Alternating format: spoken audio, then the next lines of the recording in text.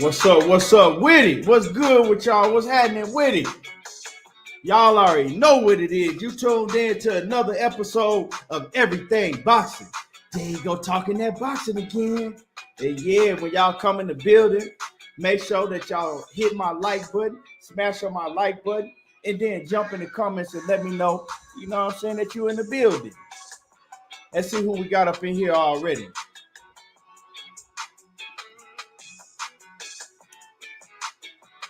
Malcolm Roach was happening with it. Salute. Mark Wonderlick in the building. My brother's keeper. Mike Ryan. The Queen Sheena is in the building. Mike Biggs boxing off in the building. AJ64. A Sneed. Nardy Crash. What's happening with it? Yeah, we got a hell of a show today. We definitely got a lot to cook on after this weekend. Definitely. Cheese All Out Fitness, what's happening with it? My man, Jawan Rummels, what's happening with it? Salute. Anthony Johnson, what's good with it? Yeah. And like I said, y'all come in the building, hit my like button, and jump in the comments, let me know you're in the building. Yeah. We got a lot going on.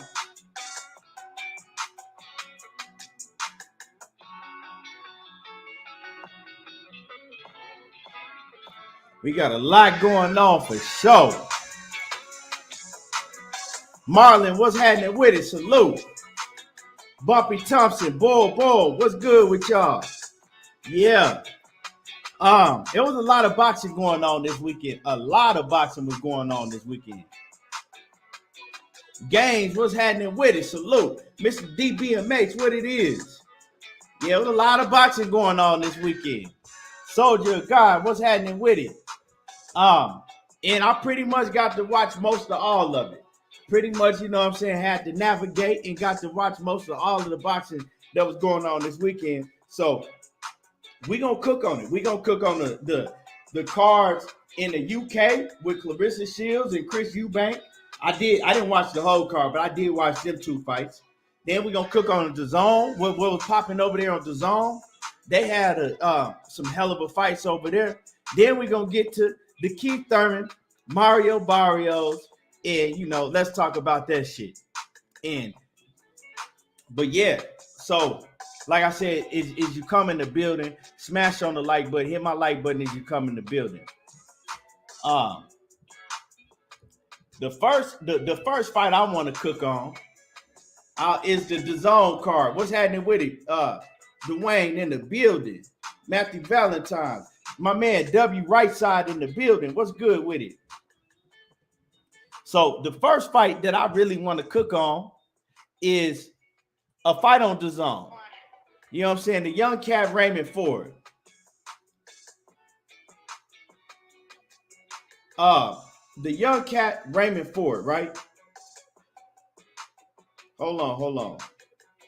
Mr. Steer Your Chin, what's happening with it? Give me a second, y'all.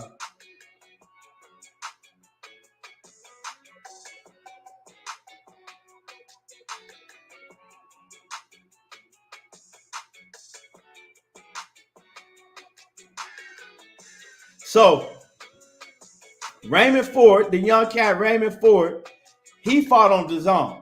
You know what I'm saying? And Raymond Ford is supposed to be like a big prospect coming up from DAZN. He young. I think he only how old is Raymond Ford? Let me see. He's 22 years old. He's from New Jersey. He's from Camden, New Jersey. So, you know, Raymond Ford, he's supposed to be like a big prospect coming up, right? And I'm going to keep it 100. I've been on record saying that I wasn't really feeling Raymond Ford. You know what I'm saying? I said before, I ain't really too into Raymond Ford. He just don't look like he just going to be on that level to me. You know what I'm saying? He cool, he got talent, but I just ain't really feeling him like that. You know? I said he remind me like of an Adrian Broner, but more so of a Adrian Broner, like, you know, after he already had his fame and shit like that. So Raymond Ford, he fought this weekend on DAZN. You know, it was supposed to be, you know, I wouldn't say a step up fight, but it was a fight that he was supposed to pretty much win kind of easy if you looked at the betting odds. I think the betting odds had Raymond Ford like a 7-1 favorite or something like that, right? So the betting odds had Raymond Ford like a 7-1 favorite. And, you know, I was looking forward to seeing Raymond Ford. He fought Edward Vasquez, right? Edward Vasquez was 11-0. Mexican fighter that's 11-0. So I said, okay, Raymond Ford should be able to do his thing. And I'm gonna keep it real. I bet on Raymond Ford to win. So by the time the bell rang, I was pissed off because I said Raymond Ford then fucked up my bag. He fucked up my money. This motherfucking Raymond Ford went out there and he got his ass beat up. He got beat. You know what I'm saying? He got dominated. And when they announced the card, I was jumping up and down for joy because they robbed Vasquez and they gave it to Raymond Ford. And that fight was a robbery. Raymond Ford got his motherfucking ass beat. I'm glad they robbed Vasquez because, you know, that meant that I got to get my money, but Raymond Ford got beat. And so Raymond Ford is what I thought he was. Just like Denny Green back in the day, the coach of the Cardinals from way back in the day, he said, they are who we thought they were. Yeah, well, Raymond Ford is exactly what I thought he was. He cool. You know what I'm saying? What Ricky Williams say? Yeah, he a cool little fighter. He a good little fighter.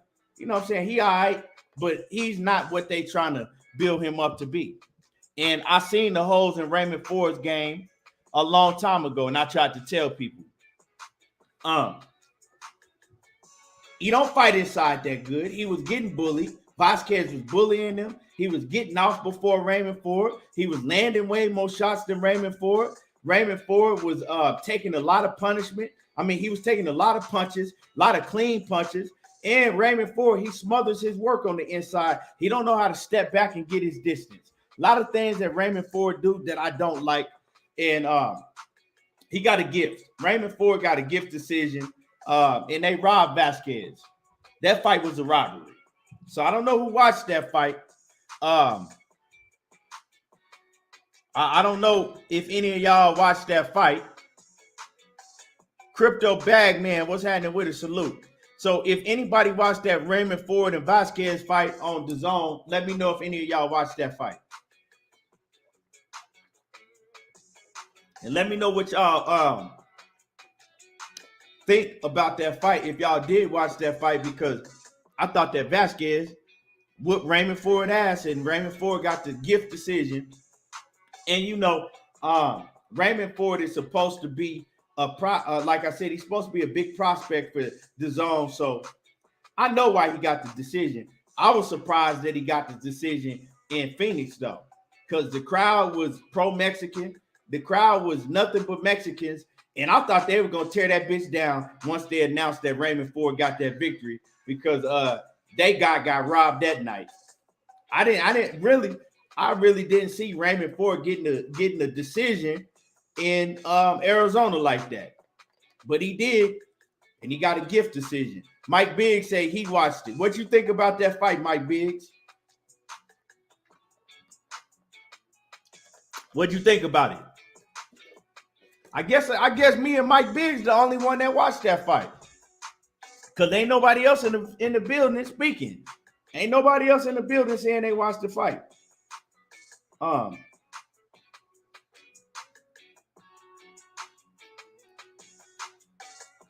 Mike Biggs said it was a gift decision. Yep, it sure was. I said, damn. I was mad. I was mad as hell. I ain't gonna lie. I was so mad because I'm like, man, this nigga done blew my bread. Went out here and got his ass whooped and then blew my bag. Well, y'all hit my like button. You know what I'm saying? Y'all hit the like button. If you ain't hit the like button, a lot of y'all in the building ain't hit the like button. So make sure, you know, if you forgot, make sure that y'all hit my like button. Hit the like button. So yeah, that was Andrew Gray said he didn't think he won it neither. Nah, he didn't win. Phil J said he gonna go watch it. J.A. Dixon said he definitely got a gift. Oh yeah, for sure, he got it. Like I said, he got a gift, J.A. Dixon, and I got a gift right along with him. They gave me and Raymond Ford got a gift because he sure ain't winning that fight, but I bet on him. Yeah, so like I said, y'all hit the like button if y'all ain't hit the like button yet. And we gonna continue to move on. So like I said, Raymond Ford, that's and the thing is that really stands out to me, y'all, is that's the second gift decision that Raymond Ford then got. Raymond Ford should have 2 L's on his record already. He ain't that good. He's not that good. They ain't got what they think they got. He should already have 2 losses on his record already. Who was the other fighter that he got a gift decision against? And hold on. And in that fight, he was a big, huge favorite in that fight and lost that one. I can't remember who the fighter was, but that's the second gift decision that he got already. And he don't even have that many fights. You know what I'm saying? Raymond Ford ain't got that many fights. I'm trying to pull his box rec up, but it ain't working. But yeah, like the kid ain't even got that many fights. Oh yeah, the females, man. You talking about what's her name?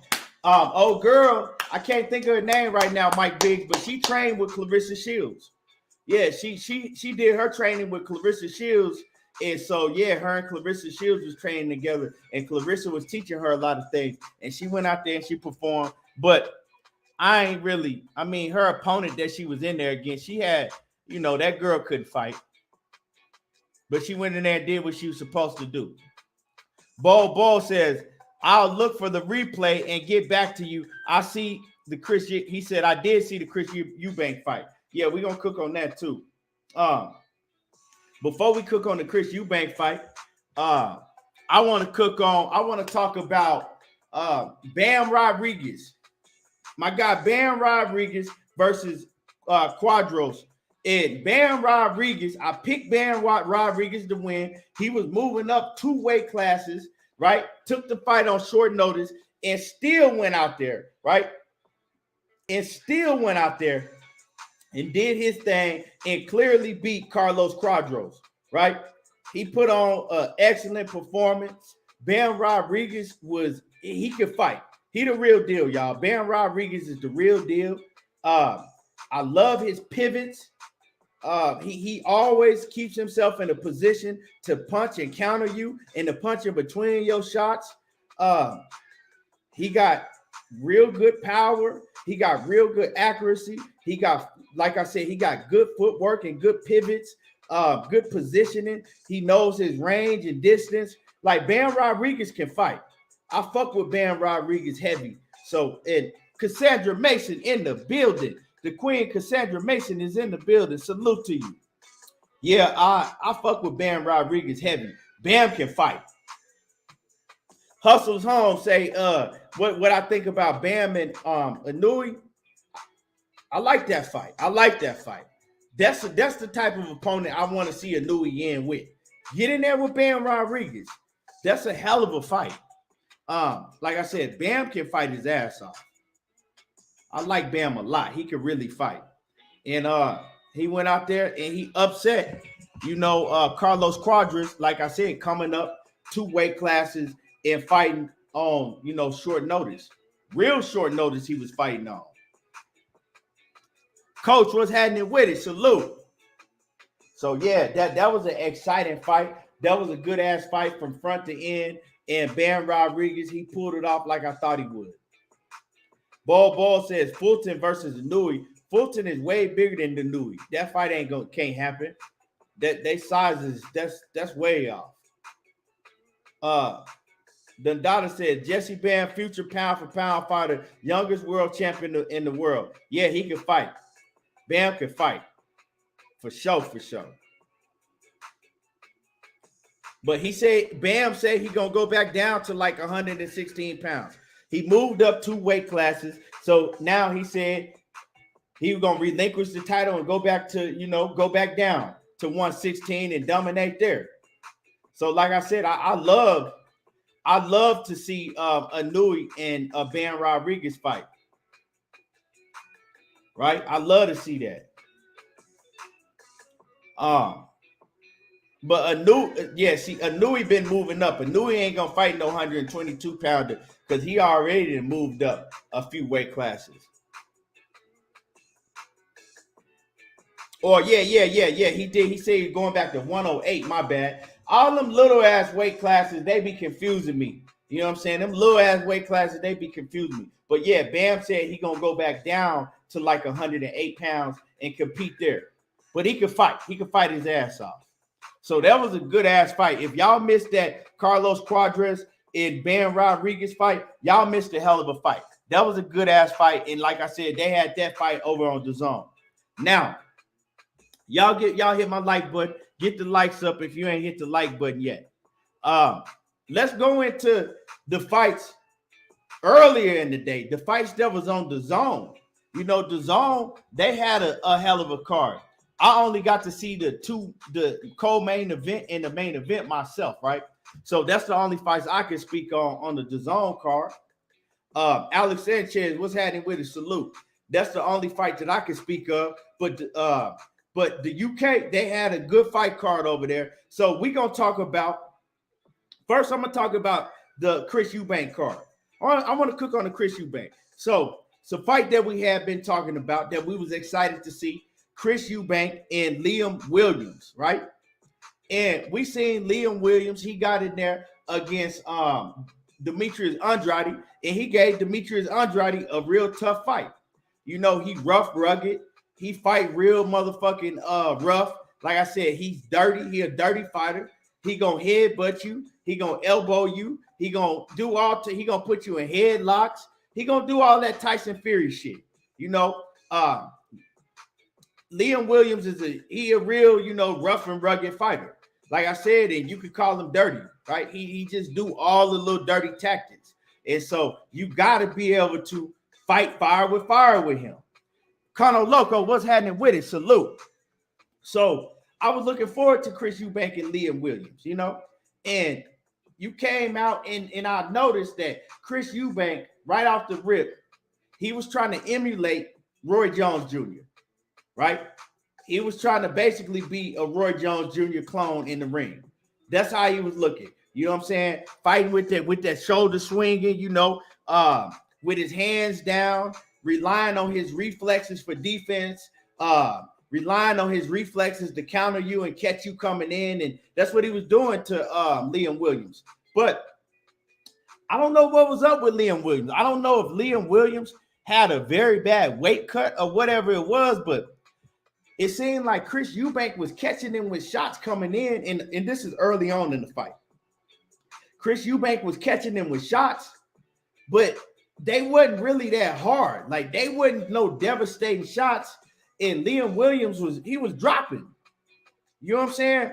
Liam Williams was dropping from shots that he shouldn't have been getting set down by, right? They was just, you know, quick shots. Chris Eubank was catching them coming in, and a lot of them shits was just like quick pop shots, and he was dropping. He even at one point in time, Chris Eubank even caught him with like a jab coming in, and he fell. Another time it was like a half hook uppercut, but it wasn't no hard shot like that. You know, another time it was like a straight right coming in. You know, he caught Liam with a straight coming in, and he set him down with that. So, like I said, I don't know if Liam Williams had a hard time cutting weight, or if it's just his fighting style. When he comes in, he's off balance already, because he was getting dropped with shit that he shouldn't have been getting dropped with. You know what I'm saying? He was getting dropped with shots that he shouldn't have been getting dropped with. But when the fight started slowing down in the second half of the fight, Liam Williams, he started bullying Chris Eubank. You know what I'm saying? Chris Eubank, he was getting hit with shots, but he had Liam Williams missing a lot of shots, right? But he was still getting caught with shit. And Liam Williams was roughing Chris Eubank up. He was roughing Chris Eubank up. Like I said, I did not like Chris Eubank's defense, fighting with his hands down the whole fight. He never puts his hands up to block. He uses his, like I said, he tries to fight like Roy Jones, but the thing is, Chris Eubank he's athletic, but he's nowhere near athletically gifted as Roy Jones Jr. was, right? He don't have the reflexes as Roy Jones Jr. So I see that shit ain't gonna work. It worked against the Liam Williams because really, to tell you the truth, the reason that Chris Eubank won that Liam Williams fight is because he dropped Liam Williams 3 times early on in the fight. Very early on in the fight, he dropped him 3 times, right? But other than that, that was a tough fight for Chris Eubank. A very tough fight going down the stretch. And like I said, I expected Chris Eubank to be able to, go toe for toe, like with the rough shit that Liam Williams was doing. I expect Chris Eubank to be able to, come back with his own rough shit. But he wasn't. He wasn't. Chris Eubank looked like a finesse fighter now to me, a fighter that want to stay on the outside and use his reflexes to counter you. But he's just not a Roy Jones. You know what I'm saying? He's not a Roy Jones, and he kind of made look quick. I'm gonna keep it 100. Liam Williams during the second half of that fight, he made Chris Eubank look bad. He really did, because Chris Eubank was missing wide shots. He was looping his shots, missing by a long margin. He wasn't very accurate. And Liam Williams, he was winning a lot of them rounds in the second half. But like I said, them 3 knockdowns pretty much sold up the fight for Chris Eubank. But yeah, as far as Chris Eubank, like I said, trying to emulate and take after Roy Jones, it ain't it. That ain't it. For me, that ain't it. He just don't have the reflexes and the athleticism as Roy Jones. It's not it. And I'm kind of glad now for Chris Eubank's sake, right? Chris Eubank, if he had got in there with a Jamal Charlo, remember we was talking about Chris Eubank and Jamal Charlo fight. Jamal Charlo probably would have knocked him out. If Chris Eubank get in there with a Gennady Golovkin, Chris Eubank cannot beat Gennady Golovkin. Unless Gennady Golovkin is just all the way washed up, Chris Eubank can't beat him. Chris Eubank will have a tough time beating Jaime Munguia. I don't know if Chris Eubank can beat Jaime Munguia because, like I said, the fighting style that he has, it don't go with him. Keeping his hands down, trying to use his reflexes, that doesn't work for him. It worked for Roy Jones because Roy Jones was just a once-in-a-lifetime God-gifted athlete and had God-gifted reflex. That shit ain't going to work for Chris Eubank. Going to get his ass knocked out if he get in there with a puncher. Now, Liam Williams was able to catch up with Chris Eubank, in the later rounds, but Liam Williams is slow. He's slow on his feet. You know what I'm saying? He don't got fast hands. So Chris Eubank was able to get away with that shit. Any of the top guys, he not going to be able to get away with it. And like I said, them few names that I named, he might just get his ass knocked out. He might get knocked out. And that's my honest assessment on Chris Eubank. I expected to see a lot more from Chris Eubank. And like I said, yeah, he got the 3 or 4 knockdowns, but those were shots that Liam Williams shouldn't even fail to. If Chris Eubank hit any of them top guys, we talking about a Triple G, a Jaime Munguia, a Jamal Charlo, even Jermell Charlo move up, right? A Jermell Charlo, any of them top dudes at 160 pounds at middleweight, if he hit any of them dudes with the shots that he was dropping Liam Williams with, it's not going to affect him. It ain't going to phase them. You know what I'm saying?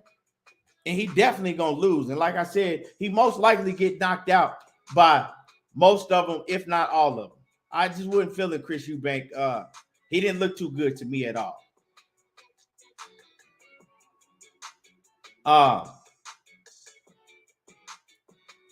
What up with it? KG, what's happening with it? Salute.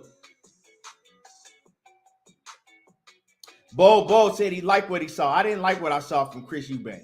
Like I said, I pictured that what he put on, and if he was in the ring with another opponent, it wouldn't have ended pretty for him. Dundada said Liam Williams is a slow starter. Same thing happened with Andrade. KG says you drop a man 3 times early, you got to get him out of there. Yeah, but it wasn't even. He had a rough time with Liam Williams after that. Jay Chestnut said that last knockdown was some bullshit. I wasn't impressed with Junior's performance. Me neither, Jay Chestnut. I'm just keeping it 100. Juwan Ramos said he gonna get knocked the fuck out when he fight a puncher. Yeah, he is. He don't have the reflexes to fight like that with his hands down against somebody that could really fight. Bo says Roy Jones Jr. method seemed to be different from the other trainers today. Jones confused opponent. He said Jones confused opponents, and it seems like Eubank is doing the same. I think that it's like Roy Jones is trying to have Chris Eubank fight just like he did, but Chris Eubank don't have the necessities that Roy Jones had, the God-gifted ability that Roy Jones had to be able to pull that off. Yeah, you pulled it off against Liam Williams, but what if Liam Williams hadn't been dropping, falling to the ground by them little pop shots?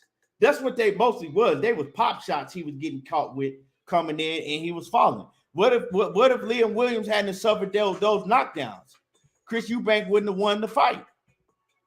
And I picked Chris Eubank to win the fight, and I thought Chris Eubank was going to look spectacular in that fight. And besides them knockdowns that I don't even know why Liam Williams was falling, he didn't look impressive to me at all. Hustle's home say Eubank needs to fight with both of his. He said Eubank needs to fight with both of his styles. He can mix the styles with the usual infighting ability. He said he's going to be all right. Yeah, I don't know. John Kramer, what's happening with it? Stan 92, salute.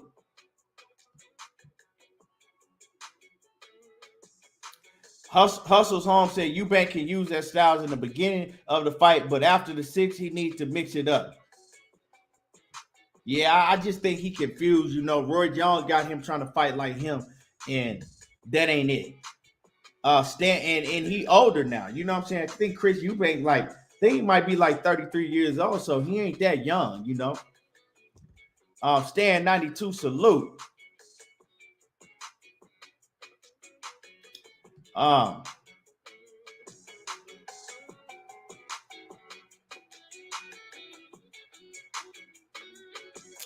But so yeah, J.A. Dixon said Eubank is too small. When he gets hit, it's over. Cali 5, what's happening with it? He said Eubank was unfocused and he was talking the whole time. Yeah. But so y'all get my likes. So if y'all hit my like button, let me check the likes. Let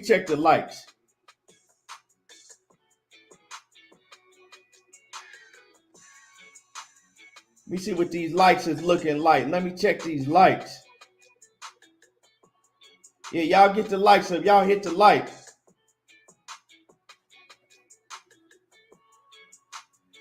Jay Chestnut said you still intrigued by Eubank versus Boo Boo. That fight ain't gonna happen. If that fight did happen, Demetrius Andrade would embarrass Chris Eubank. Like I said, he would embarrass Chris Eubank. Chris Eubank is not on Demetrius Andrade level at all. Not even close. He'll box the shit out of Chris Eubank. I said Chris Eubank, his defense ain't there. He throws long lunging shots from the outside that with a fighter like Demetrius Andrade or Jamal, you're not going to hit a top class level fighter with that shit that he be throwing.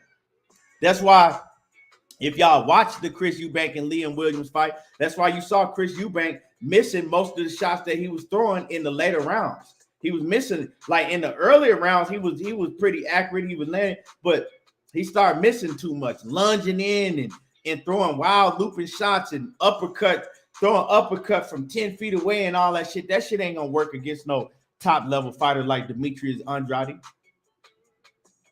You know what I'm saying? It just ain't gonna work. And Demetrius Andrade is moving up to 168 pounds anyway. So Chris Eubank fight at 160. What's your point? Facts. What's happening with it? What's your point? What's happening with it? Salute. Yes, sir. Wipe your feet before you enter in. Hit my like button.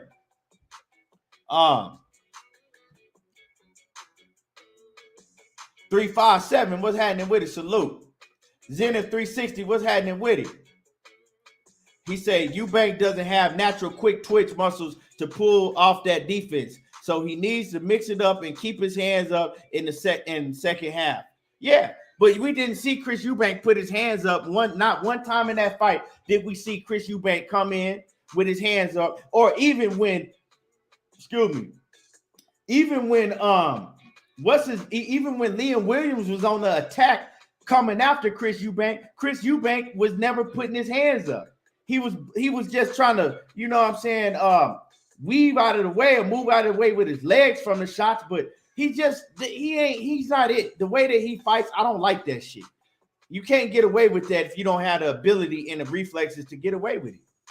You know what I'm saying? Liam Williams is a middle of the pack type of fighter. When you move up in competition, one of them dudes gonna knock Chris Eubank is gonna get ugly for him.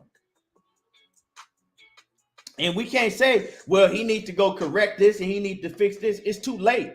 He already said in his style now. And Roy Jones is teaching him how to fight like Roy Jones in his prime, and that ain't gonna work. So, you know, I think we pretty much know now, right? Because I was curious to see what I was gonna get out of Chris Eubank. Right? I was curious to see what I was going to get out of Chris Eubank. Okay, how good has Chris Eubank gotten in these past, year and a half, 2 years with Roy Jones? And now I see exactly who he is. I see who he is. You know what I'm saying? And I'm not impressed. He could talk that shit, though. He talked a lot of shit. I like Chris Eubank. I like his charisma and his shit talking, but I'm not impressed by him fighting in the ring. I'm just not. Votes UK say I agree 100%. Yeah. Just ain't.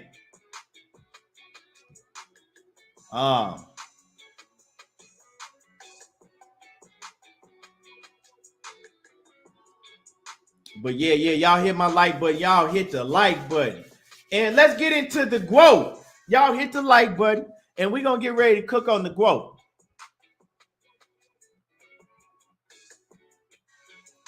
Let's get into the growth.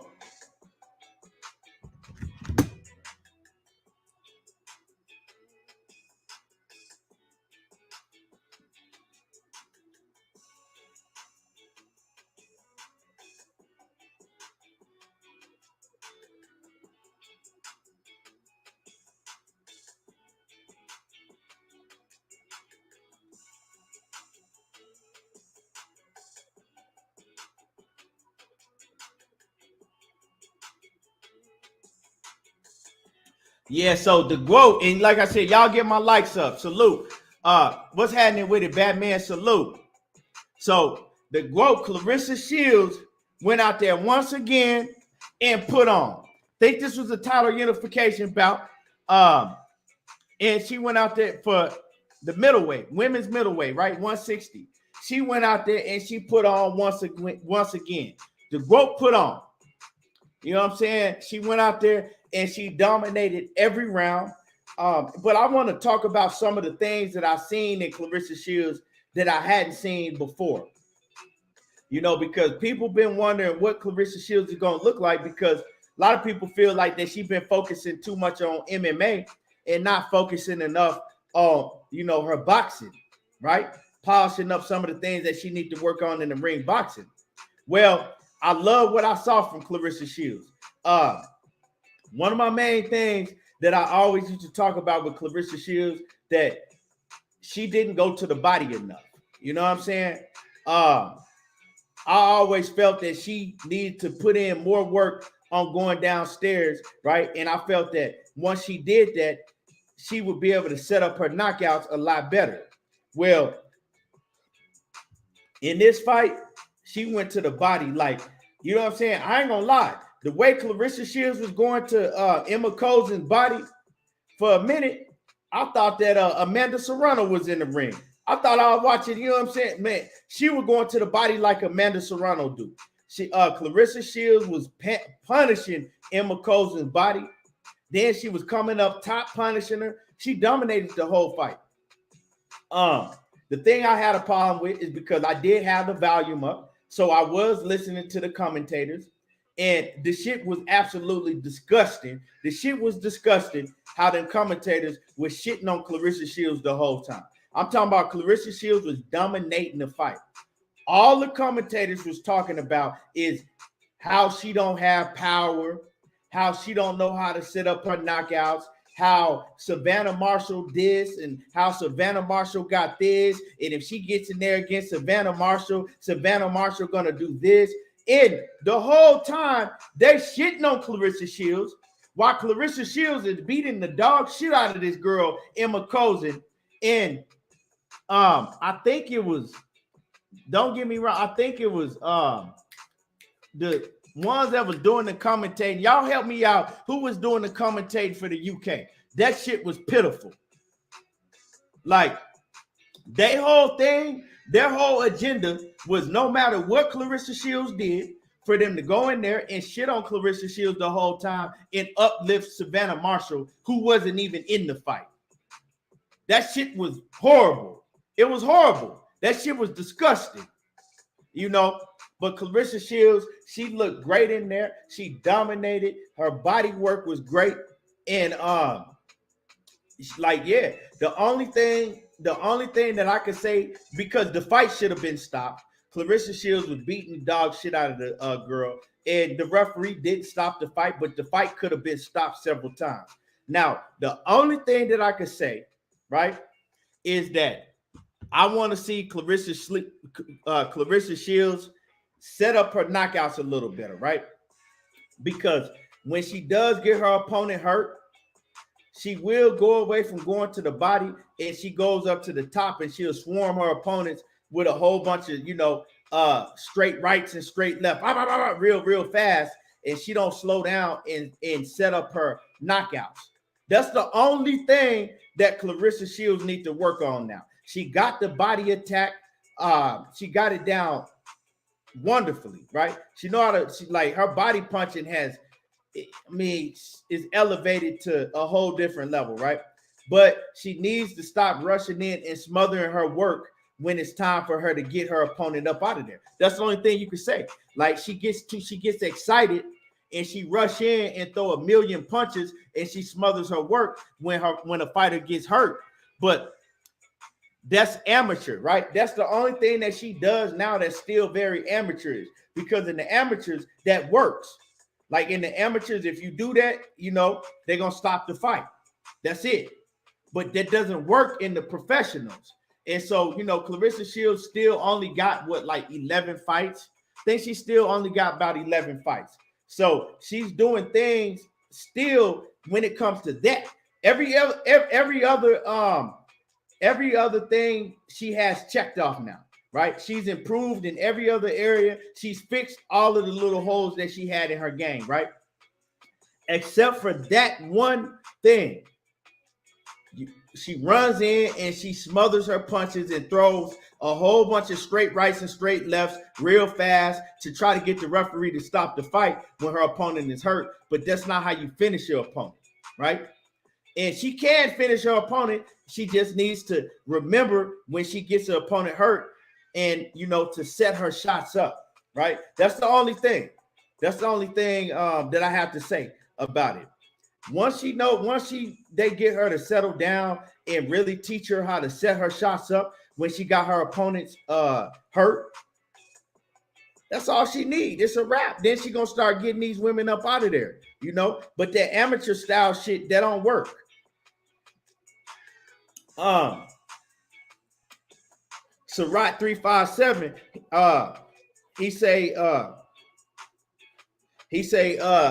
she needs better angles usage. Yeah. And that's all comes with setting up her shots, taking the right angle, slowing down, you know what I'm saying?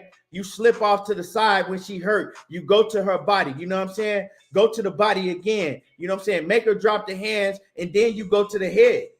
And she's gonna leave herself open, but she's not versed on knowing how to finish her opponents. But other than that, she do everything at an A+ level.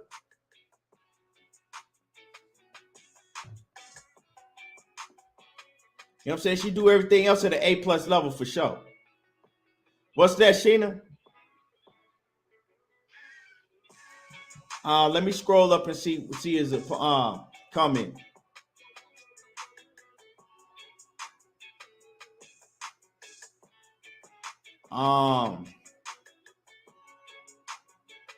Yeah, I don't see no comment, Sheena. Yeah, he gonna have to type it back in because I don't see no comment.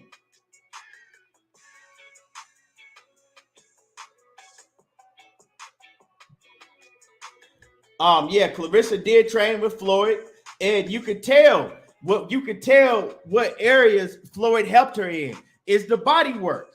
The body work. You could tell that Floyd, because Floyd was underrated going to the body. Floyd knew how to go to your body and soften your ass up real good, especially with the straight right to the body, the little straight jab to the body. He'll come around the corner with the hooks to the body. So, and Cleressa Shields has implemented that body work in her game, and she dangerous.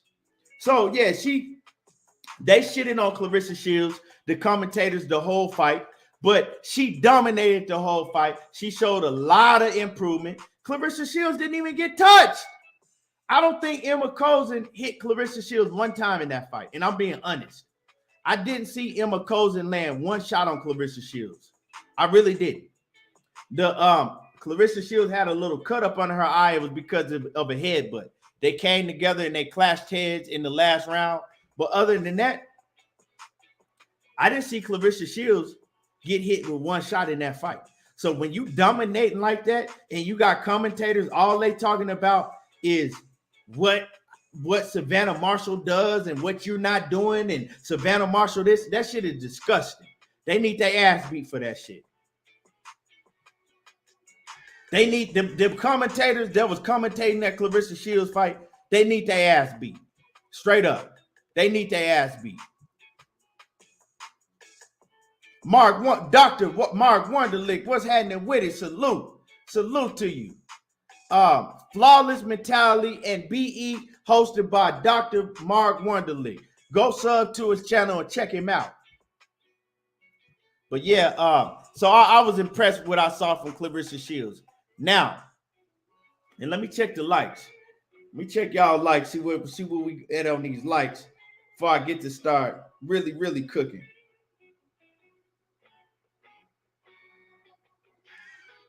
Let me see what we had on these likes. Y'all get the likes up. Y'all get the likes up. Y'all smash my like button. Get the likes up. You know what I'm saying? It don't cost you nothing to get the likes up. Okay. Yeah, I know that. I'm gonna talk about that. I know all about that. I'm gonna talk about that. I ain't forgot about that.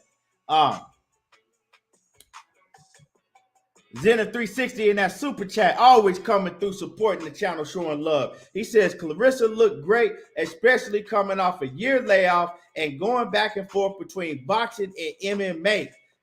He said she also fighting better competition. 7 out of her last opponents were all top 5.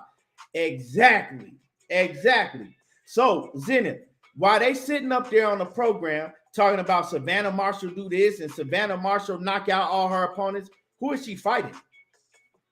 Who is Savannah Marshall fighting? She ain't fighting nobody at all. Let's pull up Savannah Marshall, and I've done this before. Let's pull up Savannah Marshall, pull up her resume and see who she fighting. Because she's a good fighter. You know what I'm saying? I ain't shitting on her. But who has she fought? So when you want to talk about, she getting these knockouts and she doing this and that, right? Well, who are you fighting?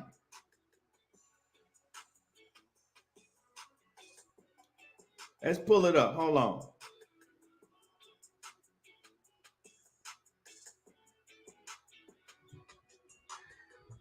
Matter of fact, I'll do it like this.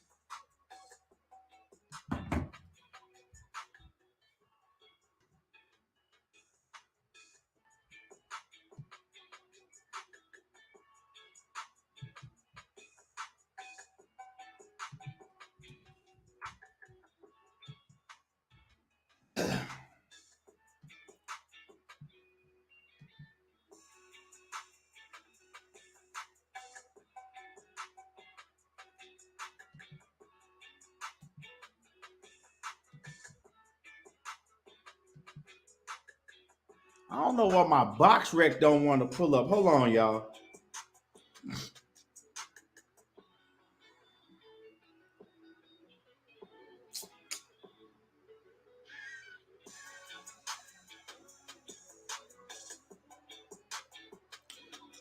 Hold on real quick, y'all. Trying to fix something.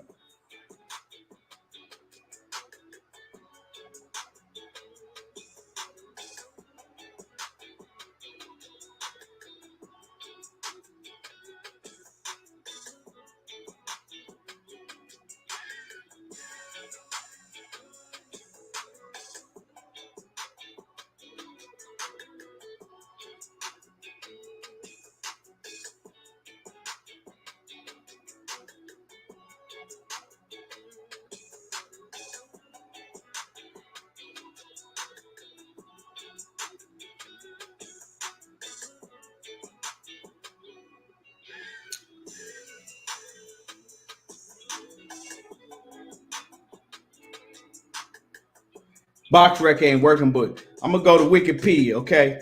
So she fought. You see who she done fought.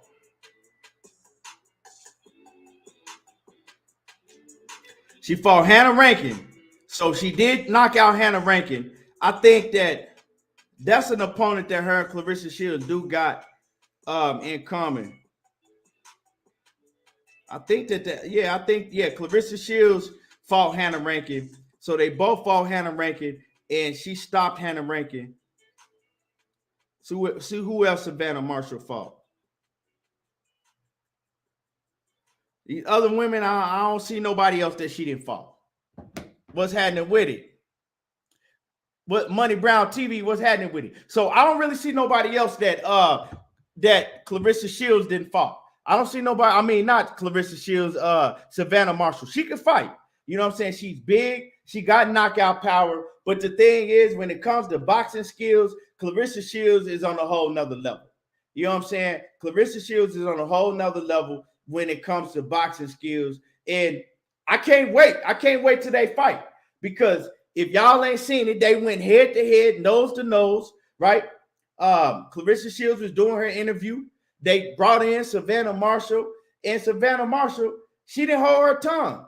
She told Claressa Shields straight to her face. She said, hey, if you perform like that against me, I'm going to wipe the floor with you. She said, you went 10 whole rounds with a bomb. You went 10 whole rounds with a bomb. So Savannah Marshall do talk a lot of shit, right? She do talk a lot of shit. And she not going to be in there. When she go in there with Claressa Shields, she's not going to be intimidated. And I really do believe that Savannah Marshall thinks that she's going to knock out Claressa Shields, right? Because the opponents that they put Savannah Marshall in with in the UK, they built her confidence up to where she thinks she could knock out everybody. But when she get in there with Claressa Shields, then she's going to be in for a rude awakening. Because, yeah, Savannah Marshall did beat Claressa Shields in the amateurs when Claressa Shields was a teenager. But, hey, Claressa Shields ain't no teenager no more. She a grown-ass woman, and she got grown woman skills. Matter of fact, she got skills like a grown man, and it's going to be different. So, yeah, Savannah Marshall, she do got the upper hand when it comes to, like I say, the power and the size advantage. But I don't think that she's stronger than Claressa Shields. Claressa Shields has gotten her strength up, way up. You know, she do a lot of work with her fiance, Tony. You know what I'm saying? He owns a gym. So they do a lot of strength and conditioning work. You could look at Claressa Shields and tell, like, you know, how different her body is. how much stronger she is from when she came in the game. So she's a lot stronger. So you're not going to be able to bully her, push her back. And like I said, it's going to be a hell of a fight. I can't wait to Savannah Marshall. She got a fight coming up in March. So they supposed to lock up. When Savannah Marshall and Cleressa Shields lock up, probably sometime this summer, early fall, I can't wait. I think it's going to be the biggest women's fight in boxing because, like I told y'all before, they got a backstory. We see Amanda Serrano and Katie Taylor.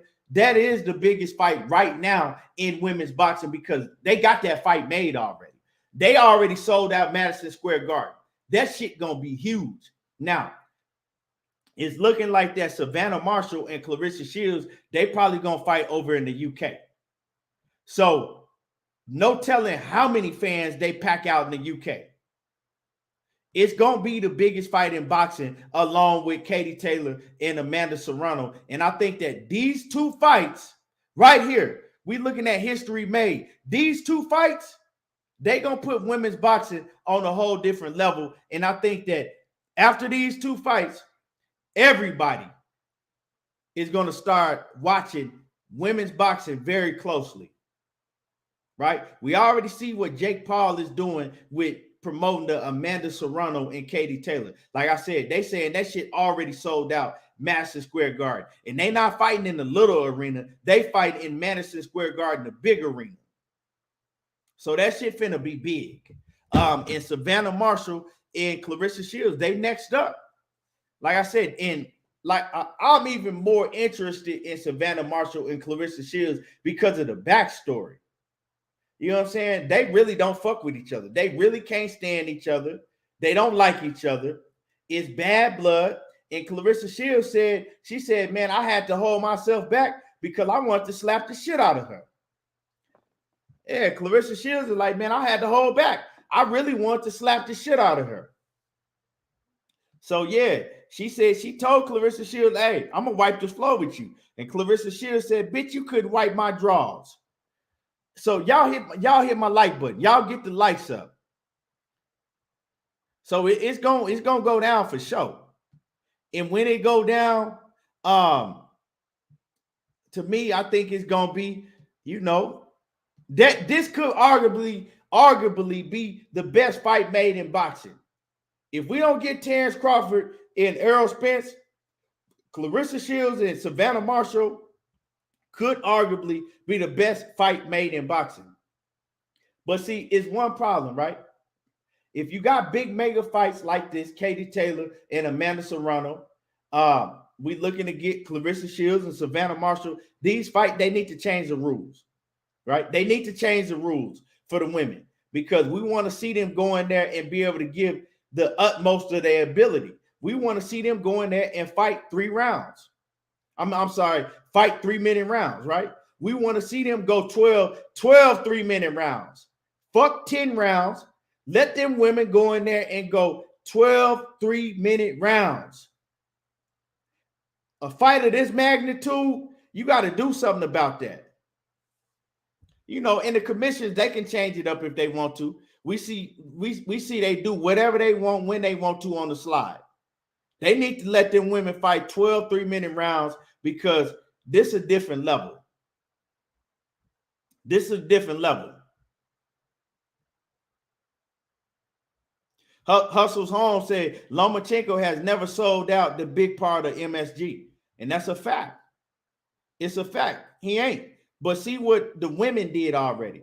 And, a big part of that is because of Jake Paul. Y'all hate Jake Paul. Y'all talk bad shit about Jake Paul. Talk about how he ain't shit. Talk about how y'all hate him. But look what Jake Paul is doing for women's boxing. If it wasn't for Jake Paul, you wouldn't be seeing no Amanda Serrano and Katie Taylor in MSG in a sold-out arena. If it wasn't for Jake Paul. So I'm going to go back to that shit that Cleressa Shields said about Jake Paul, right? How she shitted on Jake Paul. She should have never did that because you never burn a bridge. You don't never burn that bridge. Jake Paul, he the one that could have got Cleressa Shields a real bag. And he would have put it, you know what I'm saying? He would have went far to get it done too. So, you know, I think that she shouldn't have said that shit because you don't never want to burn no bridges.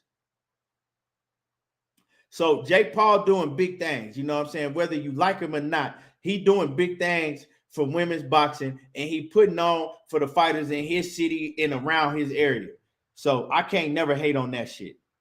Ruben Langford, what's happening with it? Salute. Dundada says, why can't Shields and Marshall be in the States? Because it's not going to be in the States. Savannah Marshall, well, for a fact is that the men and the promoters in the States, they didn't want to pay for it. That's where the money at in the UK. That's why Cleressa Shields signed, you know, she's with Solita Promotions, but that's why she signed to work with man, what's it? Not Eddie Hearn, but the other guy in the UK, the old dude.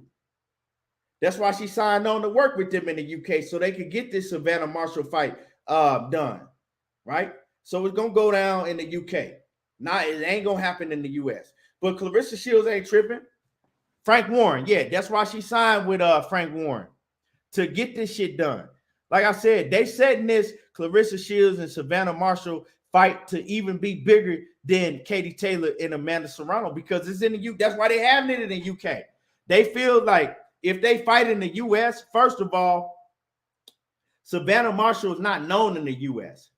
So if the women want to get paid what they want to get paid, they got to have it in the UK because Savannah Marshall is a huge name in the UK. She's huge in the UK. Cleressa Shields is big in the US, but Cleressa Shields is also huge in the UK.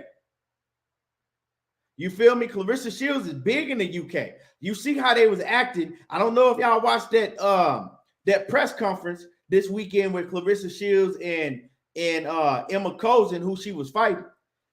They was greeting and you know, coming at Cleressa Shields like she was a fucking god over there in the UK. Boxing is respected a lot more in the UK than it is in the US. You know what I'm saying?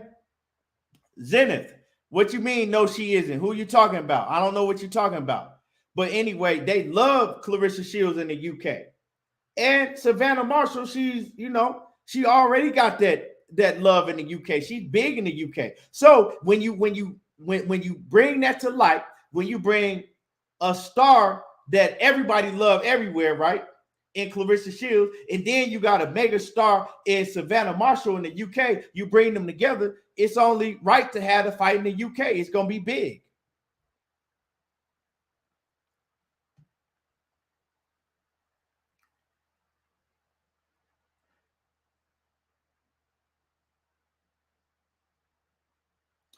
So Zenith this nigga Zenith always be wanting to argue with somebody. So he says that Marshall has never been huge women's boxing and dropped the ball. So go get that. But he said, what? Wait, hold on. Marshall has never been huge in the UK. First of all, Savannah Marshall is big in the UK. You can't sit up here and tell me that Savannah Marshall is not a big name for women's boxing in the UK. She is. So, you know, I don't know if you just want to argue, but you wrong. She is. She's big in the UK.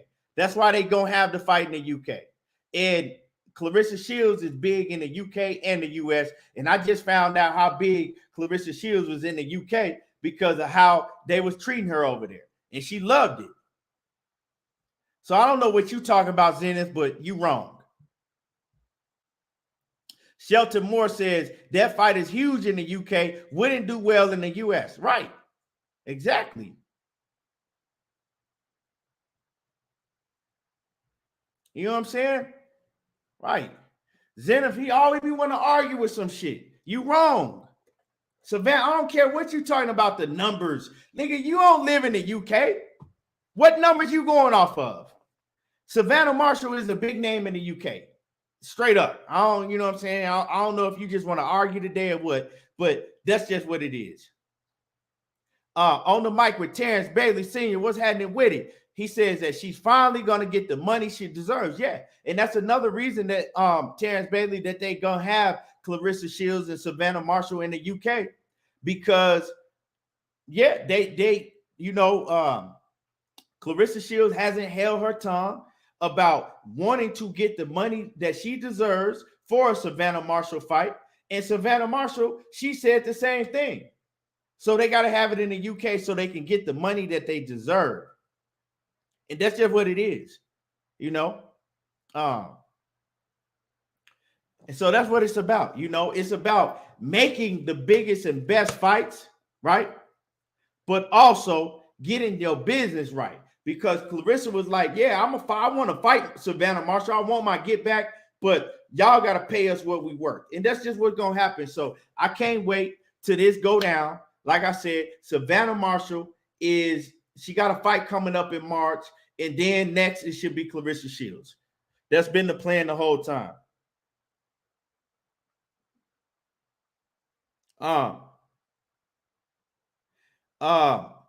Big Money, Texas, Toledo. What's happening with it? Salute. He says, why do I think they support more in the UK than the US? It's sad but true. Just because boxing is just an overall bigger sport in the UK. You know what I'm saying? In the US, you compete with basketball, American football, college basketball, college football, baseball. The UFC came and took a lot of the boxing fans, the UFC or combat sports fans, period. Right?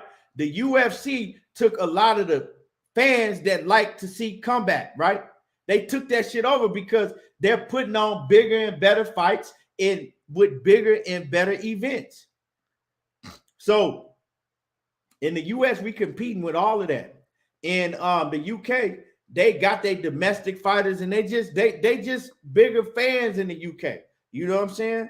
You got fighters in the UK that nobody never heard of in the US, but they huge stars in the UK on the domestic level.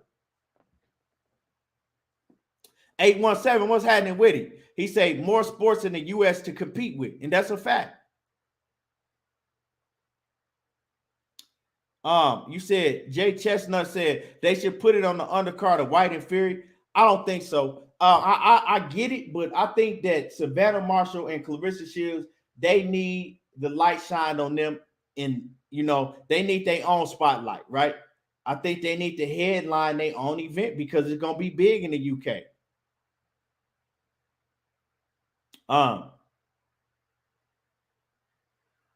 You feel what I'm saying? I think that it's gonna be a huge fight in the UK, and I think that they need their own spotlight, their own main event.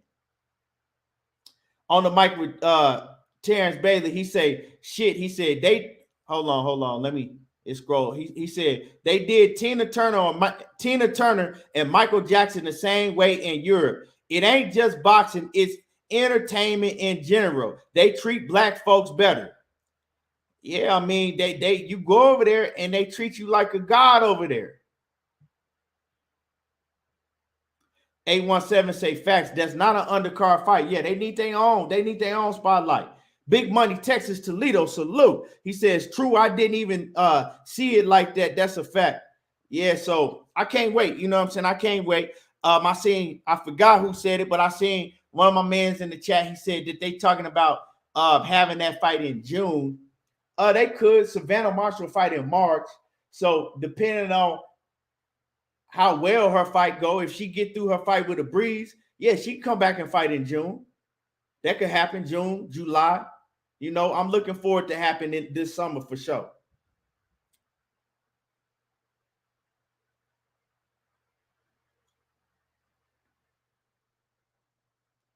Zenith, you don't know what the hell you're talking about with this subject. You talking about the truth teller and I'm this and I'm bro. You don't know what you're talking about. If you coming on the show telling me that Savannah Marshall don't have a big name in the UK, you just don't know what the fuck you're talking about. I don't know why you keep on carrying on about it. You know what I'm saying? Savannah Marshall has a big name in women's boxing in the UK. I don't know why you keep on wanting to argue that fact. I mean, bro, Zenith, Zenith gonna argue. Hey, he gonna argue you down. It don't, my man Zenith is gonna argue. He don't care what it is. He want an argument. He like Batman. Batman like that shit too. My man Batman the same way. Batman to argue you down. You be like, Batman, I was telling you that you was right. No, but see, the Batman, I said I agree with you. No, but see, you. Like, Batman, I agree. I'm agreeing with you. What we got to argue about? Oh, shit. Motherfucker be war ready at all times. Dante Hall said, U.S. never supported women's sports the way they do overseas. That's a fact. That's a fact. Oh, shit. I'll tell you, Batman, man, he'll get in a full-blown argument with you, and you saying the same exact thing he's saying, and you agreeing with it, but he's still gonna debate you. Oh, shit. But yeah, y'all smash on the like button. Y'all smash on the like button. So I'm getting ready to talk about this Keith Thurman shit, right? I'm going to drop the links in the chat. So if you want to come up here and cook, you're more than welcome to come up here and cook. You know what I'm saying? We're going to get into this Keith Thurman, and I'm going to open the panel up for my brothers to come on here, and we're going to cook.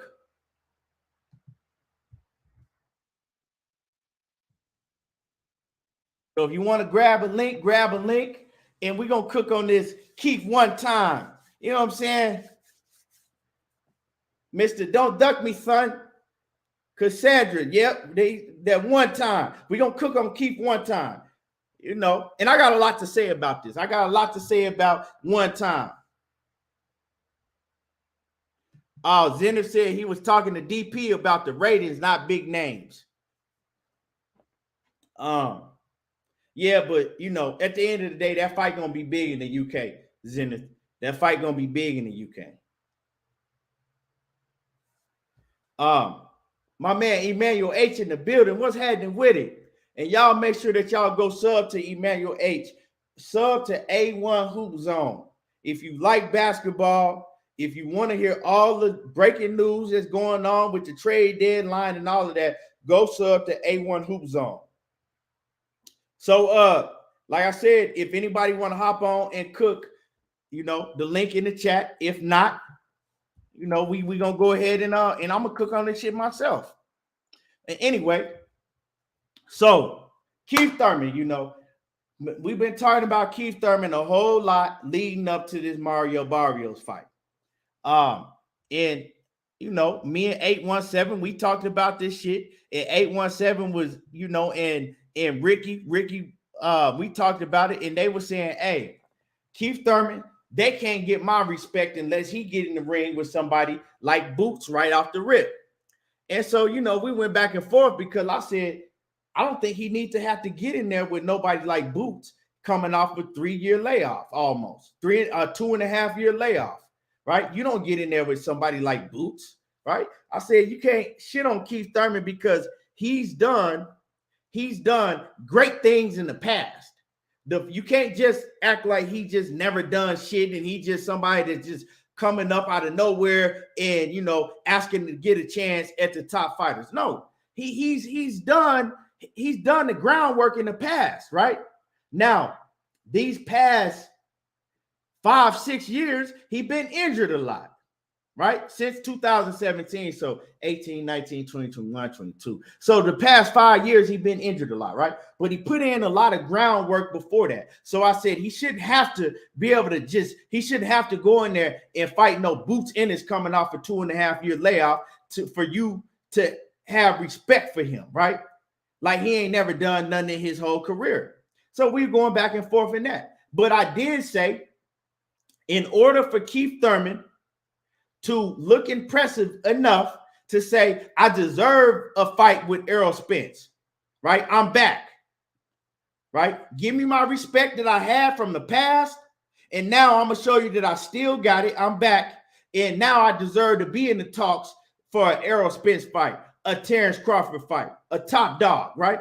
I said he going to have to go out there, and he going to have to get a knockout versus Mario Barrios. He gonna have to dominate versus Mario Barrios. He gonna have to impress me and show me that, okay, yeah, he gonna have to make me want to see him fight Errol Spence or Terence Crawford, to where, and me want to see it to where I can say, you know what, that's gonna be a tough fight for Terence Crawford or Errol Spence. So that was how I felt about it, right? Right. That was how I felt about it. And so let's talk about the fight. Let's talk about the fight, and I'll go into it more. Like I said, if anybody want to hop on the panel, the link is in the chat.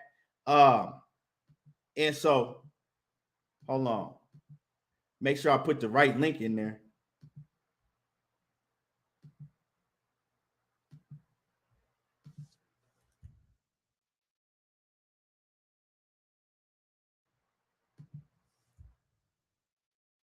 All right. So anyway, that's how I felt about the situation. So Keith Thurman, he went out there and he dominated every round. You know what I'm saying? He dominated every round. The up jab that he had was beautiful. Had a beautiful up jab. Was you know what I'm saying? Was catching Mario Barrios with a lot of big shots. He hurt Mario Barrios several times in that fight. A lot of times he hurt Mario Barrios. I believe that he picked his shots on the outside. He picked Mario Barrios apart. He was very accurate. He didn't look like he was real rusty. Like, you know what I'm saying? We looking for Keith Thurman to have a lot of ring rust. He didn't look like he had a lot of ring rust. He looked like the same Keith Thurman to me. You know what I'm saying? His legs were still under him. He moved very well. You know, so he pretty much looked like the same Keith Thurman to me. I was impressed by the way that he was able to stay on the outside and pick his shots and how accurate he was after being off, you know, almost 3 years. Usually when you see a fighter that's off that long, they not pinpoint accurate like he was, you know. And Mario Barrios, he was a lot bigger than he was, you know, fighting at 140 pounds. He looked a lot stronger than he did fighting at 140, right? Because we heard the stories, even Andre Berto just talked about it. He said, man, I was in there training with Mario Barrios, and I seen him trying to get down to 140 pounds. He said that man was struggling. He said he was draining the fuck out of himself trying to get down to 140. He said he was losing a lot. So I heard, you know, Andre Berto say that, right? Because he trained with Virgil Hunter. He know him personally, been in the ring, watching him train. And he said that, you know, Mario Barrios was killing himself trying to make that 140 weight. Y'all see how big he was. Y'all see he was in the ring. When they was in the ring, they looked like they was in two different weight classes. Mario Barrios looked like a middleweight, and Keith Thurman looked like a welterweight. Looked like a middleweight in there against a welterweight. But Mario Barrios didn't have nothing for Keith Thurman. I'm gonna be honest with y'all. I went back and I rewatched the whole fight last night. I didn't score one round for Mario Barrios. No, I didn't give him one round. Even the round that Keith Thurman, right, took that shot to the body, and he looked like, you know what I'm saying, for a split second he was hurt. He wasn't hurt like we seen it against Manny Pacquiao or Luis Collazo or none of that. But even when he took that shot to the body and he moved around for a little bit, you know, Mario Barrios might have landed 2 shots. He got dominated the whole round. Other than that, you know what I'm saying? He got dominated the whole round. Like I said, if you want to give Mario Barrios one round, that's cool. I didn't give him not one round the whole fight. And I'm just being honest. I'm not being biased, you know. But with that being said, let's talk about what Keith Thurman didn't do that I want to see him do, right? Because we're gonna talk about everything. So he did things he didn't do. What Keith Thurman didn't do. Mark, turn me off in your background. Right? So you got me on your background, Mark. Turn me off in your, yeah. I got you, bro. Okay. So he didn't do some things that I expected him to do, right? So when Keith Thurman, when he got Mario Barrios hurt, because he had Mario Barrios hurt several times in that fight, to where I was like, Mario Barrios is ready to go. He done. You know what I'm saying? All Keith Thurman got to do is jump on him and get him up out of there. But he didn't. You know, he stood back and he stood back and picked his shots, and he kind of let Mario Barrios off the hook each time. And I said, you talking about some one-time shit, you're supposed to go in here and knock this dude out.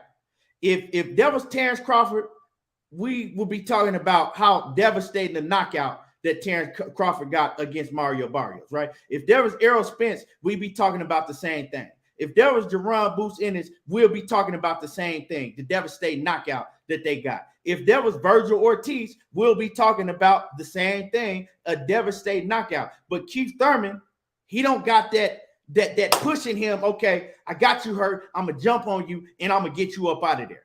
And that's what I was disappointed in, right?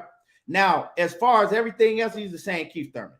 He pulls back a lot on defense, but he had a little better defense. I liked his footwork a lot better than in the Manny Pacquiao than I saw in the Manny Pacquiao fight. He had, some head movement, but he keep his hands down. He got some defensive flaws, right, that he leave himself open for, that you can't do that against a Terence Crawford or Errol Spence, but he been out the ring almost 3 years. So, I ain't tripping too much on that, but the finishing. So, and I'm going to pass it to my man Hustle Holmes after I say this. So, but I'm going to get to y'all super chats. I see y'all. So when it comes to finishing, I wanted to see what Keith Thurman had to say about it himself. Because one thing about Keith, whether you hate him or you don't like him or whatever, he honest. He going to give you an honest assessment of himself, right? And so he was asked about, well, I think he might even brought it up, why he didn't finish Mario Barrios, because he noticed I had him hurt, but he said, this is the thing. He said, I think one problem with me is I got too comfortable with my sparring partners in training. He said, when I would have them hurt, I'm too nice. He said, I don't jump on them and try to get him out the ring. He said, I think I'm just too nice when it comes to that. So he said, when it came to me knowing that Mario Barrios was hurt, and he said, I think one of the things is I'm too nice. I just didn't have that killer instinct in me. This is what Keith Thurman said about himself. And he said, also, he says, I implemented a lot of things in my training, and I'm in a lot better condition than I ever been. He said, but one thing I've never implemented in my training is high intensity training, high interval training, right? To where when I got somebody hurt, I know I have the energy to jump on you, right? And basically put it all out on you to get you out of there. He said, I don't do high interval training, high intensity training like that. So he says, I think a problem is I have a fear in the back of my head that if I jump on somebody, am I going to be able to have the energy to last, the 7, 8, 9, 10, 11, 12 rounds after that, right? He said, so, I kind of take my time and I don't get out there and jump on them. So he said from now on, he said he's looking to implement high intensity training into, everything else that he got going. He do yoga and all of that, but he's looking to implement high interval training. And so I said, okay, he made a lot of sense, because I was wondering why he don't jump on opponent when you got him hurt. Why do you throw a few shots, hit him with a couple shots, and then you'll back up and let him off the hook? So I think we all noticed that was my problem. And I say all that to say this. To me, no, he did not impress me. Yeah, he dominated the fight. Yeah, I had him winning every round. I had him pitching a shutout. But he didn't impress me enough to make me want to see him against an Errol Spence or a Terence Crawford. He didn't do enough, right? You're supposed to get the stoppage. You dominated, but you're supposed to hurt that dude because he was ready to go. And no, it didn't. I didn't leave saying, you know what? I want to see him against an Errol Spence, because I think that might be a very tough fight for Errol Spence, competitive, right? I want to see him against a Terence Crawford, because I think that might be competitive. Nah, what I left with is I left feeling that if he get in there with Terence Crawford right now, he's going to get stopped. If he get in there with a Jerron Boots right now, he's going to get stopped. If he get in there with Errol Spence right now, he'll get stopped. That's what I left feeling. Even though he dominated, it's certain things in the fight to where I was like, yeah, they're going to stop him. So, no, I don't think that he deserved a shot right now against an Errol Spence or Terence Crawford. I think that he needs to get another fight in, which is cool.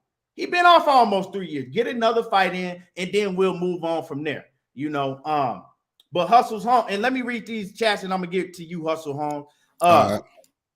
My man Emmanuel H81 Who's On said, salute, bro. Appreciate the love. Man, you already know I got you. He says, but back to this boxing. One time looking to become once upon a time at this point. With that said, we're knockout boxing 86 at them push-ups. He said, them push-ups been calling. Man, I'm telling you already. Hold on. Yeah, man. Mark Stearns up there, man. He cleaned it in a tub of bleach right now. Man, for real. Man, super clean right now. Let me see. Hold on. Let me see. If Ricky Williams, if you got time, you want to jump on the panel, let me know, Ricky. Let me see what else I missed. I think it's another super chat in here. Okay, my man, Kwame East. Mr. Lord to the game, boxing talk. What's happening with it, Kwame? Salute. Cassandra Mason says she definitely wanted that KO. Telling you, I'm just keeping it real, Sheena says Barrios appears to be the nice guy. Well, Barrios kind of talked a little shit too. I didn't really like Barrios, what he had to say in the post fight, because he talking about, well, I'm real satisfied. I'm really satisfied with the outcome of the fight. Even though I didn't get to win, I'm real satisfied because he said he was gonna knock me out and he didn't knock me out. Bro, how you satisfied you ain't win not one round? Why are you satisfied with the fight and you didn't win one round? That's what I wasn't feeling. But man, Hustle's Holmes, go ahead, man. All right, I think a lot of people got a misconception about Keith Thurman. Keith Thurman last knockout was Jesus Soto something back in 2013. Yeah, that was his last knockout, B. So when I'm like you, man, I didn't see no different Keith Thurman. Keith Thurman didn't look no different than he didn't look no different from when he beat Sean Porter. He didn't look no different from when he beat Danny Garcia. I just feel like the fans hold certain fighters to a higher standard than they do other fighters. You know what I'm saying? But as far as like Keith Thurman fighting the top 10, in my opinion, I mean, the fight he did well. I like what he did, and he did his usual. He's super sharp in like the first 6 or 7 rounds. He slows down and he cruises on to the victory. He's been doing this. He did it against Danny. He did it against Sean. He did it against everybody. But I think he did well. Keith Thurman is what he is. He too old, so I'm not gonna gripe on what I think he should do to improve his game, because this is it. But at the same exact time, this is what got Keith Thurman to be one time. He's not fighting different. So when people be like, yeah, he can't beat dudes in the top 5 or the top 2. Okay, the only people in the top 5 I don't got Keith Thurman beating is Crawford, Spence, Ugas. Spence, which is to me, well, it don't matter. Spence, Crawford, Ugas. I'm gonna take Ugas out. I'm gonna put Ennis. Spence, Crawford, and Ennis are the only 4 fighters in the top 10 that I can guarantee this dude need to stay away from.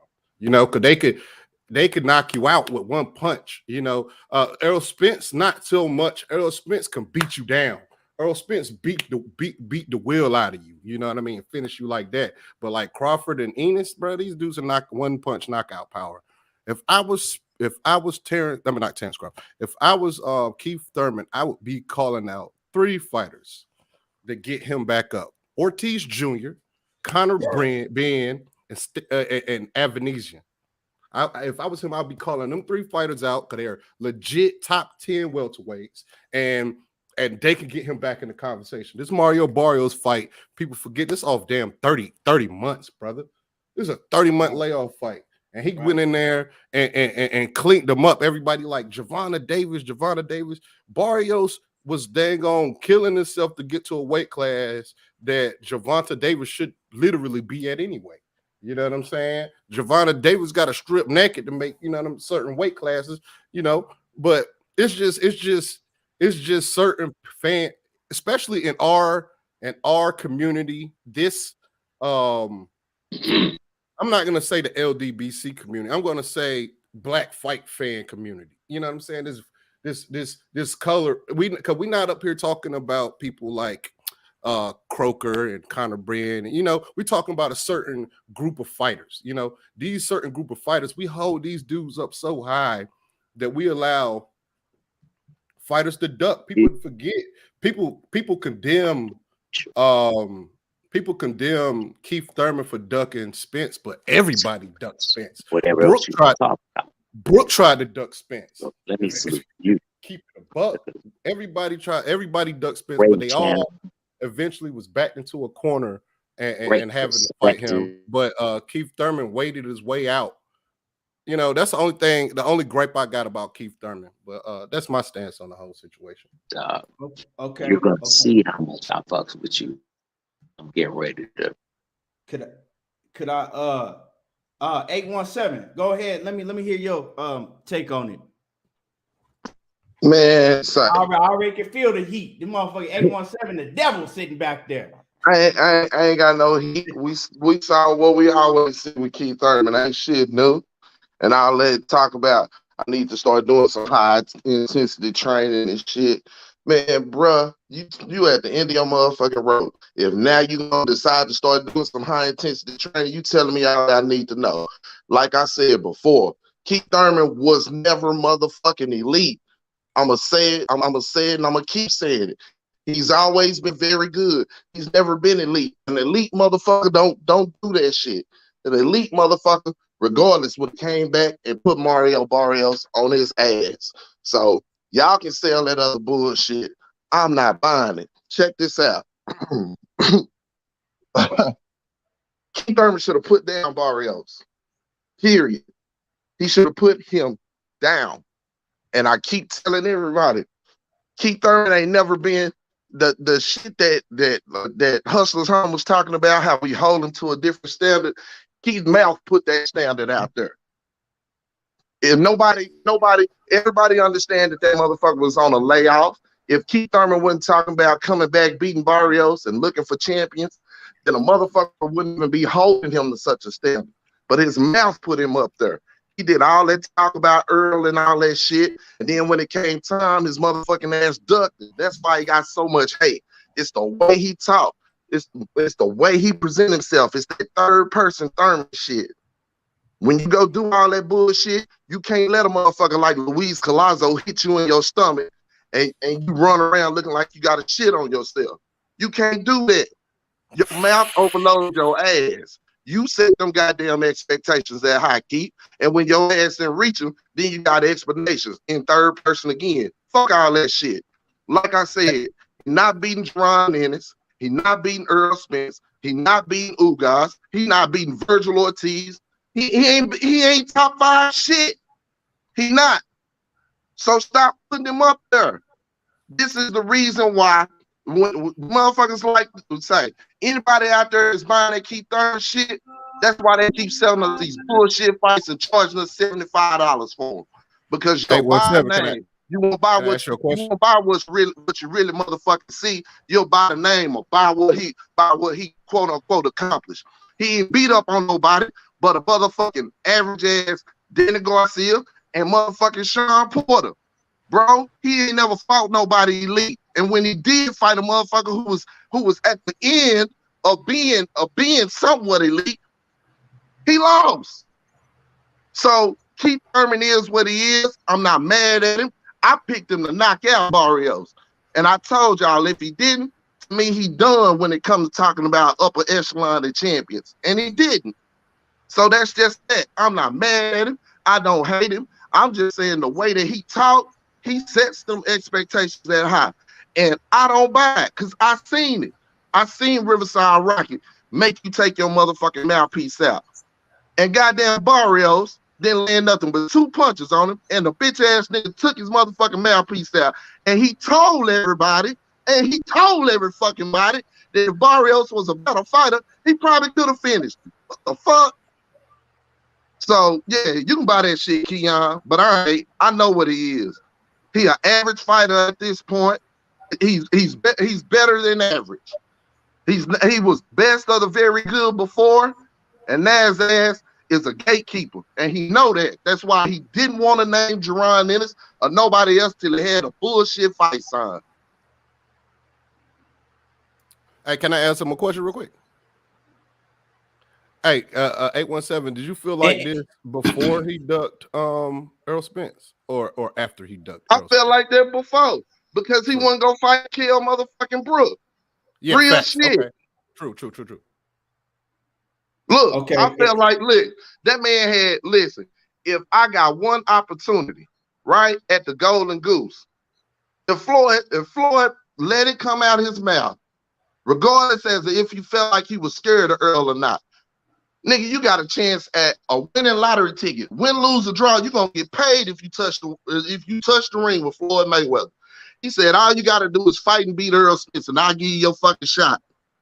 And Keith found everything else to do but fight Errol Spence. If the goal was Okay, hold on, 817. and I'm gonna let you, Hold on, because if you're gonna tell the story, tell the full Keith. story, because he told Sean Porter the same thing, and they both turned it down. So tell Right, the full story. Key, I'm not talking about Sean Porter, Key, and I was gonna let you, Key. I'm not talking about Sean Porter right now. I'm just saying Thurman alone. Well, you talking about the incident, and he told Sean Porter or Keith Thurman, they both said no. So hey, don't try to act like it was just Keith Thurman that said no. Look. Hey, I'm solely talking about Keith Thurman. Period. I'm not talking about nobody else. If a motherfucker say it has something to do with somebody else. Okay, Keon. So if a motherfucker say, hey, if 817 Boxing B, Keon, and Dr. Mark Stearns, they go. I ain't talking. I'm just saying that you gotta let people know that Sean Porter and Keith Thurman turned it down. That's all I'm saying. Okay. So let's be motherfucking Muscle turned it down too. Sean Porter ain't never been super shit either. That's the point I'm fucking establishing. All I'm saying is, if Mayweather put my name in a list and said all I had to do was do something to have an opportunity to get at that bag, I'm gonna take my motherfucking shot. He didn't.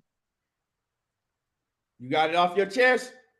hey, that motherfucker, he got a whole bunch of built up aggression and hate towards Keith Thurman. That shit that's 10 years plus of hate right there. Come on. See, no, bro, you just making something else. You just making something else, bro. You making something else. You making something else. Get it off your nah, chest. bro, you making something else. I'm just saying it is what it is. I'm keeping it a buck, bro. I'm keeping it a buck. Jerron Ennis out of Philly. What kind of motherfucking investment in a Philadelphia nigga? Bro, it ain't about that. It's about boxing, bro. Still talking. I'm telling you, Thurman just selling some bullshit. Just like Bud was selling that bullshit the whole time. And then he turned around and sued Bob Barrow for the same shit we was questioning him over. But you'll make that shit about where the fuck I'm from. But it's not about that. It's about keeping the shit a buck. And the reason why they able to sell us these fights at $75, and it's a bullshit fight from the beginning, is because of niggas that won't tell the truth. Let Thurman sell you that bullshit if you're a casual. But we know what we looking at. Nigga, if Riverside Rocky hit you in your stomach and you run, no, you don't deserve to be in there with no fucking champions yet. Get your shit up. And you don't deserve to jump the line. That's why I said, if you gonna name some goddamn champions, come back and fight Boots then, nigga. Somebody who done earned a motherfucking shot to get in there with some champions. Your motherfucking ass passed it up, went and married a motherfucker, ran into an imaginary tree, and did everything else you could. You went and had a routine ass motherfucking surgery and rode on it for 30 months. Right, you got any more you need to get off your chest before we pass it? Bro, I'm just saying, Keon, quit capping and putting me off like that, like I just hate the man. The man capping. I know you sweating. The motherfucker sweating behind that. Breathe, I ain't man. bro. Hey, I'm not sweating. I'm just keeping the shit a buck. You all right? I'm just keeping the shit a buck. All right. Let somebody knock out. Breathe and let knockout cook on it for now. Yo, what's up with everybody? Salute to Mark Stearns, Terrence Bailey, my bro 817, Hustlers Home, my brother Keon, man. Salute to everybody Some of y'all owe me some push-ups. We ain't gonna get on there right now though, but we're gonna cook on Keith Thurman, man. So impressed. Nah, I ain't impressed, bro. I'm not impressed at all. And I would take it a step further than what Hustle's Home was saying. I would say this: like, if I'm looking at Keith Thurman based on the performance that I saw last night, Mario Barrios made him spit his mouthpiece out too. So when I look at him and how he fight, bro, I don't think he can beat Errol Spence. I don't think he can beat Terence Crawford. I don't think he can beat Ubanks. I don't think he can beat Butayev, the guy that just beat the shit out of Jamal James. He damn sure can't beat him. He can't beat Stanley Jonas. He'd have problems with David Avanesian. Conor Ben might give him some issues. So I'm all the way up to 7 people. And Keith Thurman got problems, bro. So that's the first thing. As far as what I really want to touch on, I think it's time for people to put a little bit more respect on Tank Davis' name, dog. Straight up and down. Like, I think it's time for that man to get a little bit more respect. You understand what I'm saying? Because at the end of the day, he was fighting at 130. He had just fought at 130 and knocked out Leo Santa Cruz. He jumped up 2 weight classes. He stopped Mario Barrios, hurt him twice in the 8th round, and then finished him later on in the fight. Keith Thurman fought Mario Barrios, who was coming up to his weight class, and he couldn't stop him. So all this stuff about, like, all this hate that Tank get, at the end of the day, come on, bro. Like we need to put a little bit more respect on that man's name, because he doing shit to people that Keith Thurman couldn't do. And there's a lot of people that called me crazy when I said Tank Davis might could beat Keith Thurman. Based on that performance last night, you can have Keith Thurman. Anybody else in the chat, anybody on the panel, you can have Keith Thurman. If they ever fight, I got Tank, bro. Straight up and down. So that's the main thing that I saw, is that we got to start putting a little bit of respect. And just like I said, this Barrios win was going to age like fine wine. Y'all just watch how that Esoc Pitbull Cruz win does. That shit going to age like fine wine too, bro. So we got to quit acting like Tank ain't fighting nobody when we got somebody that's getting in the ring with the great unified champion, Keith Thurman, and Keith Thurman couldn't put a dent in him. He couldn't stop him. So I think that deserves some respect. As far as what 817 was speaking on, like, I feel that. And I kind of stand where, like, bro, you know, just because you put in work back in 2016 and shit, just because you put in work back in 2017 and shit, like, I don't think you jumped the line because you beat Mario Barrios by unanimous decision. That don't mean that I'm ready to watch you get in the ring with Terence Crawford. That don't mean that I'm ready to watch you get in the ring with Errol Spence or any of these top fighters. I believe this guys have been putting in work more recently that deserve that shot. If Keith want to get a good shot, shit, are we so sure? Because shit, Josecito Lopez had to pull out. Shit, how about that rematch? How about they rematch or some shit? Or the guy that just beat the guy Lucas Santa Maria that just beat Abel Ramos. You know, get in the ring with somebody like that, bro. But holding up undisputed, nah, miss me with that, bro. I'd rather see Crawford versus Spence any day of the week. Work your way back up is what I say. And that's all I got. I don't want to be long-winded. I want to let the other brothers cook. Yeah, for sure. I disagree with that Tank shit, but you know what I'm saying, because I mean, that's like you trying to compare apples to oranges. Like he dominated Mario Barrios. Tank had a lot of problems with Mario Barrios. Yeah, he did. Tank was winning on every scorecard, 96 to 92 on 2 of them, and 97 to 91 like, on like I said, Tank had a lot of problems with Mario Barrios. He had to get that only knockout. Thing he had problem with was the height. Mario Barrios. Mario Barrios being explosive, bro. I know people who's gonna get to that. And I said it before. I said he don't knock out Mario Barrios, no matter how much he dominates him. People gonna say, "Oh well, Tank got the knockout." You can't. Like, he outboxed Mario Barrios and beat him up a lot worse than Tank did. Now Tank got that one punch knockout power. You know, that I think that he got that above Keith Thurman, but you can't put Tank in the ring with Keith Thurman, because he gonna have to only chance he got to beat Keith Thurman is to basically get a knockout. If he can't knock out Keith Thurman, he can't beat him. He can catch Keith coming in with that herky-jerky shit Keith like to do. He can catch him coming in with counter shots because he's a good counter puncher. He's a better inside fighter. Keith can't take shit to the body. If Mario Barrios can hurt that man to the body, come on, man. Like, no, I disagree, but it is what it is, bro. Man, I mean, it is what it is, but at the end of the day, Tank Davis needs to stay down there in them weight classes and deal with them dudes that he dealing with down there, because he still ain't beat the best down there. I know that's your favorite fighter, but at the end of the day, Tank Davis still ain't beat the best in his My weight favorite class. fighter is before Errol we- Spence. So and Tank Davis. But so before we talk about Tank Davis moving up and beating somebody at 147, let's just talk about him beating them dudes at 135 that he ain't fought yet. That's how I see about that situation. But Mark Who Stearns, beat the dude at 140 though that just fought at 147 and didn't Mark get knocked Stearns, down? go ahead and cook, Mark. Oh, my bad. You on hold on. You on mute. Yeah, he on mute. Mark, there you go. We can hear you now. Okay. First of all, let me start by saying this. Thank you for allowing me to be on the channel. Brother, I got mad respect for you. And everybody in this chat, everybody on the panel. I mean, you guys give me energy. You give me hope. You give me a lot of things. Everything boxing, man, you my dude, man. If I had a son, I don't.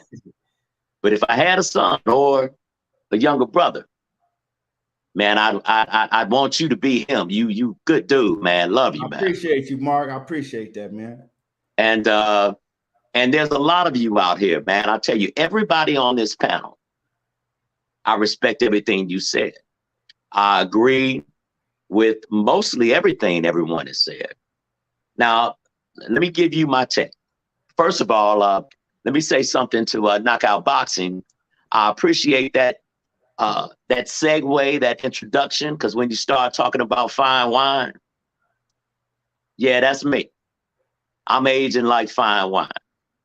I said, I'm actually. You over there blinging. You blinging and shining on us right now. I need to go get dressed before I get on the panel with you. Well, you know, I will say, now this is me every day. This is how I look every day. I say my daddy was sharp. And, you know, I'm a businessman. I own quite a few companies, I say, but I dress like this every day. This has always been my style. Since 7th grade, I was a dresser.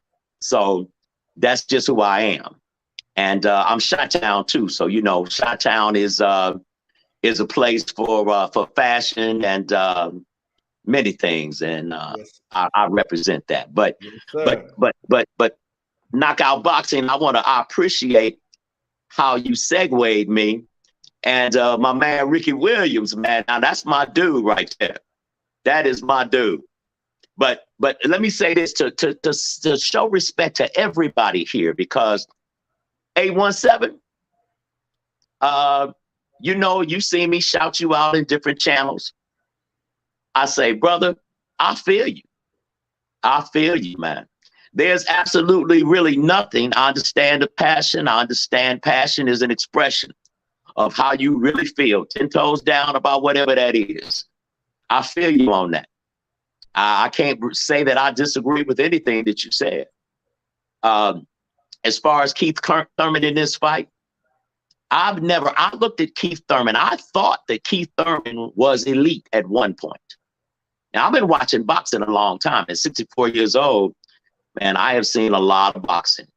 But you guys have brought me back to boxing because your knowledge and your enthusiasm and your 10 toes down and your not accepting some of the racial tensions that exist in boxing. Man, I love y'all for that. You guys keep me engaged and keep me encouraged and keep me strong about what I believe in. So I listen, I'm gonna just say it this way. I fucks with y'all. I fucks with all of y'all. Hope that don't get the channel slashed anything, but I'm gonna do me. But as far as Keith Thurman is concerned, I wasn't impressed. I expected him to win. I expected him to knock him out. That was my prediction. He should knock him out. The fact that he didn't lets me know that I always knew that Errol Spence, who I have tons of respect for, not just for his boxing, but I have respect for the man, because I think that he is an alpha, and I'm an alpha. I'm a 10 toes down alpha male, and so is Errol Spence, and I love the dog in him. He will knock Keith Thurman the fuck out. Body shot, Keith won't recover from it. He will knock him the fuck out. That's my opinion. But I also think that Tank Davis will knock Keith the fuck out. Now, I understand what people are saying, and there is some fact to that. I agree that Keith is a very smart boxer, but he has a lot of weaknesses that Tank will uncover. People don't give Tank the credit that he deserves. Tank will tear his body up, whoop his ass in his body, because he's going to be trained to do that, because everybody knows that Keith's body ain't shit.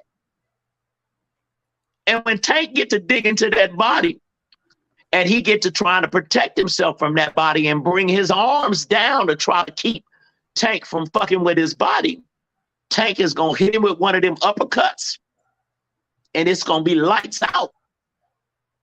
So that's my opinion. But, hey, man, I love you guys, man. I love you guys. I'm getting ready. I'm probably going to go live tomorrow. I don't know what time. I got a lot of things that I want to share because I love you guys, and many of the things that I've accomplished in my life. I want to make sure that I can spit this knowledge to you so that you have an opportunity to benefit from some of the things as you have benefited me. I want to benefit you. So, and I want to say this, support these channels. Behavior is the truth. So everybody that's up here that has a channel of content, support it. Don't just support it by a like, but if that's all you can do, then do that. But if you tip a waitress because she's cute, if you tip anybody because they gave you a decent service, don't come here every day and don't support these brothers with your money. If it's $1, if it's whatever you can do, do it. If you got to save up a few weeks to put a couple of dollars together, do that. Because I promise you what you're getting ready to see. Because I'm telling you, I fuck with the LDBC. And I've been sitting back since 2015 watching these channels and learning and getting more connected back to boxing. And I've decided that this is the platform that I fuck with. I love you guys. And I'm going to start throwing support. Just watch. You're going to see some financial support. Everything boxing, brother, I got you, man. Knockout boxing, I got you, man. Ricky Williams, my dude, I got you, man. Everybody on this panel, if you ain't got a channel popping yet, get one started. I got you. Hey, love you guys. Thank you for having me. Peace out. Much love, Dr. Mark Stearns, man. I really appreciate them words, man. Appreciate it, man. And that's real. That's real. Yeah. So thanks, Doc. We got Terrence Bailey. What you say, Ricky? I told the doc, thanks. The doc, thanks, man. Shout out. What's happening? What's up, baby? What's happening, baby? You know what it is. Hey, that's my dude right there, Ricky. You know. Number love, bro. The damn fight. That's my Ricky. Like, make the fight. Ricky don't be playing with him. So, Terrence Bailey, what you got on? What you saw in the Keith Thurman Mario Barrios fight this Saturday. Just salute to the panel, man. Thanks for having me on. Can you hear me? Yeah, we can hear you good. All right, man. Well, the first thing I noticed, start from the beginning, like the weigh-in. Keith came in at 145.5 pounds, right? You know what I'm saying? He looked good. You know what I'm saying? He was saying it's the best he ever looked. After seeing him at the weigh-in, didn't see him the night of the fight when he got in the ring and it disrobed and whatnot. The first thing that hit me was, okay, he put on all that muscle at the weigh-in. He was obviously dehydrated and whatnot. And when he rehydrated all that muscle mass he put on. Keith never looked like that before. So the first thing that popped out to me was he put on a lot of muscle mass. This is a 12-round fight. That for me was a red flag. All that because all that muscle takes oxygen. That can mess with your stamina. So that was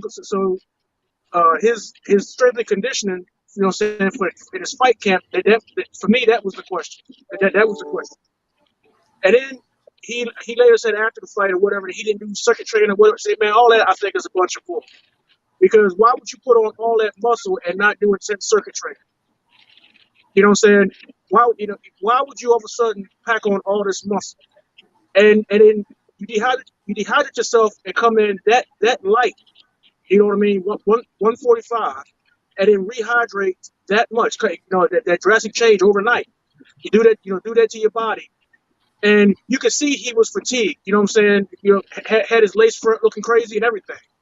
Through the fight, and then admit that yeah, he won the fight convincingly, but he admitted that had Barrios had pressed the action, he could have got it. He could have put him down or got him out of there. Now, if I was him, I'd fire the strength and conditioning coach because somebody led him wrong. That's just me. Because if he made that same mistake against one of the top 3 fighters, he'd have been out of there by round 4. That. I was watching the fight, the blow by blow over on Blue's channel, and I made a comment to Blue. I said he better end this fight quickly because that muscle mass is going to hurt him down the stretch. Blue said I agree because he's all the fights he's ever had, he's never ever done that. Now moving forward, and another thing too, I think one of the reasons why he even took this fight with Barrios because of the comments that Leonard Ellaby made. About the fact that he said that Tank would knock him out, and this was a former Tank opponent. I think Leonard Ellaby's comments are behind him taking this fight to begin with, trying to gauge himself against Tank. And if that's the case, he failed. That's my personal opinion. If he's trying to gauge himself against Tank with this opponent, he failed. Now going forward, he's talking about fighting Terence earlier. If he gets the Terence Crawford fight, I'm not even concerned of whether he could win or whether he could win the fight or not. I think it's unfair that he would get that fight over top of Boots, who has earned that fight and is ranked higher. He should not get that fight over Boots. Boots has earned that fight, and Boots has the ranking. He shouldn't get that fight over Ortiz. He should. I mean. Bump having the name, he hasn't earned. He has to get in line, and no. So that's my stance on it. Yeah, did he win the fight? Yeah. Could he? He come off a long layoff. Yeah, correct. But he talked himself into a better performance. It's an expectations of a better performance, and he didn't give it. So he got to eat that one. That's my opinion. All right, for sure. He need to fire strength and conditioning coach because somebody let him wrong coming in with all that muscle mass. Okay, for sure. Ricky, what you got on Saturday night? Hey, what's happening? Man, I think I'm gonna be honest, bro. Keith looked good, right? But it's like I said, it's not like Keith's not a good fighter, bro. He's a decent fighter, bro. But him fighting Mario Barrios, the guy everybody was saying was a cherry pick and all this shit for Tank, bro. He should have stopped him. That's just the way I feel. That's my personal feelings, bro. And in my opinion, Keith Thurman is simply stretching the line, bro. He extending his career, doing this. That's all it is, bro. Like, he's not looking for fights. He's looking for a paycheck at this point. And ain't nothing wrong with that. But we gotta admit and say that's what it is, right? I also wanted to echo knockout boxing's sentiment, bro. Like, okay, man, look, if y'all gonna give Keith Thurman credit for Mario Barrios, y'all gotta give Tank even more credit for stopping the ball. Y'all gotta give him even more credit for stopping the ball, right? And it's not that, what's the word I want to say? It's not like at this point in Keith's career, he's elite. I don't believe he's elite. I just think he's really great at selling himself. And there's nothing wrong with that either. You know what I'm saying? But as far as him going up there against Bud, Earl, shit, even Ugas at this point, bro, Boots, he gonna catch a fair one. That's just what it is. And he know he being strategic. He ain't trying to see those guys no time soon unless the money is there. So again, he got the W, but I expect him to look better than that because you supposed to be Keith one-time Thurman. I guess you ain't one-time no more. You Keith, I'll make it through the fight and go on to the next guy, Thurman. That's all I got on it. Yeah. So, like I said, my whole thing is that I think that we not giving Keith no type of credit for being on the 30-something month layoff. We got to think the man been on the 30-something month layoff. So, with that being said, like I was real with it. I said he didn't make me want to see him fight Errol Spence or Terence Crawford. I don't think that he put down the work that I wanted to see against Mario Barrios. I felt that he should have got Mario Barrios up out of there. But you still got to be honest, and y'all still got to give him credit and say, well, this man was coming off a 30-month layoff, right? And like I said, my opinion is Mario Barrios didn't win one round. Yeah, Coach, I'm gonna drop the link. I'm gonna let Coach in. And this link is just for Coach. I seen you right now. I happen to look over and I seen you asking for a link. But like I said, my opinion, and I'm not talking about anybody specific because I've been on YouTube and I've been hearing everybody talk about the situation, right? And my whole thing is like we got to realize that this man had a 30-something month layoff. Now we want to bring in Tank. If Tank have a 30-something month layoff, I don't know what Tank is going to look like. You know what I'm saying? Or anybody else. So I do take that, in when I look at his performance. Now his performance, he looked good to me. He didn't look like you know what I'm saying? Y'all shitting on him like, oh, he did. He looked good to me. The only thing that he didn't do is he did not get the stoppage. Other than that, how much did he weigh the night of the fight? Huh? How much you think Keith weighed the night of the fight? I don't really to keep it 100 with you, Terrence. I'm not really concerned about how he weighed because he looked good to me. He fought from the first round to the 12th round, but he just didn't. And I didn't see that he was weak. I didn't see that he got tired. I didn't see none of that. I saw him.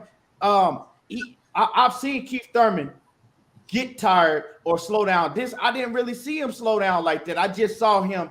He continued to hurt Mario Barrios from the beginning of the fight to the middle to the end. He just didn't step on the gas, right, and put it all out there to get Mario Barrios out of there. Like, you know what I'm saying? He got him hurt, and he ain't rush up on him and do what he had to do to get him up out of there, to press him out of there. So I noticed that, and that was one of my main reasons to why I'm like, I want to see if Keith Thurman is going to talk about that. And he talked about it, and his thing was, and he brought it up.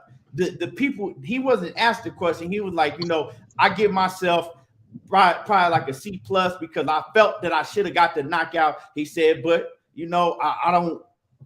I'll be worried about basically me gassing out if I give it all like that because I've never had that high intensity training. But that's what he said. Whatever it may be, that's one thing I do notice in Keith. When he has somebody hurt, he doesn't know how to, or he doesn't do what he needs to do to finish them off.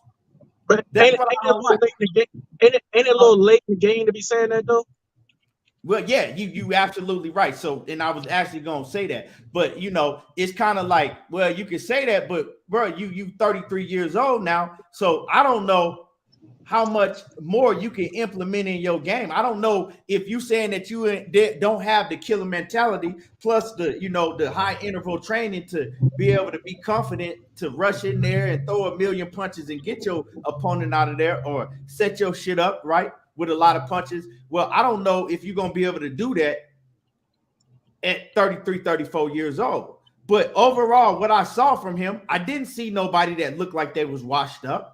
I saw a man that went in there. He looked good in the ring, honestly. You know what I'm saying? He won every single round. He did win every round. Mario Barrios didn't win no rounds in that fight. And like I said, he just didn't do what he needed to do to get the knockout. And I also saw a lot of the same holes in his defense that I've been seeing, pulling straight back, going straight back with his hands down, getting caught with straight shots. That's what he's open for. But other than that, I don't really compare this fight to Mario Barrios, because we'll sit up here on here and say, well, we don't like to compare and say like, oh, well, such and such did this, but when such and such fought him, he didn't do this, but he still won. At the end of the day, they both still won.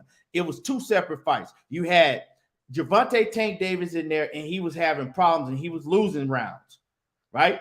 And he went out there, and because he has one punch knockout power, because he has devastating knockout power, what we saw in the Gervonta Tank Davis and Mario Barrios fight was a completely different fight. We saw, like I said, we saw Gervonta Tank Davis. He lost some rounds. He was losing rounds in that fight, plenty of them, right? Mario Barrios, he gassed in the Gervonta Davis fight. He gassed. He gassed. Gervonta Davis was pressing him out like Keith Thurman wasn't doing. Gervonta Davis was pressing him out, right? He went from motherfucking 40 miles an hour to 120 miles per hour because he felt like I need to get him out of there. He pressed him out, and he was able to get the stoppage. Keith Thurman outboxed him and beat him up for 12 whole rounds, right? Broke his nose, had his face looking like a fucking avatar for 12 whole rounds. So it's two different styles of fights. That didn't show me, oh, if Keith Thurman get in there with Gervonta Tank Davis, he ain't got no chance. Gervonta gonna knock him out. It didn't show me that. It actually showed me that Keith Thurman's ring IQ, his length, his size, all of that, Gervonta Tank Davis cannot beat Keith Thurman. Now, does he have a chance of stopping Keith Thurman to the body or knocking him out? Yeah, he has a chance, but I wouldn't bet on it. I wouldn't bet on it. But, everybody got their own separate opinion. Me personally, I don't like to talk about Keith Thurman and Gervonta Tank Davis. To me, when Leonard Ellaby brought that up, he was never serious about putting Gervonta Tank Davis in the ring with Keith Thurman. It was just something that he was using at that point in time to promote Tank Davis. That fight ain't gonna happen. They're not gonna put Tank Davis in the ring with Keith Thurman. They're just not gonna happen. Now, as far as Keith Thurman, what I want to see from now, like I said, he didn't make me want to see him or make me say that he deserved a fight with Errol Spence, right? He didn't make me say, oh, I think he deserved to move up in line and fight an Errol Spence or a Terence Crawford, right? I don't think he could beat them. I just don't. From what I've seen right now, where he's at now, does Keith Thurman get another fight? I think he need another fight, right? I think he needs another fight, maybe two more fights. Get another fight, continue to do what you're doing. And can he look better? Can he build on this? I'm pretty sure he can. I can't say that Keith Thurman was at his full out peak after being out of the ring for 30 plus months.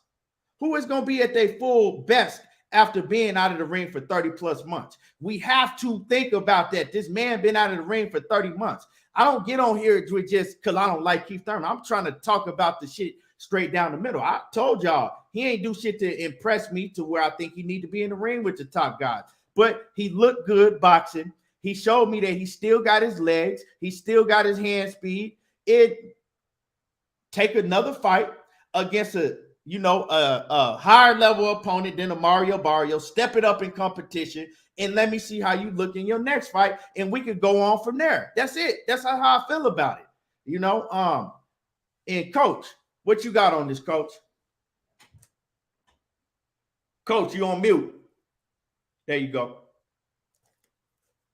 Coach, if you're in the building, go ahead. Or you need to maybe, all right, Coach ain't in the building, I don't know. But if anybody got something to say, go ahead. This was a case of, to me, man. It's not cashing your mouth. You know what I'm saying? He won the fight. You kind of cut out, Terrence. You kind of cut out. No, can you hear me now? Yeah, we can hear you. Can you hear me now? Huh? Yeah. All right, I was saying this is the kind of situation where your mouth not cashing a check that your ass wrote. No, or your ass not cashing a check. Your mouth, how you want to put it? You know what I'm saying? He won the fight, but still look at the opponent. First fight at 147. not, you know what I'm saying, a proven 147 pounder. Just it got knocked out by a lightweight previous fight. You know, you said you didn't live up. That's all I'm saying. So Terence, the only thing that Keith Thurman didn't do is get the knockout. He won every round and he dominated Mario Barrios. He hurt him probably 5 or 6 times in the fight. You know, so I mean, like I said, when I take it away, the only thing that he didn't do is he didn't have what it took. Maybe he didn't have it, or he didn't want to take the chance to do what it took to get him up out of there, to press on the gas. Other than that, I mean, what else did y'all want him to do? But he almost got stopped himself by his own admission. Huh? But he almost got stopped himself by his own admission. He almost got stopped. He said out of his own mouth that if Barrios, that's what he said. He said Barrios had pressed the action. He made that man spit his mouthpiece out, Key. He made him spit his mouthpiece out just like Pacquiao, bro. He took his mouthpiece out. We can go back to the ring. He didn't almost get stopped. He moved around for a little bit and then he got right back on the attack. Now if Keith said that. Keith said that.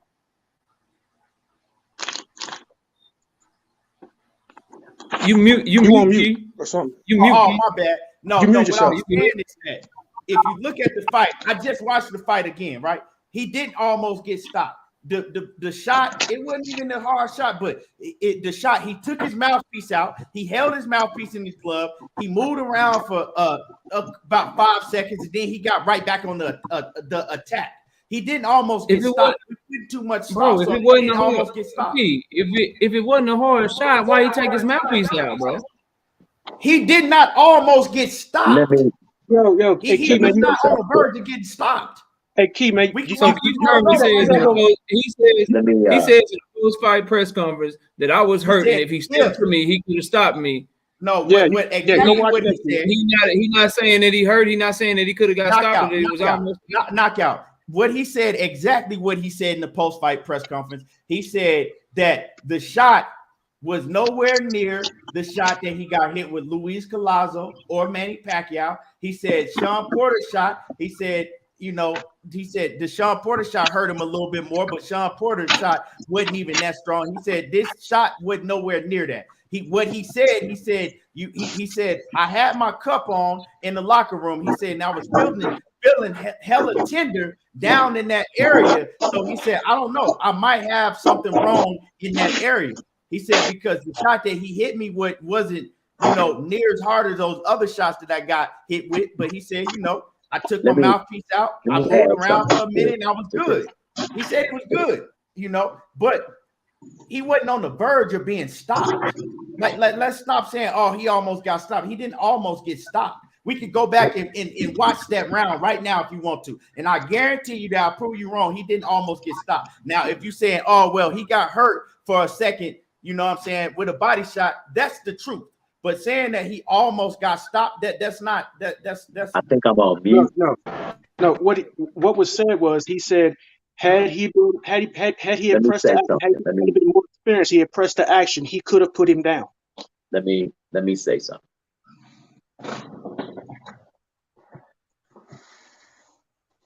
Go ahead, Mark. Go ahead, Mark.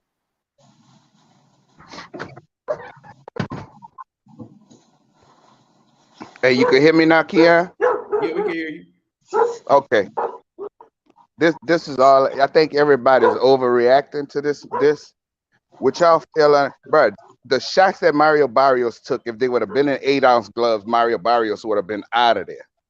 He would have. The shot. Look at his face, got disfigured from 10-ounce gloves. If it would have been 8, he would have got him out of there. There's a reason why Mario Barrios wanted to use 10-ounce gloves. Y'all forgot about that shit. Y'all keep put on a great performance. Yeah, he got hurt to the body, but that's just his weakness. It is what it is. His legs look great. He looks sharp. He still got a high ring IQ. He's still doing what he's. I mean, I don't know what y'all want from him. Y'all just wanted him to go up in there and knock out Mario Barrios. But if that would have been 8-ounce gloves, I want to be able to stop somebody that started at 122 pounds. Yeah. Manny Pacquiao started at 122 pounds. So we talking about Manny Pacquiao and Mario Barrios right now? We really doing that comparison? You still talking about people. You're talking about human beings. Yeah, that's crazy, man. Come on now. You are still talking about human beings. I'm on mute. Yeah, one human being is an division Hall of Fame champion, and the other one is a regular champion. Hold on. What I'm trying to tell you is this. What I'm trying to tell you is this. Look at his face. He looked like the Elephant Man. What is wrong with y'all? He's not gonna, not everybody, you're not gonna knock everybody out, bro. Just because Tank did it, they had 8-ounce gloves on too. Because I can't. Tank didn't get disfigured like Tank didn't disfigure him like that. Look at that dude's face, bro. Y'all tripping. Y'all giving. I'm not saying Keith is ready for Terence Crawford or Errol Spence. I'm not saying that. What I'm saying is get a man some kind of credit. Y'all just totally just say he don't deserve credit. He's fought a motherfucker from 126 pounds. Who is never fought at 147. Okay. So what? He beat the shit out of him. They had 10-ounce gloves on. He had 10-ounce gloves on. And he did what he was supposed to do. He never fought at 147 ever. If Jose Ramirez come up to 147 pounds and Terence Crawford don't stop him, like it's gonna be the same energy, bro. He was supposed to stop this dude. He didn't show the instinct. Let me ask you this question. He had him hurt both times. He didn't go in and finish him, bro. Ain't nobody no Keith Thurman hater, so y'all can miss me with that in the chat. This is how I feel, bro. Hold on. Is he fucking 5'11"? No. Jose Ramirez ain't 5'11". Y'all 5'10". What we talking about? He's 5'10". You talking about an inch? No, he's not. No, he's not. Yes, he is. No, he's not. No, he's not. Look it up. No, he's not. And that's not even a point anyway. Y'all looking at a dude, y'all act like Mario Barrios. I'm not saying he's a elite fighter. He's not. But he got beat up, bro. He got beat up. Look at his face. He landed a good shot. That was it. He landed one good shot in the whole fight. That was it. He got beat up, but he should have got stopped. But you act like Jose Ramirez is 5'10" with a 72-inch I'm looking at people that must not have been in the ring before. See, that's what that is. It's not just easy to knock somebody out, bro. It's not. But y'all act like it is. That shit is not easy, bro. Y'all act like getting in the ring and you could just go punch somebody in the head and they're gonna go to sleep. It don't work that way, bro. Y'all tripping. Y'all tripping. I'm talking from experience. I ain't talking from fucking seeing it on the side of the fucking ring. Coach, how many times you see Mario Barrios hurt in that fight? He got hurt quite a few times. Why didn't he get finished? They got a lot of fights that go that way, knockout. Y'all unrealistic. Mario Barrios ain't no great survivor. It ain't like he know how to be defensive when he hurt. He still get hit a lot when he hurt. So why didn't he get finished? Don't get me wrong. That's where the ring rust come in there. That's where the ring rust come in there. That's where the confidence in yourself comes in there. That's where that comes. And that's built by having fights. But that ain't y'all. The way they criticizing this man and say, well, of course he's not ready for Errol Spence right now. Coach, he's not ready for Terence. He ain't getting no worse than Errol Spence got it when he beat Mikey Garcia, and Mikey Garcia was a 4-division champion and a pound-for-pound fighter, and he got criticized for not stopping Mikey Garcia. Why we gotta have a different energy for Keith? Hold on. I didn't give Errol that energy. Errol that energy. Me neither. Y'all gave Errol that energy. Don't say I gave that energy because I did. How does he get ready? A lot of people do. A lot of people do. Gotta get ready by fighting, bro. That's how you get ready. And how long should he stay? How long should he not be out of the ring before his next fight? He shouldn't be out of there less than fucking 4 or 5 months. He should be in the ring.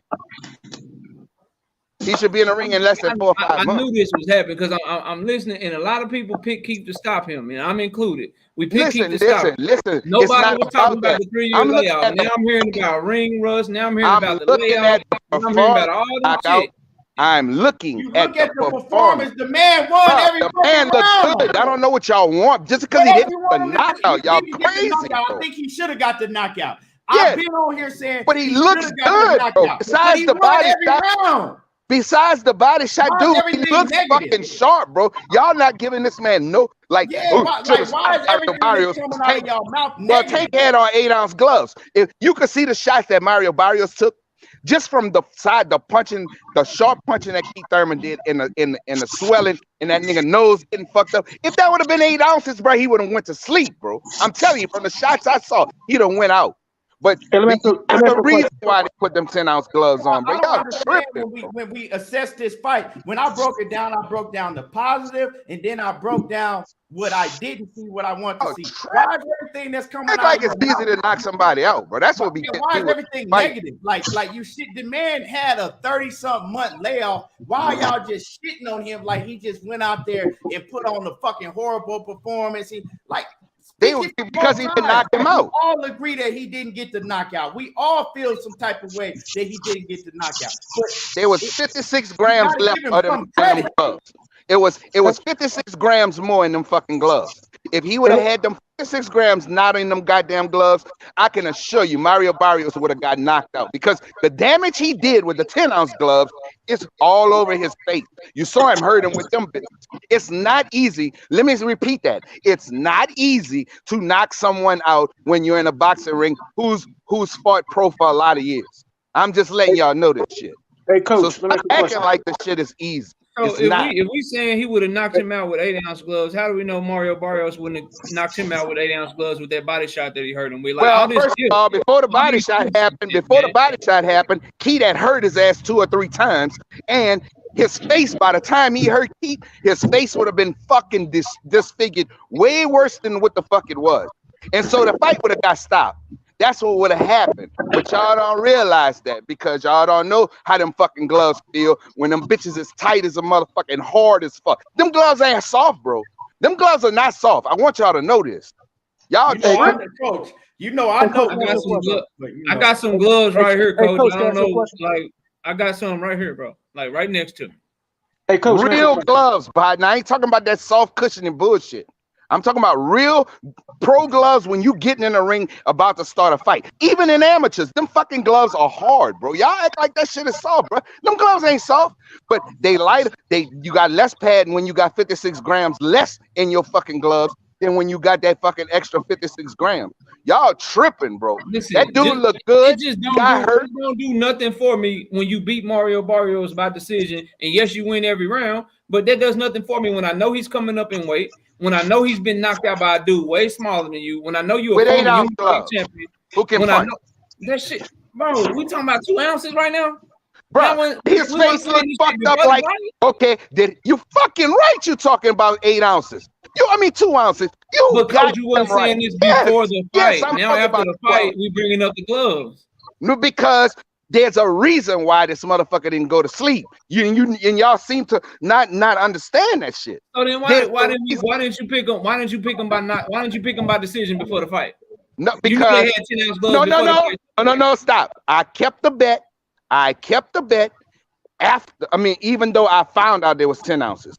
All right, I kept the bet anyway because we made the bet before that shit came out, right? So, and because I say, fuck it, I'm just going to do what I got to do. If I lose, I lose. I don't give a fuck because it ain't shit. And the fact is, I thought Keith was going to stop him anyway. He disfigured this man's face, bro. But that's not enough for you, motherfucking boxing fans. That's not enough.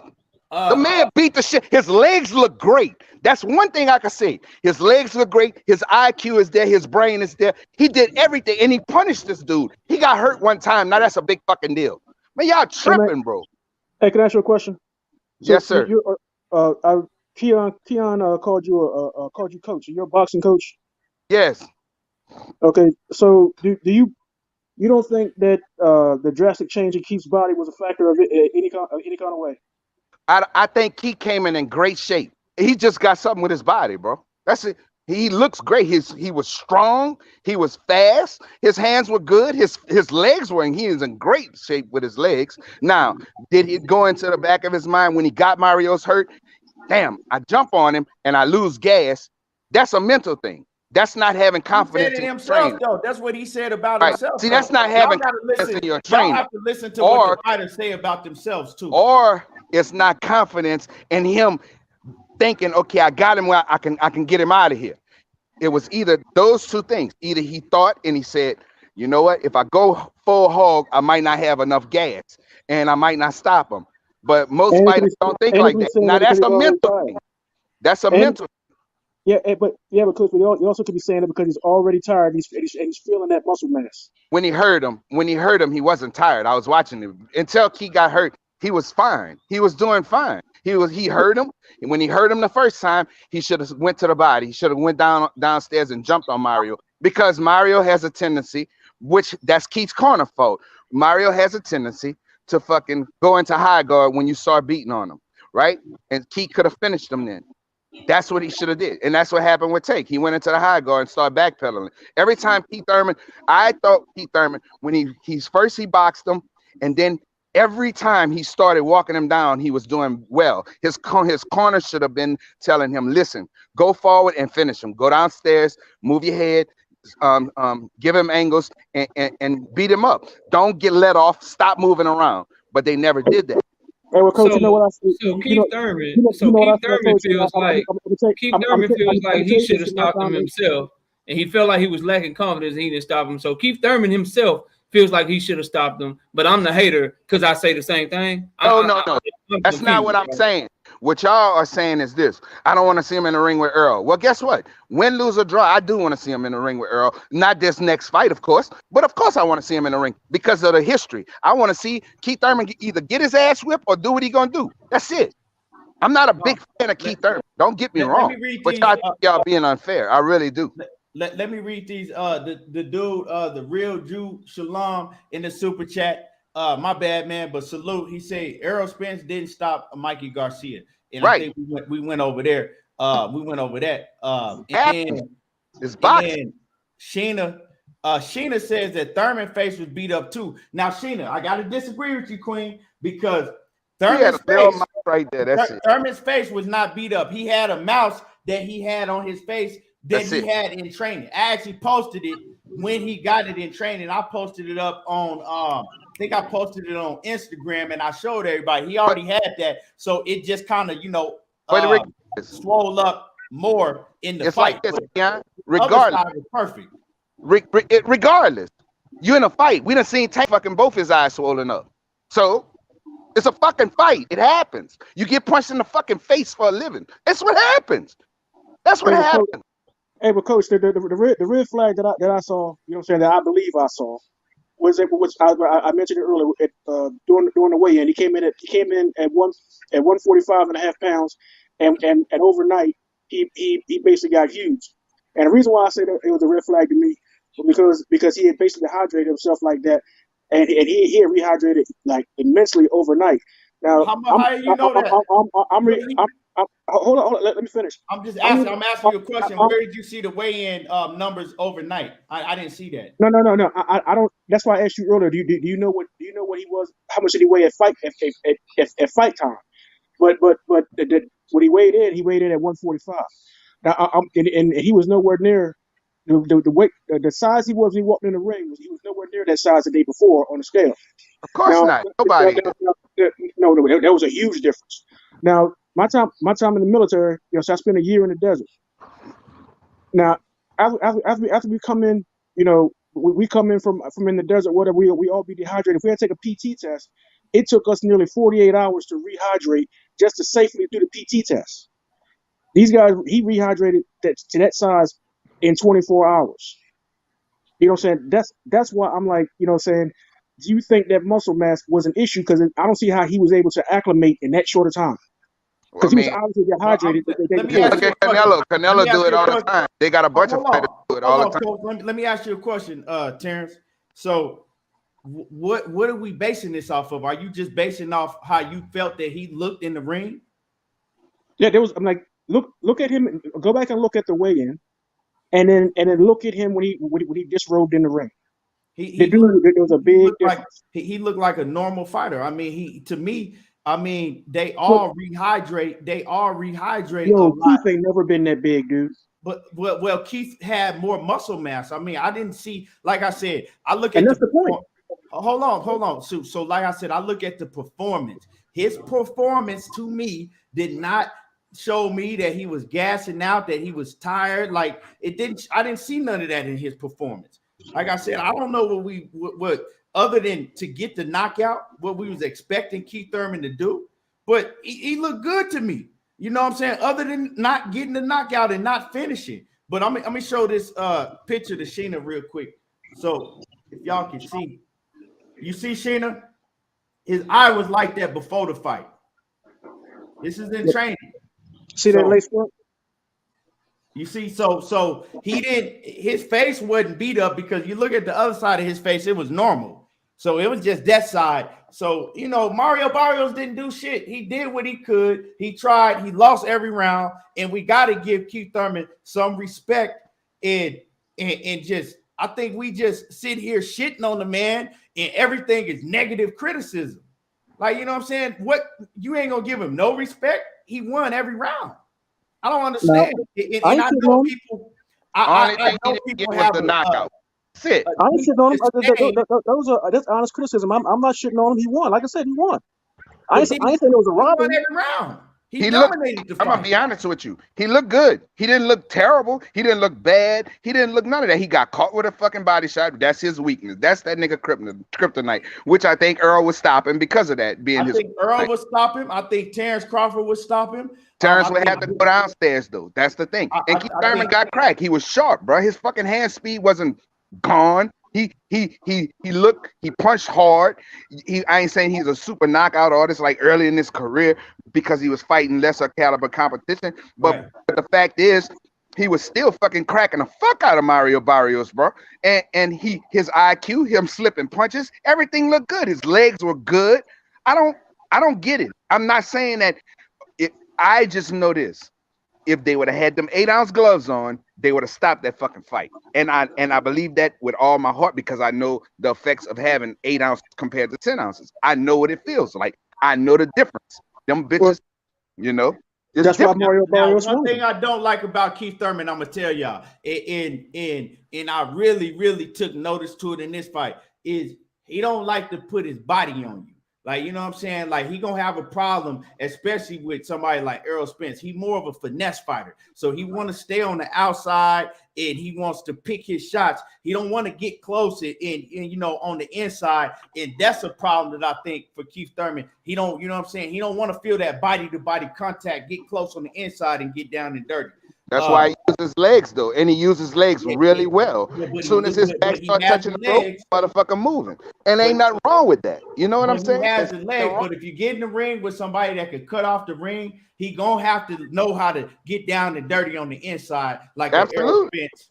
You know, Errol will stop Keith. He'll stop him to the body. That's what I believe. So, so when I look at the thing, I'm not just I can't stand Keith Thurman. I hate, so I'm gonna shit on him the whole time. No, he did good, but I seen things that I don't like, and I seen things that I did like, and I look at it is I think we kind of talking about Keith Thurman like he still was just active for the past 3-4 years. You know what I'm saying? Like he just been fighting every 4 months. He ain't. I put it to you like this, man.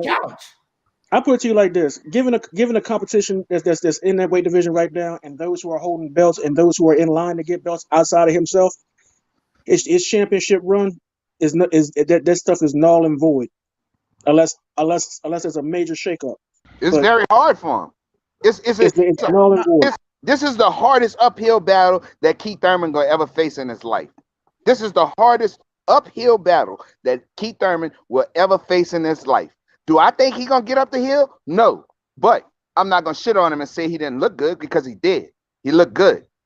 Is he even though he put more muscle on his stomach?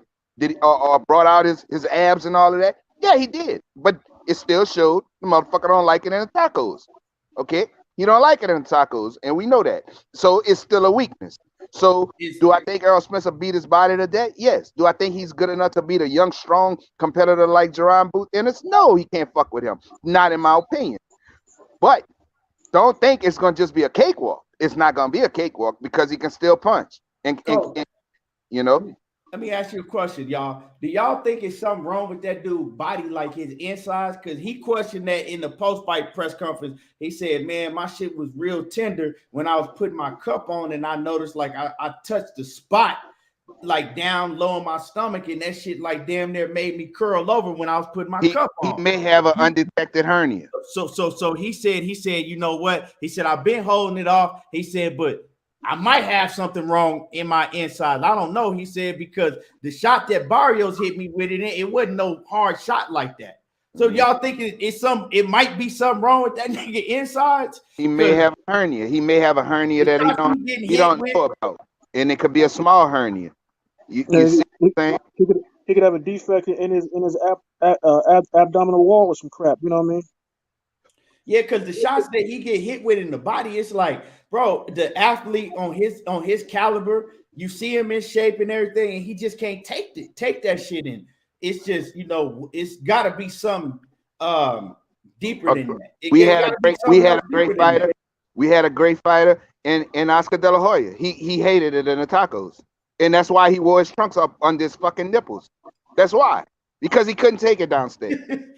I'm being honest, bro. It is what it is. Hoppy showed that. And he couldn't take it downstairs. That's what happens. And some people can't take body shots. They could get hit in the fucking head all night long, but go downstairs and stop them. That's how it goes, bro. It's in the nature of some people. It's just different. Now, could he have a problem? On a glass stomach. Maybe he could. Maybe he needs to go and have a X-ray and see if he got an MRI and see if he got a small hernia up in there. That they can close up and fix.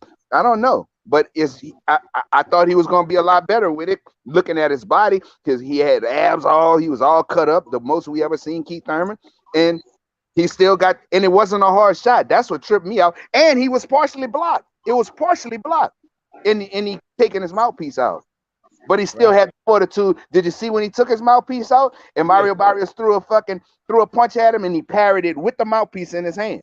Yeah, so his IQ and his sight is real good. And he parried the punch. He moved around, but we're not even talking about. We like, oh, he almost got stopped. He didn't almost get stopped. He moved around for a minute. Mario Barrios threw his punches. He blocked him, and then he won the rest of the. Keith Thurman won the rest of that round. Now what I see though, I just got done watching the round. He won the rest of the round. Yeah. Now what I do see in Keith Thurman, this nigga cannot play poker at all. Like I know if this nigga bluffing straight up, because he don't fucking bite down and suck it up. That motherfucker gonna show. God damn, that hurt. And he been like. Now I gotta ask. I want to ask everybody on the panel this question, and I'm gonna start from knockout, and then I'm gonna go to Terence Bailey, and then I'm gonna go to Coach. Do y'all think that Keith Thurman, you know what I'm saying? Because like I said, it is a 30+ month layoff. Do y'all see him being able to continue doing what he was doing in the gym and continue to improve? On this performance, knockout? No, not at all. Because I trust Keith Thurman to go back to do exactly what Keith Thurman does.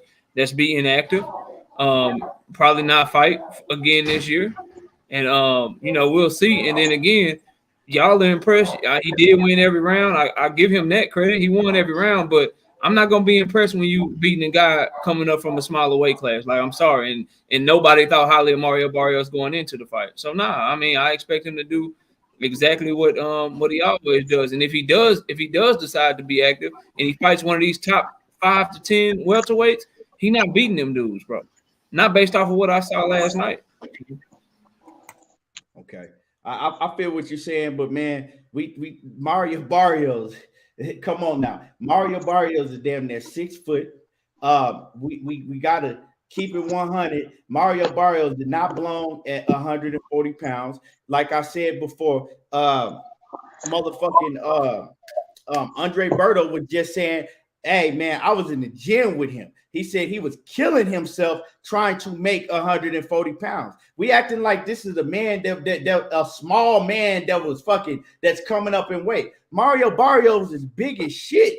He looked like he like I said, he was towering over Keith. He was bigger than Keith, body mass. He was bigger than Keith, size-wise, his height, all of that. He way bigger than Keith. So this ain't no little ass fucking dude. And I think that him making 140 pounds was killing himself.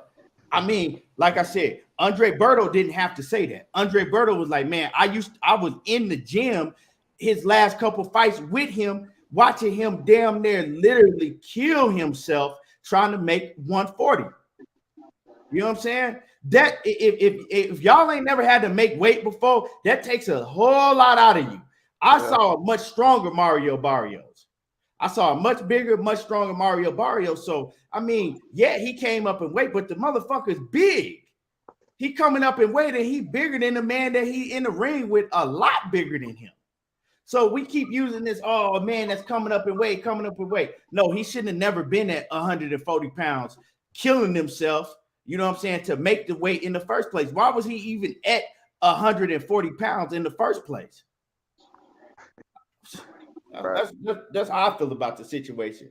But I think that Keith Thurman still should have got the knockout. Period. What y'all fail to understand is they got a bunch of champions then came up in weight and became champion at 147. So that's not even an issue. And y'all act like that's like a super. I mean, it's hard to take off when you get to them last few pounds. But what I'm saying is, to make 147 was easier for him to make than 140. And he's like Keon just said, he's a bigger fighter. You just like saying Bud Crawford should have stayed at 140. That's like saying he couldn't move up to 147. He did 135 or 135, but he a fucking champion. Y'all tripping, bro. Y'all act like it's easy to knock somebody out. I keep on reiterating that shit, bro. Especially when a motherfucker don't want to be knocked out, like Mikey. He didn't want to be knocked out. He knew Earl could have stopped him, but he stayed so defensive the whole fight. It's hard to knock somebody out when you don't fucking when they trying not to be knocked out. That's what y'all don't understand. This is the same Mario Barrios that y'all was telling me got his ass beat by a fighter with 6 fights and they couldn't fight and he wasn't good. But now to Keith Thurman got in there with him and beat him all 12 rounds. Now we're putting sauce on this man, like he can fight all this. Nobody said that knockout. I sat here and told you that I felt that Keith Thurman should have knocked him out. But you shitting on Keith Thurman. You're not giving him a not even an inch of credit when the man won 12 rounds and beat the fuck out of Mario Barrios. Had his face looking like an avatar. Only thing he didn't do is get the knockout. That's it. But y'all got a list of negative shit to say instead of saying, you know what, he didn't get the knockout. I think he should. But I don't understand where all the negativity is coming from. The only thing he did hate Keith Thurman. That's it. Bro, I don't hate Keith Thurman at all. I'm not impressed. I'm not impressed. What so besides his performance of not getting a knockout, tell me in the ring and getting hurt by the body, tell me what he did wrong in the fucking fight. Tell me you named it though. Number one, he got hurt to the body yet again. Hold on, you asked me a question. Let me answer. He got hurt to the body once again. He looked like he didn't go in for the kill, so I think that killer instinct is missing because he hurt the man like 3 or 4 times and he didn't go in for the kill when he should have. So I'm wondering when you get to the top level, what you gonna do with these other dudes, bro? That's really killers like that can really fight.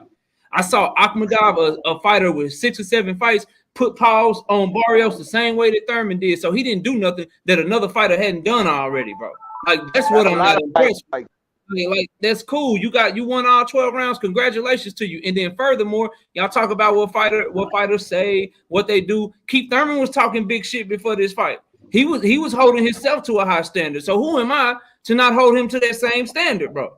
He's not happy with his performance. So why should I be, bro?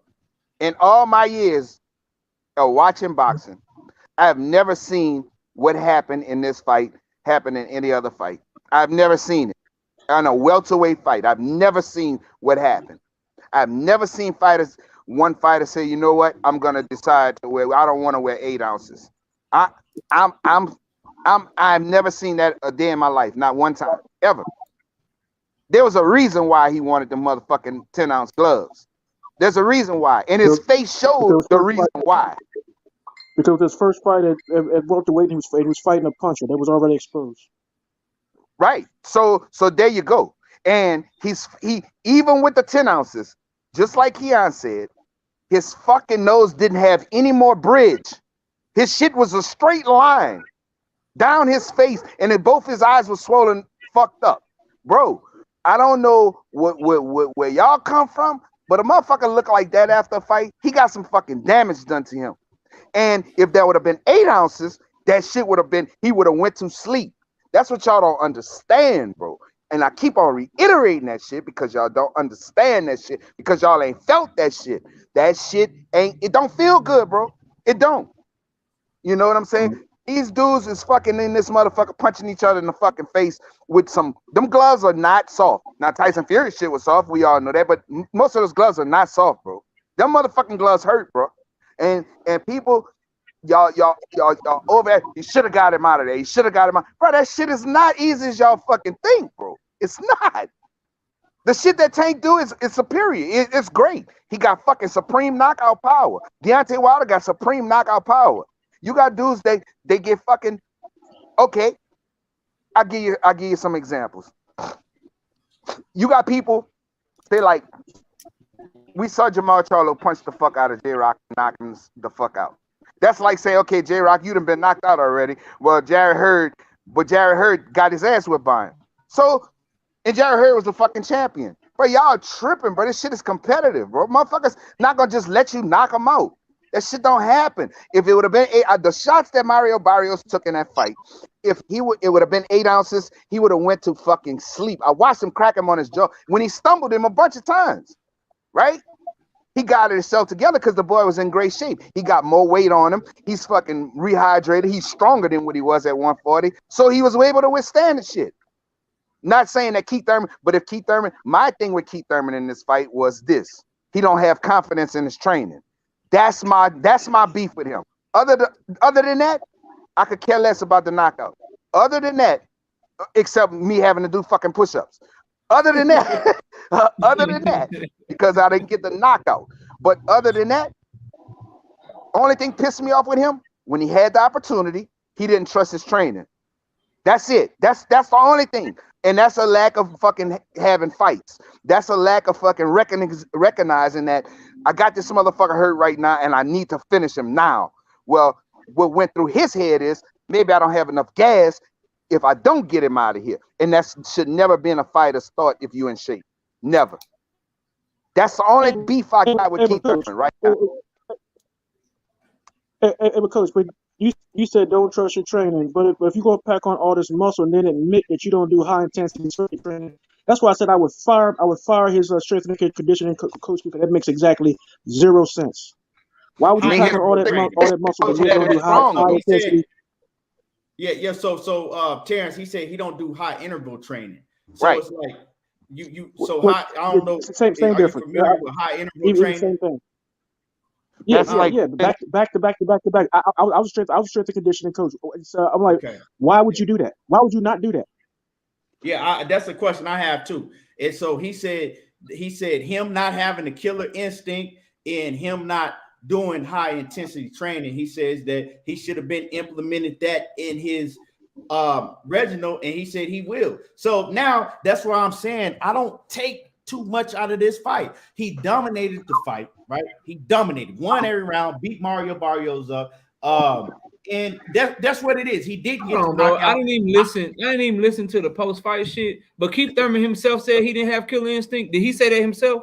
No, yes, he said no. That what he said was that's what he said. That once he got him hurt, he said he hadn't been doing the high intensity training where he got confidence not to get tired. If he couldn't get him out of it.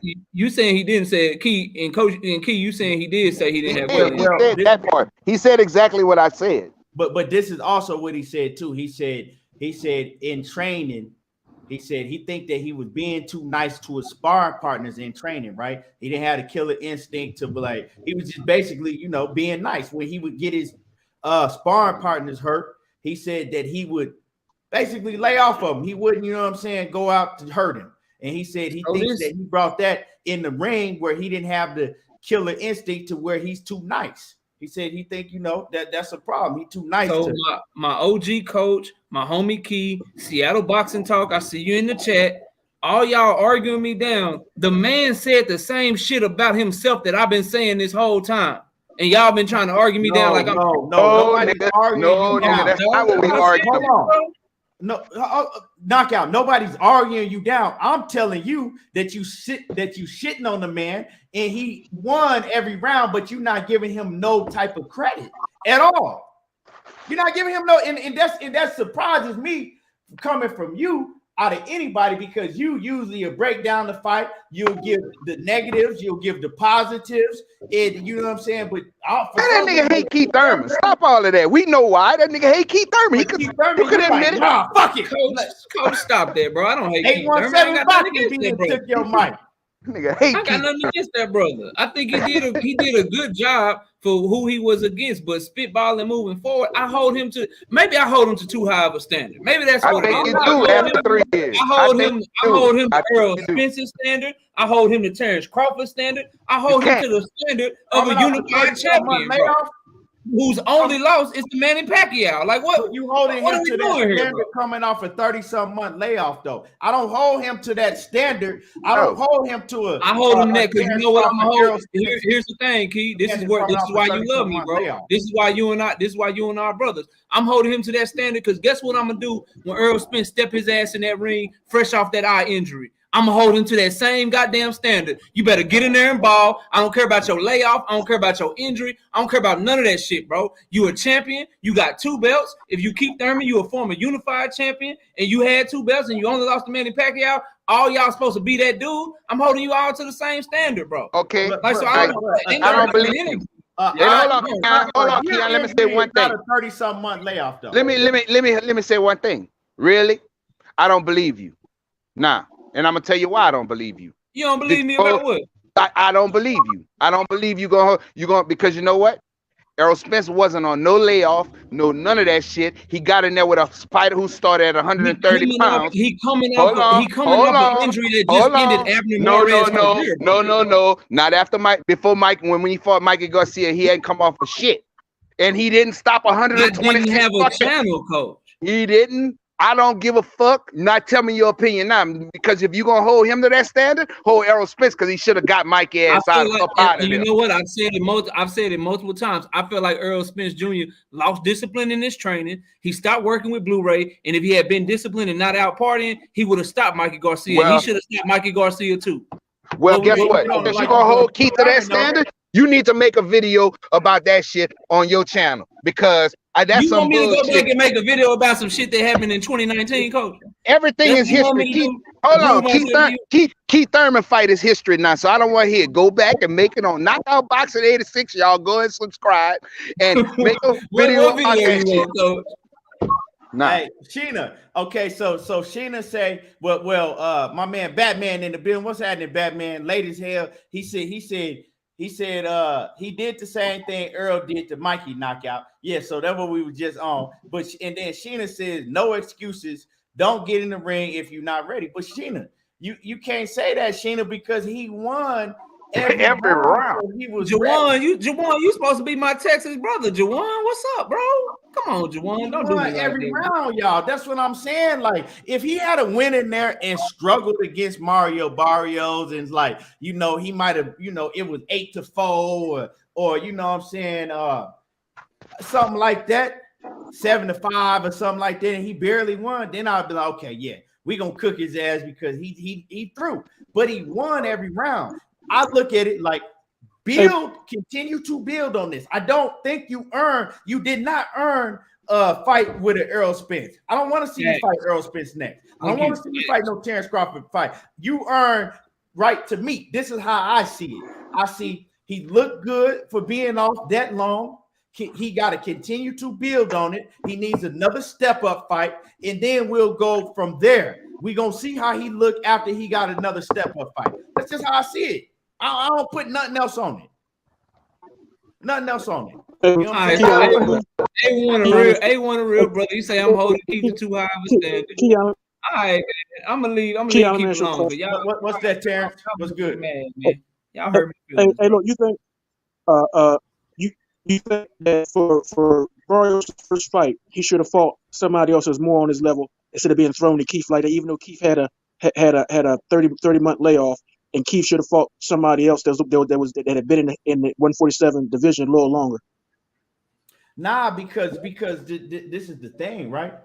This is the thing. You fighting a 33-year-old man that's having almost 3 years. If this was June, it'd have been 3 years. So almost 3 years. So I think that the matchup, right? I think it was a good matchup. You coming up, you are big. This dude is big. We keep on saying 140 pounder, but the dude was big as fuck. Like you coming to 140. If you I don't know. Maybe they should have put him. Maybe they should have put Barrios in there with a different opponent. Maybe they with should somebody have. else because you bring a 140 pounder in against a former unified champion at welterweight. You know what I'm saying? That there was a guy that was supposed to be heir apparent before Mayweather. Nah, that wasn't a good look. First of all, whoever his team, Barrios' team, did not do him no favors. Yeah, you might be right. Maybe they should. Nah, they got him. They got him bag. You know what I'm saying? He got the bag and shit. But okay, so if we talking about Keith Thurman and not being one of the best, then yeah, bro, that was a very good performance. You know what I'm saying? Good job. You won all 12 rounds. That's cool. But if we talking about Keith Thurman trying to be one of the best again, I got nothing for it, bro. I got nothing for it. But I will say about trying to be one of the best, bro. He coming off a 3-year layoff. Errol Spence ain't one of the best. Fuck it. Errol Spence ain't one of the best. He should have told us. He shouldn't have told us he was going there to stop that boy. He shouldn't have been talking all that big shit. Errol Spence ain't one of the best. He beat up dude and have him looking like an avatar. He beat him up, bro. He should have stopped him. No, he hurt him like 5 times. Yes, he should have stopped him. I don't know what we're arguing about because I've been said that we should have stopped him. Errol Spence not one of the best. He fought a 126 pounder and didn't stop him, so he not one of the best. Finish the story, coach. That 126 pounder was a 4th division champion pound for pound fighter. Finish the whole story. And he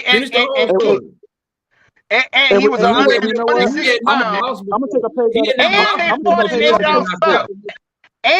they fought in 8-ounce gloves.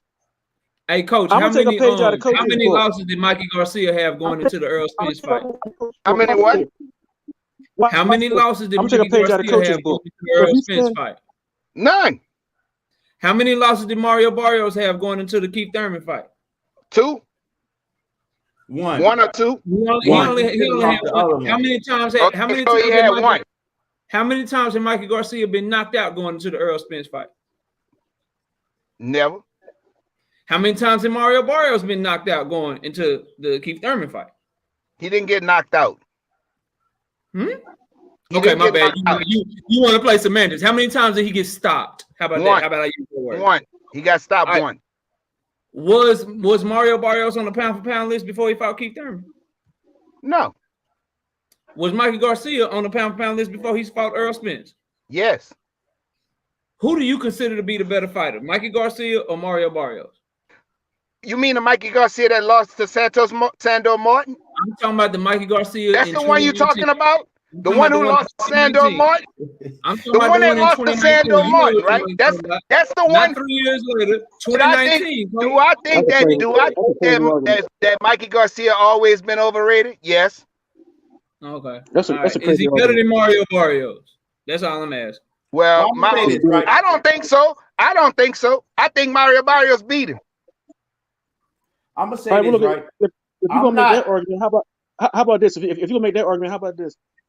Gamboa, Gamboa against Devin Haney made the argument for over a month that Devin Haney was going to knock him out, but he didn't because he did what? Said that Gamboa was going to get knocked out. So Gamboa went to the fight to make sure he did not get knocked out.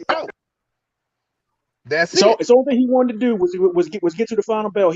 And Devin Haney was laying leather on him. The only thing he wanted to make sure was he didn't get knocked out. But what did Tank do to him? What did Terence Crawford do to him? So he went in that fight because for months they said he getting knocked out. So he's like, I know I ain't gonna win, but I ain't getting knocked the fuck out. That's what y'all can't understand, bro. When a fighter is trying not to be knocked out, it's very, very difficult to knock him out. And especially when Mario found, that's why you saw once he felt Keith Thurman's power early in the fight, he was hesitant. He was hesitant to go forward. He was hesitant to throw punches because he was getting countered. He was hesitant because he know, goddamn, this motherfucking shit hurt. And that's with 10 ounces. If there would have been 8. Hey, coach, that up jab that Keith Thurman was hitting him with, that shit was nasty.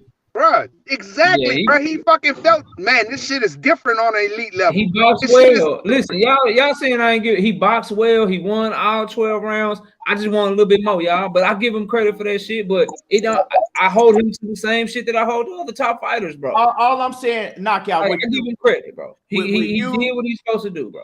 All I'm saying, knockout, right? This is all I'm saying, right? With you, Terrence Bailey, my brother Mark Stearns, 817. I'm saying that it's all negativity that was coming from y'all. Y'all got to get. I agree with y'all. Like when y'all were saying that he should have knocked Mario Barrios out.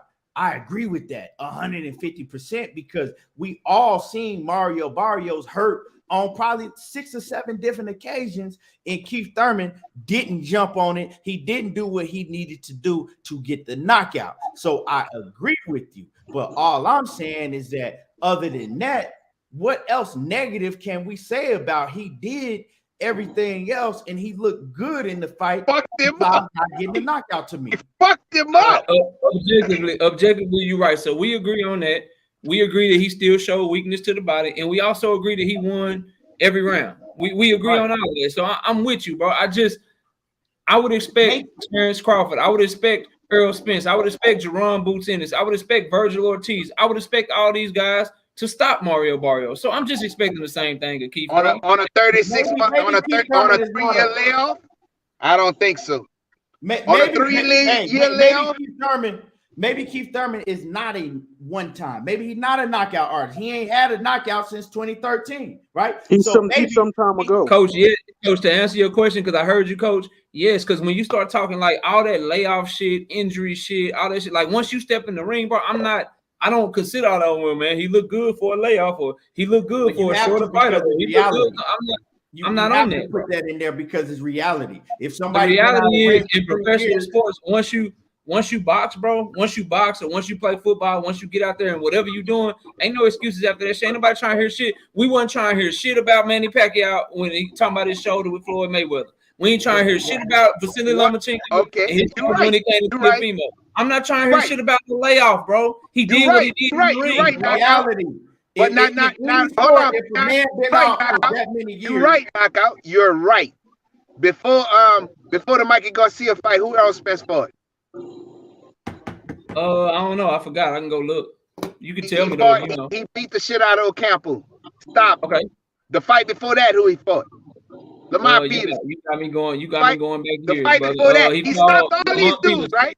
He stopped all these Lamont dudes. Peters and K.O. Brook, all them, He stopped all them dudes. Then he get to 126 pounder and didn't stop him.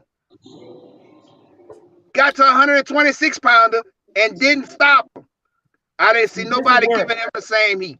See, and Queen Sheena keeps saying no excuses. But see, this is the door that all of y'all open up when y'all say things like this. Now we got my man, and I'm gonna go back to Dirty Red super chat too, because I gotta read this super chat. But we got my man, the real Jew Shalom. We got him. He said Errol Spence ain't stopped nobody in 6 years, right?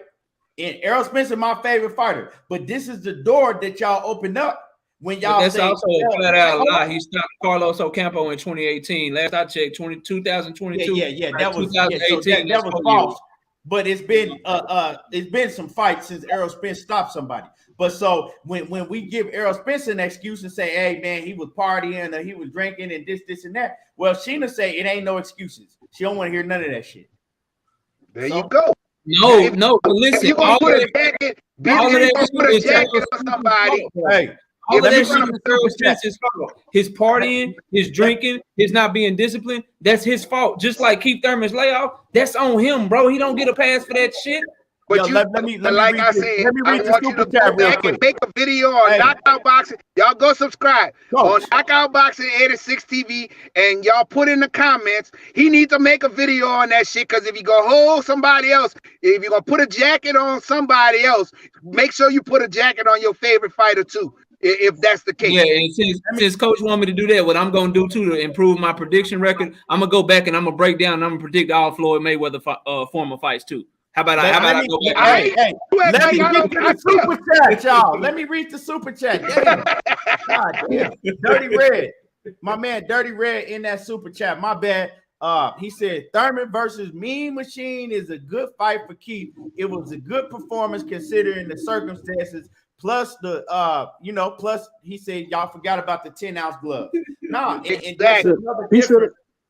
That was a good comeback. Let me explain to y'all the 10-ounce glove thing. So they have a rule in Nevada with the Athletic State Commission, right? Now, in order for it to be 8 ounce, if you fighting at 147 pounds now, it's kind of a different rule change, right? So in order to have to fight in 8 ounce gloves, so people get this shit right?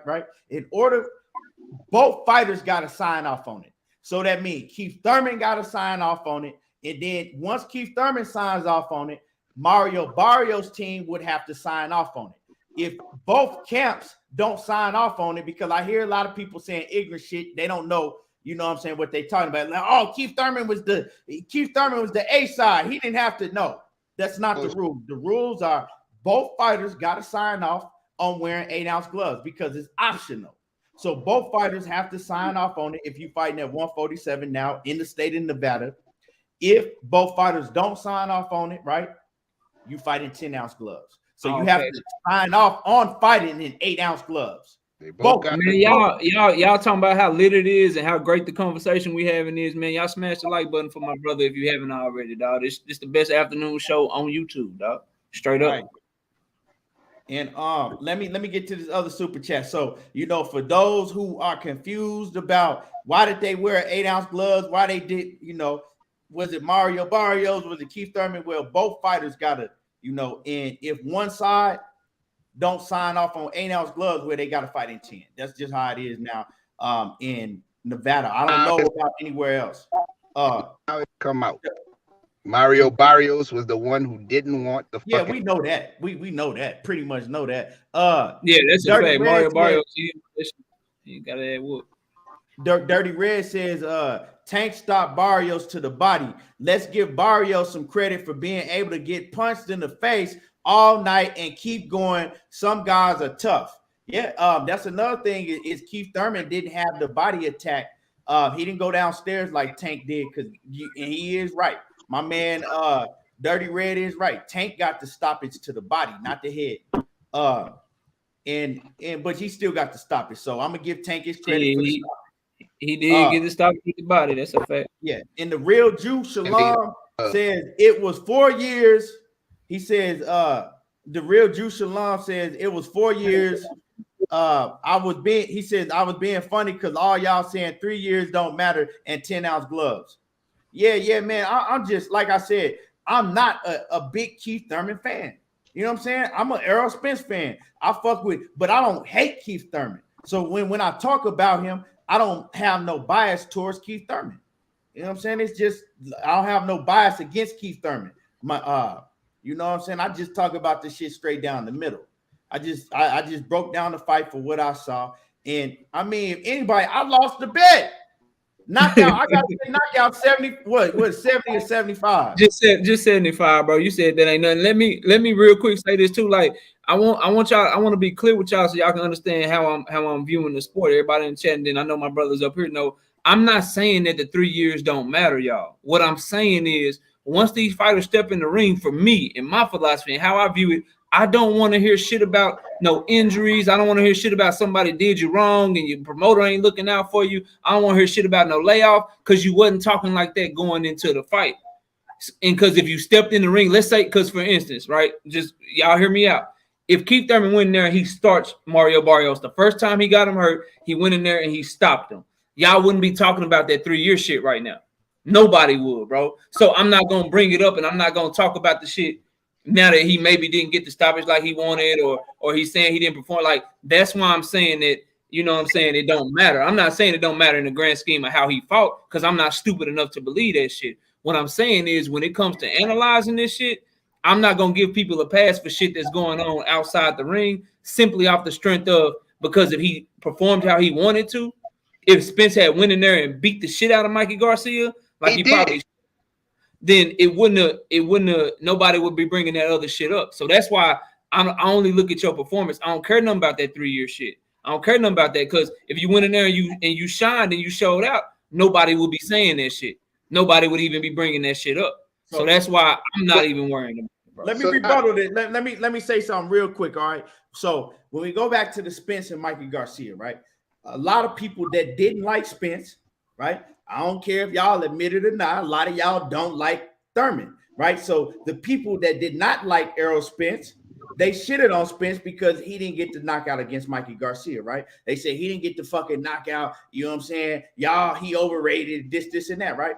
What I said about Errol Spence, I said, yeah, I expected him to get a knockout versus Mikey Garcia, but I said, what the fuck do y'all want him to do? He went in there, he outboxed Mikey Garcia for 12 straight rounds. He beat him up every round. You know what I'm saying?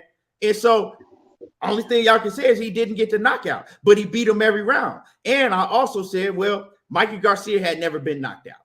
You know what I'm saying? So you can't expect a man to get knocked out if a man is starting to just go in there trying to survive.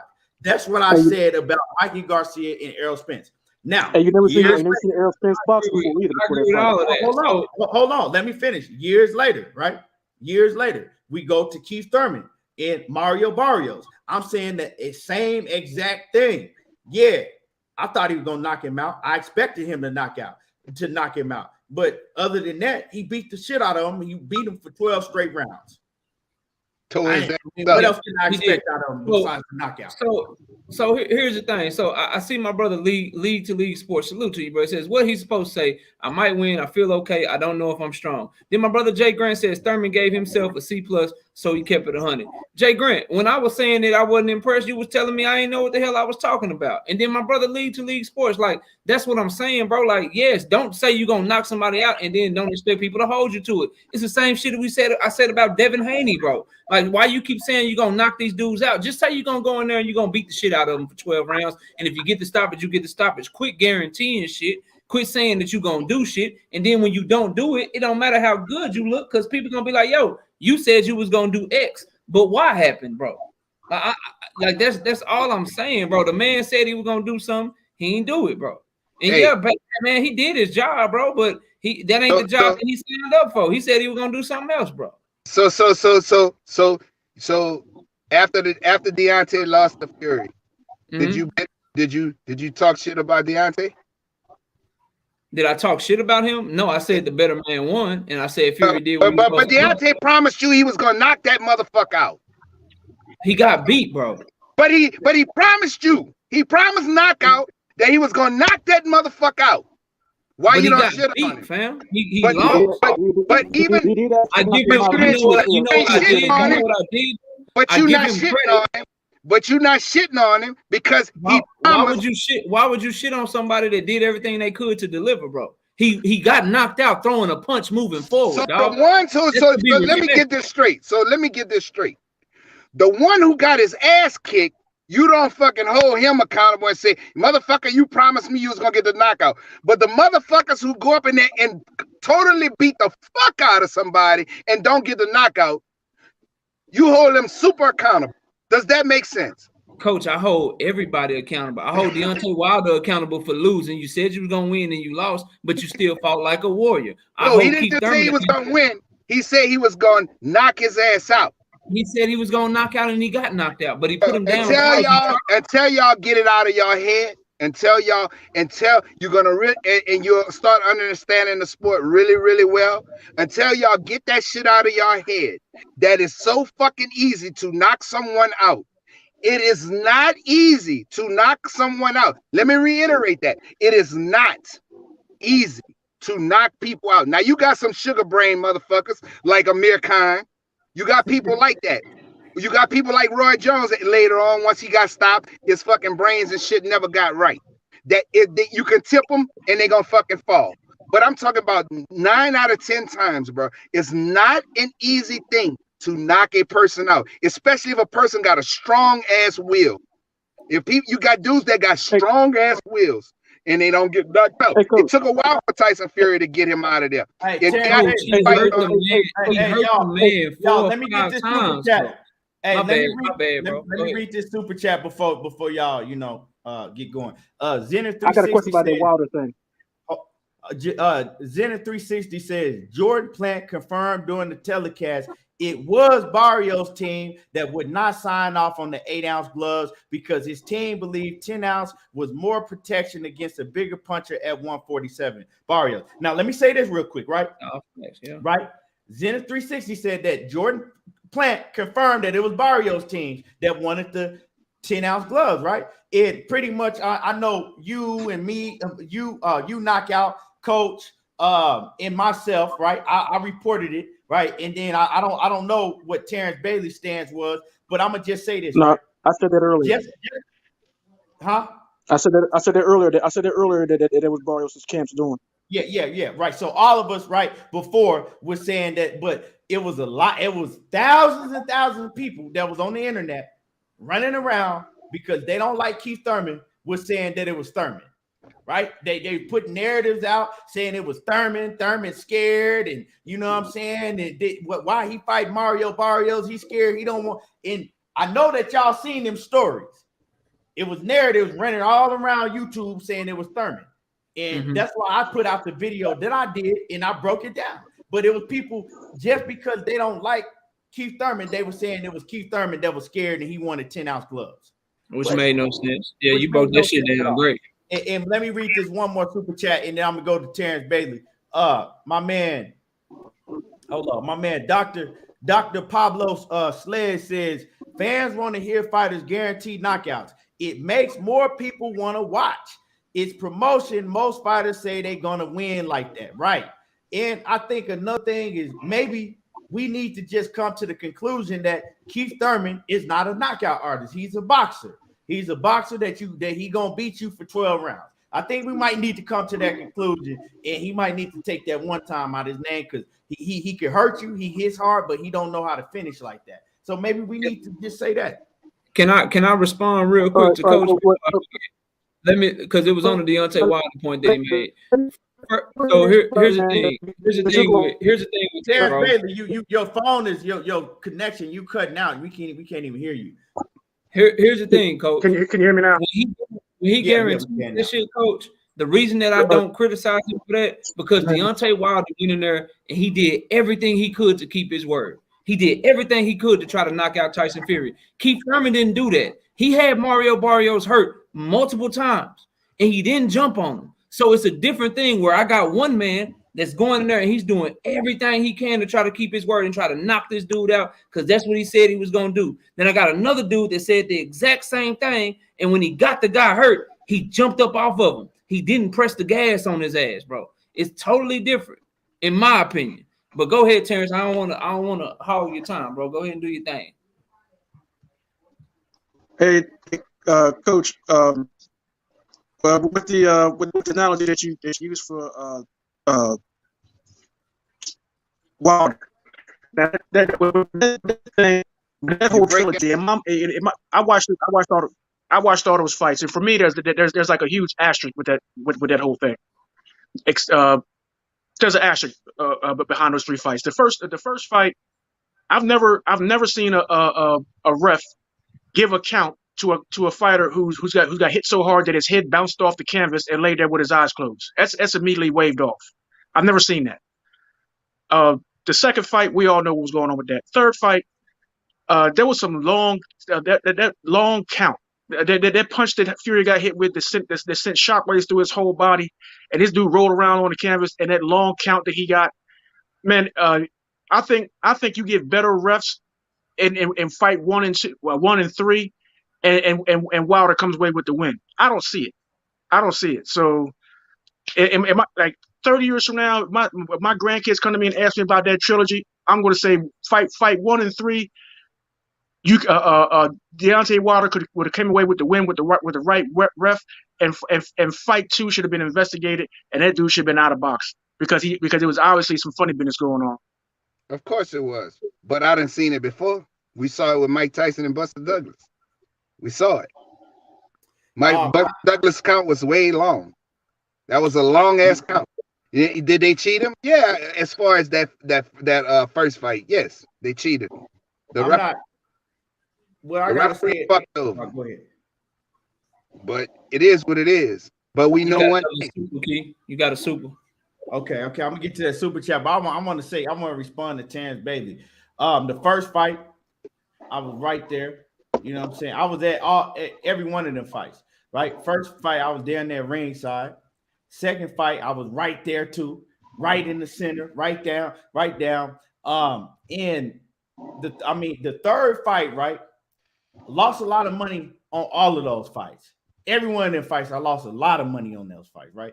But the third fight, I was not tripping. You know what? Even though I was mad because I lost my money, and I was mad because Wilder lost, right? But I wasn't tripping because I had closure. Now, I know a lot of people say the count was long, and it was a long count. But at the end of the day, on that night, the better man won. And I'm not tripping on it. The better man won on that night. We got to let that shit go. You know what I'm saying? I was able to let it go. The better man won because they both got knocked down, got back up, and they both had the chance in that fight to show who was better. And Tyson Fury showed that he was better. He dominated the fight. You know what I'm saying? That just is what it is. Wilder got the knockdown. Tyson Fury got up, long count or whatever it was. Tyson Fury knocked Wilder down. Wilder got back up. So they both had a chance from that point to show who's better. And you know, Tyson Fury showed it. So I had closure. You know, I didn't have closure in the first fight because I thought that Wilder got robbed. You know what I'm saying? I thought that Wilder won the first either the first 3 rounds or the first 4 rounds. The fourth round, it could have went either way. But I know he won the first 3 rounds. And then the 2 knockdowns, you add that up, Wilder should have won. Plus that long-ass count when, like Terence, you say, the fight should have been thrown off. The second fight, it was some bullshit, right? So I didn't have closure. The third fight, even playing field, everything good. Hey, Tyson Fury won. That's it, you know. Hey, man, y'all pray for Bunny, bro. Oh yeah, man. I big fact, bro. I had forgot to cook on that, and I'm gonna speak on that too before we get up out of here. Javante, that motherfucker, Mr. Steal Your Chin, then changed his name to Javante One Time Davis. Yeah, y'all can put he won't make you say that shit, bro. I'm gonna tell y'all right now. I want him. Do that. Do it. Put Tank Davis in there with Keith Thurman and see what happens. Bro, you gonna owe me like 500 push-ups. He said, you think Tank could beat him? Hold on, let me read this, y'all. Let me read this, y'all. He says, didn't Keith say that the 10-ounce gloves don't matter and that still was going to knock him out? Well, what was he supposed to say?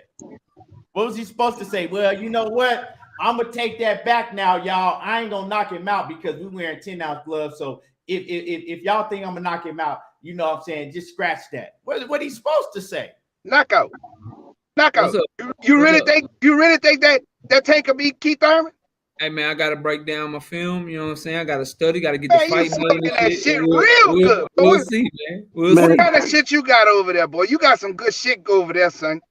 You think Leo Santa Cruz swole him up and got his eyes swollen?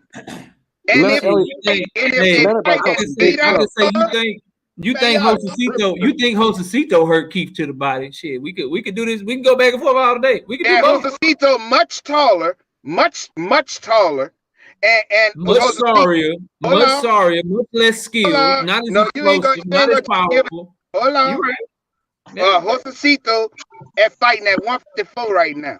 So now you gonna sit here and I wish they put him up in there. We gonna really bet some. We ain't betting no fucking. It'll be the best. We gonna bet some Jack. We gonna bet some Jack. I bet you whatever you think you want to bet. If they put Tank Davis in there with Keith Thurman, whatever you think you want to bet it. If you fool enough to think that Tank Davis is gonna go in there and destroy Keith Thurman, hey, I know a lot of y'll think that. Y'all smoking that good shit, boy. I ain't saying who gonna win and who not gonna win, but if Collazo, Josecito, Barrios, and Pacquiao can hurt him, all of them taller. What they got to do with anything, coach? What they got to do with anything? You can't just get in there. He gonna get whacked in his fucking eye a bunch of times. Coach, and he gonna swell up and he gonna stop the fucking fight. If we really want to break this down, he won't even have to get in on Thurman because Thurman like to jump in anyway. He won't even have to get in. Thurman jumps in and out. We gonna bet whatever. Hold on, I'm gonna tell you like this. If you really think that Tank Davis can beat Keith Thurman, something wrong with you. I know you got better boxing sense than that. And then you sit here basing it from what I hear, y'all is basing this off of one factor. Oh, well, Tank can catch him to the body. If such and such caught him to the body, and if all them dudes was big welterweights. All You know of me them. better. You know me better than. Oh, Manny Pacquiao. Hold on. Manny Pacquiao, big lightweight now. Manny Pacquiao hit harder than you ever been seen in your life before. Come on now. We all know that. Pacquiao got Well, you know what, Keon? Let's shut this down. Let's shut this part down.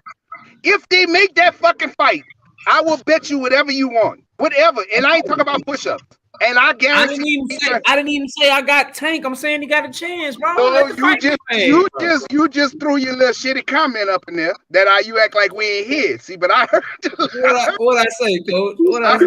He said a little shitty. I heard your little shitty comment. So I wish you heard what you said. Everybody on the goddamn panel and on YouTube heard what you said. You throw that little shit comment. So I'm gonna check that shit. And if they make that motherfucking fight, we could bet whatever the fuck you want. And I ain't talking about push-ups. We could bet whatever I'm trying to be nice. I'm finna have you turn your camera on and do some push-ups, man. You trying to keep it I'm just saying, Coach. I fuck with Tank, but we don't even know if Tank can beat the best at 135. Let's cut it out. Let's stop talking about Tank can move up to 147 and he's stopping Keith Thurman. And we base that off of one shot to the body. Stop with the bullshit, y'all. Cut the shit out. He got better skills. He got better skills than Manny. No, he don't. And he got better. He got way better skills than Manny. So you telling me Tank in his prime and Manny in his prime, Tank would have beat Manny at 147? Man, you tripping. You tripping, boy. Y'all think I'm saying you just like Money Brown with Canelo, boy. Y'all act hold on. What I'm saying is Tank Davis got more skills than a 42-year-old Manny Pacquiao that beat Keith Thurman. He better than him. Not at that time. He'd have beat Tank ass at that time. And keep in mind, Keith Thurman is now 3 years older. He would have beat Tank ass at that time. Putting too much sauce on a man that ain't never beat a top 135-pound fighter yet. Like, cut it out. Putting too much sauce on a man that just lost to a 40-something-year-old. Like, stop, bro. What weight class? What weight class does Leo Santa Cruz fight at? It was 120. 120 what? 126. Now he done went back down. Now that's the only Hall of Famer that he didn't beat. Future Hall of Famer that he didn't beat, and he's not even 130 something or whatever. We're talking about Keith Thurman. Tank fighting Keith Thurman. I don't see it. Right. I don't even know why people are talking about Tank fighting Keith Thurman. Let that shit go. I think if you really have a good boxing mind, why are you even talking about? Leonard Ellaby did that shit for promotion, right? Leonard Ellaby would never put Tank Davis in the ring with Keith Thurman. He won't even put him in there with the top. He ain't putting him in there with the top 135. So what the fuck? What y'all talking about? Oh, he knocked. Oh, Tank is going. He definitely knocks out. He definitely stops Keith Thurman. Hey, Keon. They like knockout sound like Money Brown with Canelo. He think Tank can burn water, drown water and burn fire, boy. You understand? And swing from a vine in the jungle. Them motherfuckers is insane, dog. That should be tripping me out, bro. Body work. You've been in here riding Tank the whole time. Tank can do this and Tank that and Tank. We know that you I guarantee you, right? If they ever would make that, I would love to meet up with you in person and put your money down on the wood. Because I guarantee you, like you talking all that Tank Davis shit, bro. Like I said, we need to be realistic. Tank Davis still hasn't beat a top 130-pounder or a top 135-pounder yet. But we're talking about him going all the way up to 147, and he's stopping Keith Thurman. Stop. Jack Trades. I said future Hall of Famer. Leo Cruz is a future Hall of Famer. And I like Tank. I fuck with Tank. But y'all, man, y'all putting too much on Tank's back. Like y'all putting way too much on Tank's back. Yeah, for real. Man, that's a great super. I was saying that's a great super knockout. Right, you the main one knockout that always talking about you don't like to do triangle theories. This is a fact. You one of the main ones when you do your breakdowns and you do great breakdowns. You got a great boxing mind knockout. But one thing you always say is you don't like to do triangle theories, right? But soon And you say that all the time. You let us know that, but you showed was fast to come up with a triangle theory with a Mario Barrios and Gervonta Davis and the Mario Barrios and the Keith Thurman. When Once you saw, again, I don't even base it. I don't even base it off of that. I base it off of different total. You seen two totally different fights. It would just you can't even compare them fights. But what I base it off of is what Gervonta One Time Davis, aka Mr. Steal Your Chin, like Tank basically the same size as Manny, bro. They're the same size. Let me read this super chat. Let me read it. You see what his name is. You know what I'm saying? He is from Baltimore. So let me let y'all, before I read this super chat, he's from Baltimore, and you see what he got his name in, right? So he said Gervonta Davis is 5'5". Man, he broke the inches down to the motherfucking teeth. But they fast.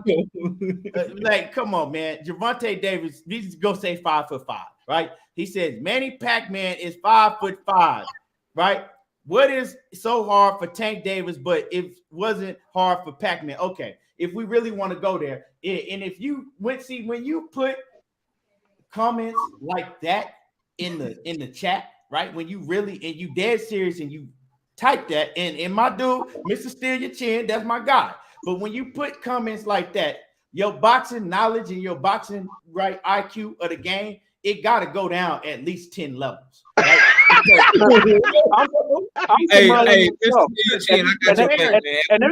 they're saying Floyd at 45 years old is faster than Tank right now at 26 years old. And they're saying in sparring, Floyd is faster at 45 years old than Tank is at 26. And I'm from Maryland.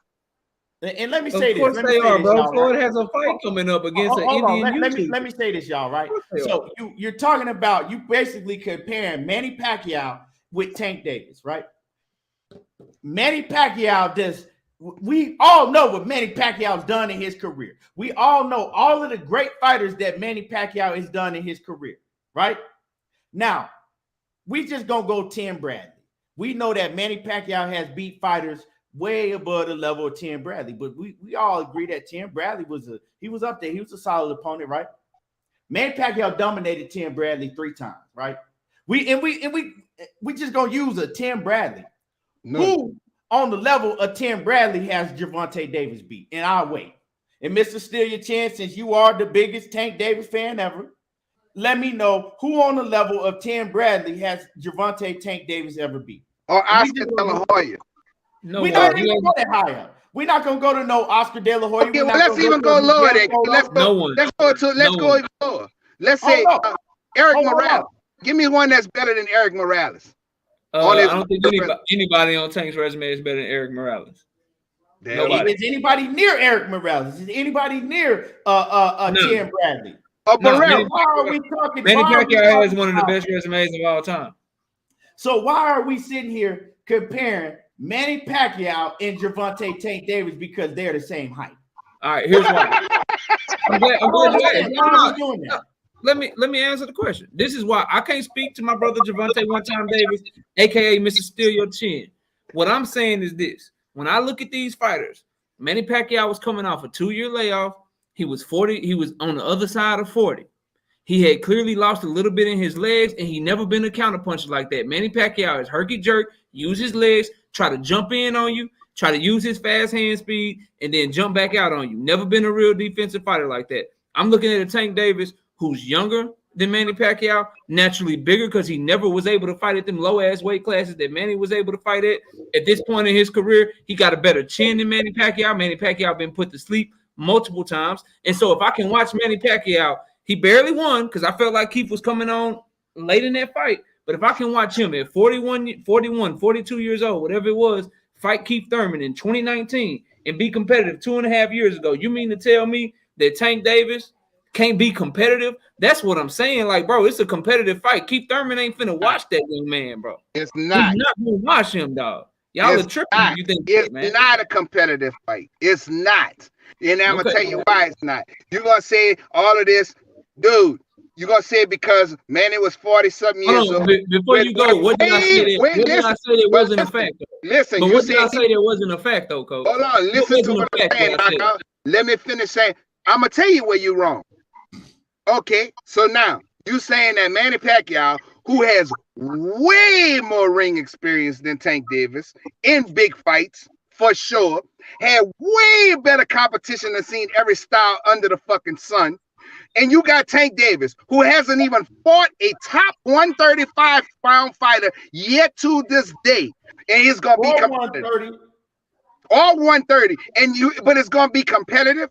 Come on, man. Manny Pacquiao has seen more boxing than Tank never thought about, bro. I believe my eyes, y'all. I think he's a better counter puncher. I think he's more skilled defensively. He's more elusive.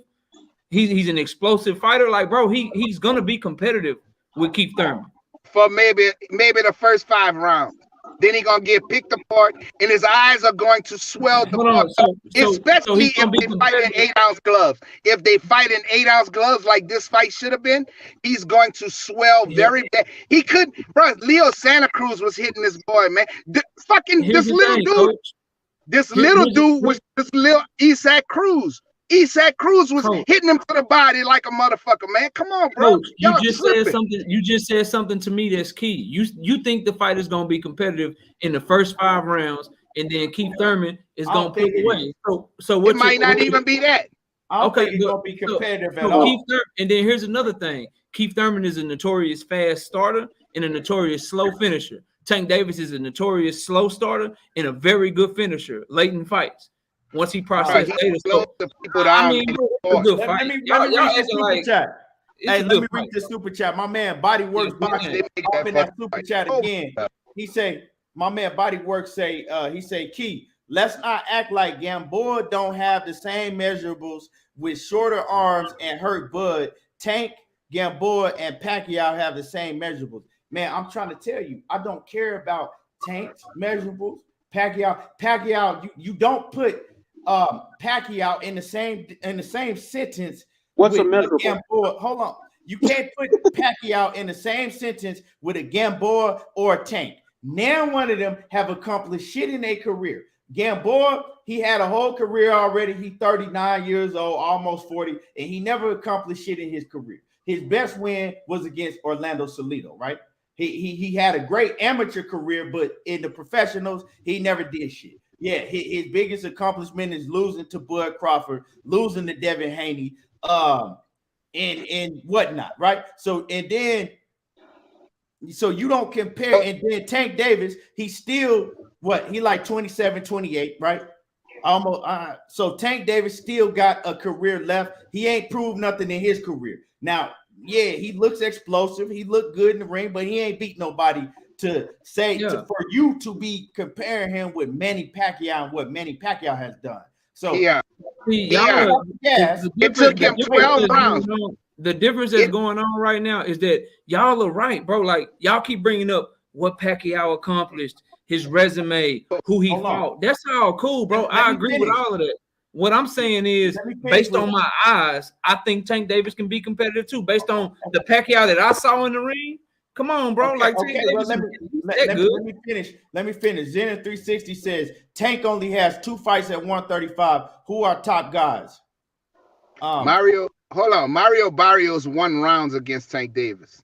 A lot of rounds. So did Leo Santa Cruz. He won rounds. He did not win a lot of rounds, bro. Yeah, he won rounds, period. He won rounds against Tank Davis, bro. He fought again. He finished Gamboa in the 12th round. A man who fucking had no control of his fucking heel. His heel Gamboa down like 4 times, coach. Gamboa had a fucking torn Achilles heel. His fucking foot was flapping around like the bitch was dead. I don't care about none of that shit. Pacquiao fans will have you believe he was hurt against Floyd. It took him 12 rounds to get him out of there, bro. It took him 12 rounds to get him out of there. It's what I'm telling you. An old ass Gamboa with a flappy heel. Right, it took him 12 rounds to get him out. Like my man Juan Ramos said, right? Check this out. So, and we still haven't even seen Tank Davis get in there and fight a boxer that can punch and move, right? We don't even know what he looks like in there with a boxer. All the fighters that he fight are flat-footed fighters that stand right in front of him that come forward. We talking about Tank Davis beating the Keith Thurman, and we still have never even seen Tank Davis fight a boxer that can punch and move around the ring, right? In his weight class, in 130 or 135, but we talking about how great he'll do against a Keith Thurman. Like, You yeah, think come Tank on can? now. You think Tank can beat? You think Tank can beat Shakur Stevenson? We already had this conversation. I'm just no. I haven't had it with you. Yeah, we have. Me, you, and Keith. So, I think okay, it's a so 50. then- I think it's a 50-50 fight, and I favor Shakur. I mean, I so favor Tank. J.A. Dixon, you talking about Pedraza is the guy that you're naming, right? But first of all, Pedraza is all right. He's okay, right? Pedraza don't have great footwork. Pedraza is okay. Pedraza then lost to plenty of motherfuckers, right? So you comparing Pedraza to Keith Thurman? Is that what you're doing? Because you got to go back to a fight way back 4-5 years ago. Tank done fought a plethora of times since then. You got to go all the way back 4-5 years ago, right? You got to go all the way back 5 years ago to give me one opponent that we saw Tank face when he was like 20 years old. Barrera would beat him. Come on, bro. Eric Morales would beat him. What are you talking about? What Tank did to y'all? We are talking. Man, Tank would stop them. We are talking rational. Pedraza Y'all would are just talking from a Tank Davis fan. Tank would stop them. I thought you were saying perspective. No, I'm saying Pedraza. Pedraza Morales and Marco Antonio Barrera. No. I misunderstood what you said, Coach. Bro, My bad. I misunderstood what you said. Let me read the super chat real quick. Let me read the super chat. Javon, I mean, I keep on calling this man Javante one time, David. Hey, he say, ask Blue Blood who has a higher boxing IQ, Tank or Pac-Man. Go ask Porter what Tank do to him in that sparring, because everyone who was there know. Okay, let me now Blue Blood is my brother, and I respect everything that Blue Blood do. But why would I have to go ask Blue Blood who has a higher boxing IQ, Tank or Pac-Man? Me nor Blue Blood have been in the ring with nan one of them. So I don't even know why you typed that. You know, you got to he ain't gonna base his opinions off. I got something for him, Keon. Like, I don't understand why would I have to I got something for him, Keon. Since he's from Baltimore, I got something for him. Go when you see Tank Davis, ask him who quit in the doghouse, him or Devin. Ask him that. Ask him who quit in the doghouse. That's what you do. Ask him who quit. Tank said that was all lies, bro. Bullshit. I know people that was out there. That's bullshit. He fucking quit. Nah, don't tell me that bullshit. He quit against them in the doghouse with everybody. Davis a liar? Are you calling Tank Davis a liar? Absolutely.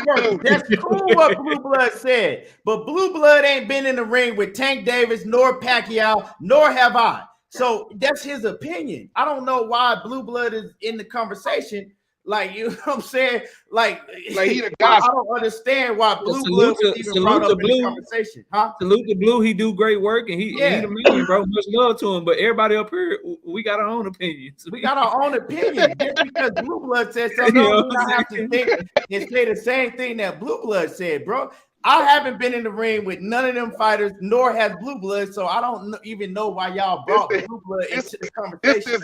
This is the gospel. I think they think that we seriously like mad at each other or some shit, and we like taking this shit seriously. I don't know, bro. Hey, knockout. This is the gospel of Blue Blood. Nah, bro. Come on, that's my brother. That's my brother. I actually agree with him, because that's the thing that I'm arguing with y'all about. But that's just like me. If I get in a heated argument with Coach, and I'll be like, ask Knockout. Ask Knockout who got the high ring IQ, between Tank and Manny Pacquiao. Why would he have to go ask Knockout? Knockout ain't been in the ring with now one of them, bro. Yeah, bro. We all got our own opinions. We all disagree. We agree on a lot of shit. We disagree on a lot of shit. We all have our own opinions. So I don't have to ask another man nothing, unless it's a fighter that's been in the ring with that fighter. Then I might, I want to ask that fighter if he's been in the ring with both fighters to compare. Other than that, I don't need to go ask no another man nothing. Dirty Red says, we talking Shakur Stevenson. He says, can Tank beat Chris Colbert? Can Tank beat Devin Haney? or one of the Gary Russell brothers. Let's be real, Tank talented, but he's not that. So this is my thing with Tank Davis. And this is my thing with Tank Davis, right? I'm a fan of Tank Davis. I got Tank Davis, right? Just from the eye test, I got Tank Davis beating a lot of them top opponents at 135. I'll pick Tank Davis over Devin Haney, right? I think that Tank Davis got a good chance of beating Vasyl Lomachenko, but I wouldn't bet on it because I need to see what he looks like in there in the ring with a boxer. So I like Tank Davis. Y'all, when I say, okay, y'all got to be realistic and stop trying to put Tank Davis in there with 147-pound fight. Oh, but what you got against Tank Davis? He ain't no Tank Davis. No, I'm speaking about things rational. I need Tank Davis to show me that he can beat a top 135-pounder. Like, I don't understand what's so, like, you just want me to just meat mush Tank Davis? Oh, Tank Davis. Like, y'all just want me to take that man's meat and just start mushing it. Like, come on, man. We talking boxing. I am talking boxing. That's it. You know what I'm saying? I'm giving Tank Davis the same respect that I give everybody else. My man, Javante, one time, man, my man, Mr. Steal Your Chin says, now ask Devin, hold on, man, we know that you see, when Mr. Steal Your Chin talk about, when he talks about Javante Tank Davis, it's the total opposite because he's a huge Tank Davis fan. He's from Baltimore. So to him, Tank Davis can fucking beat, he can run on top of water and fucking clock a 4 flat 40. You know what I'm saying? He can fucking dive up under the water and goddamn take on the great white shark and come out on top. It ain't nothing that Tank Davis can't do if you ask him. So that's how fans is gonna think. But salute to my dude. He said, now ask Devin what happened to him when he came to be more the first sparring. What happened? He says the second sparring, Tank was out of shape and got signed. I don't know. I wasn't there. But I wasn't there. You'd have to call Bill and have Bill come on here and let Bill testify. Right. And my bad, Terrence Bailey. You go. We over talking. You go ahead and cook. Man. Hey, look, I'm sitting listening to y'all and watching. I'm gonna get you sucking while my lasagna cooking. Oh yeah. I'm just saying. I'm a fan of Tank Davis. I just don't have to meat mush the man and think that he can fucking, you know what I'm saying, run a 4 flat on top of water. Hey, why he didn't stop ESAC? Why that didn't happen? Like, you know what I'm saying? Like, bro, the whole thing is this, bro. We haven't seen enough to put that jacket on him.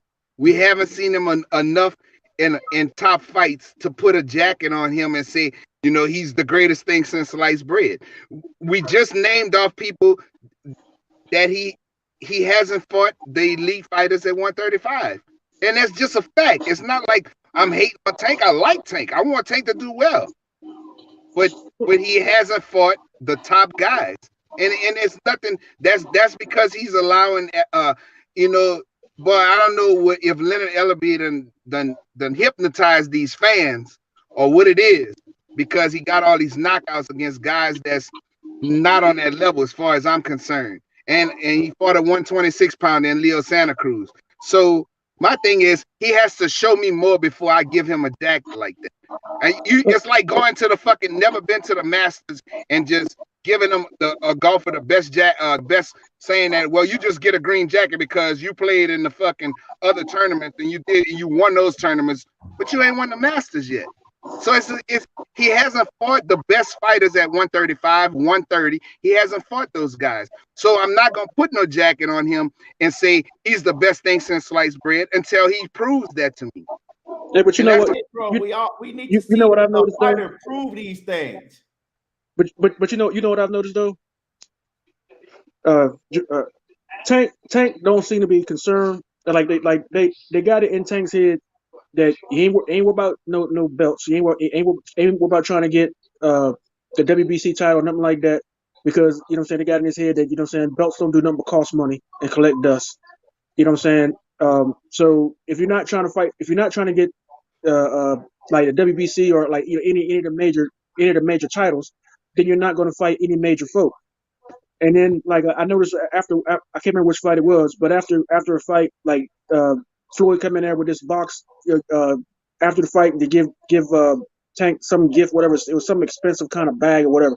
And it reminded me remember that movie Great White Hype with Samuel L. Jackson would tell Damon Wayans, you know what I'm saying, I just buy you another Rolls Royce. You know what I'm saying? Instead of, and then Damon Wayans like, no man, I want my money. You know what I'm saying? So I mean, it seemed like they placating him with other things instead of you know what I'm saying, instead of and tell them, oh man, you don't need a belt. You know what I'm saying? All it's gonna do is cost money and collect dust. But no, if you go after the title, that means you got 2 fights. That means you got to fight the top guys. If you go after these titles, now anybody saying that you got to keep the belt, you can fight them, but you got to fight these guys.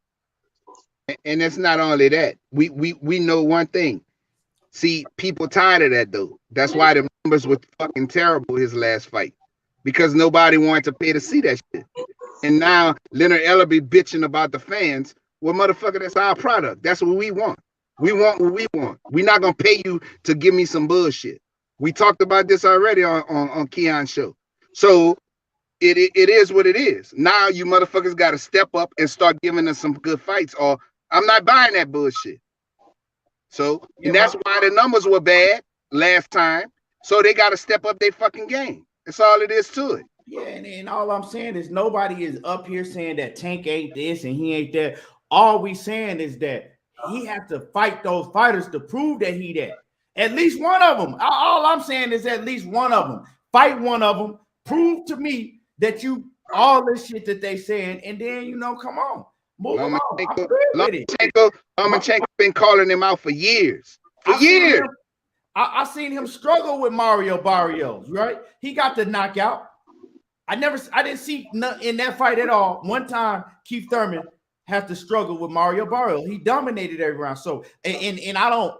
That's why knockout brought the comparison up, right? That's why I didn't bring that comparison up. I don't do the triangle theories because it was 2 totally different fights.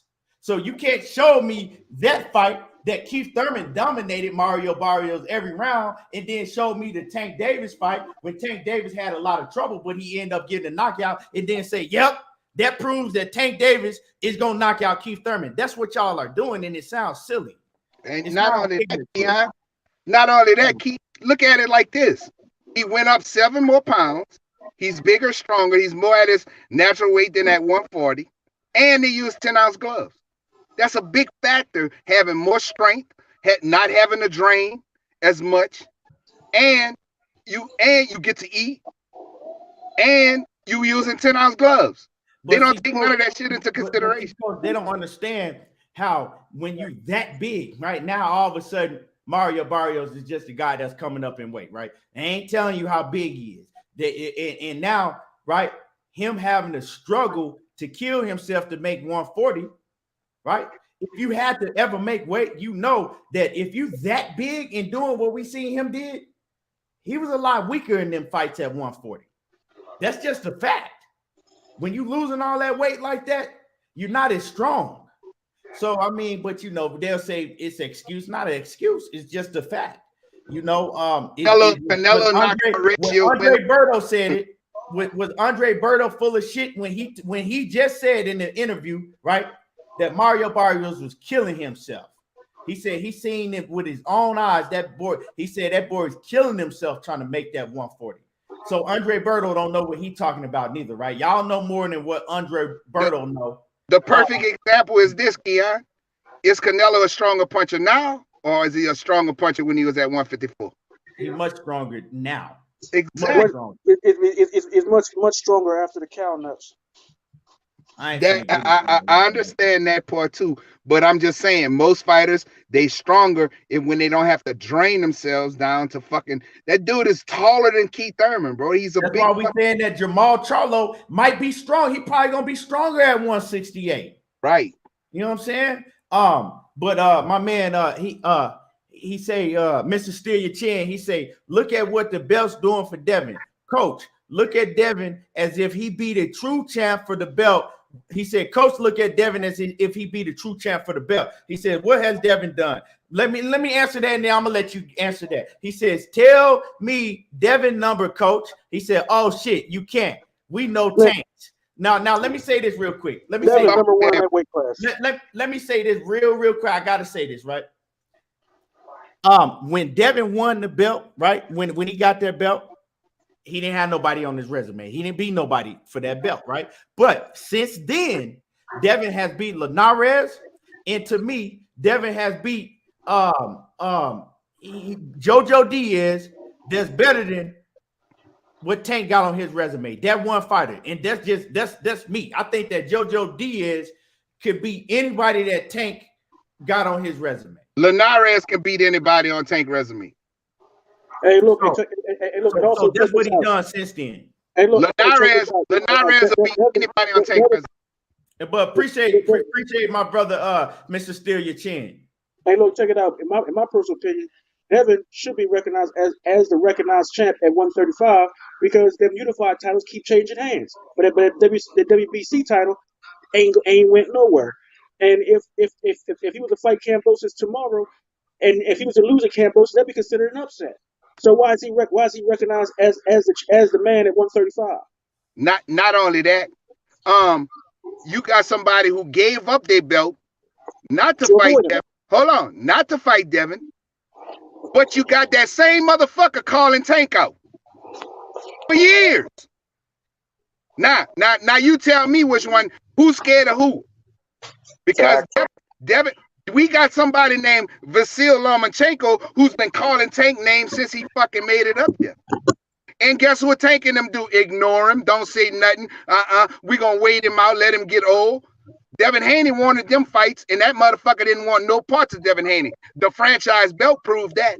And now Devin and Linares would beat everybody on fucking Tank resume. That's a fact. So now, go ahead, Mr. Steele or Javante, one-time Thurman, whatever you got to say.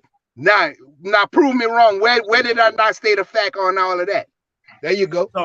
So Jose Pedraza, y'all, because people, Jose Pedraza this, Jose Pedraza that. Last time I checked, I thought Jose Pedraza lost to Jose Zepeda.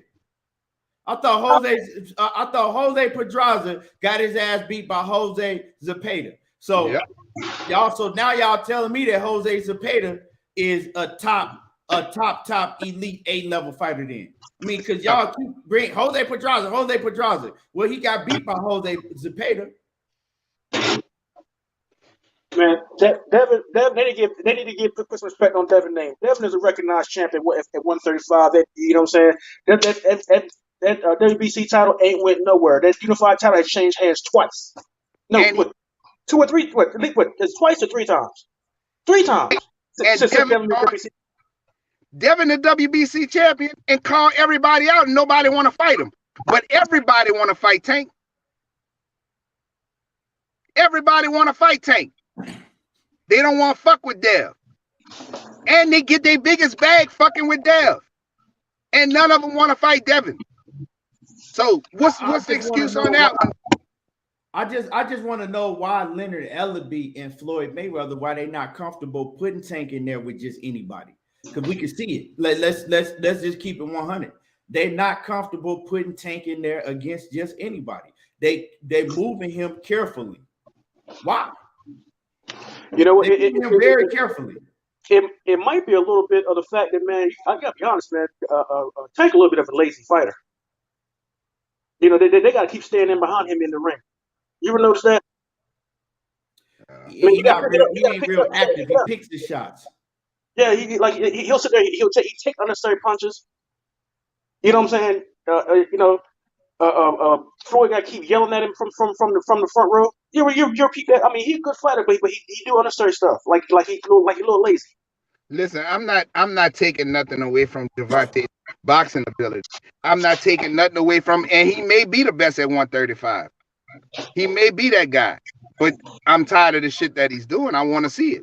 I don't want to talk about it. I don't want to speculate. He the greatest thing since sliced bread. Well, show me you the greatest thing since sliced bread. They got a guy who been wanting to fight you. There's two guys that been wanting to fight you. I'm sure they can make that fight with Devin.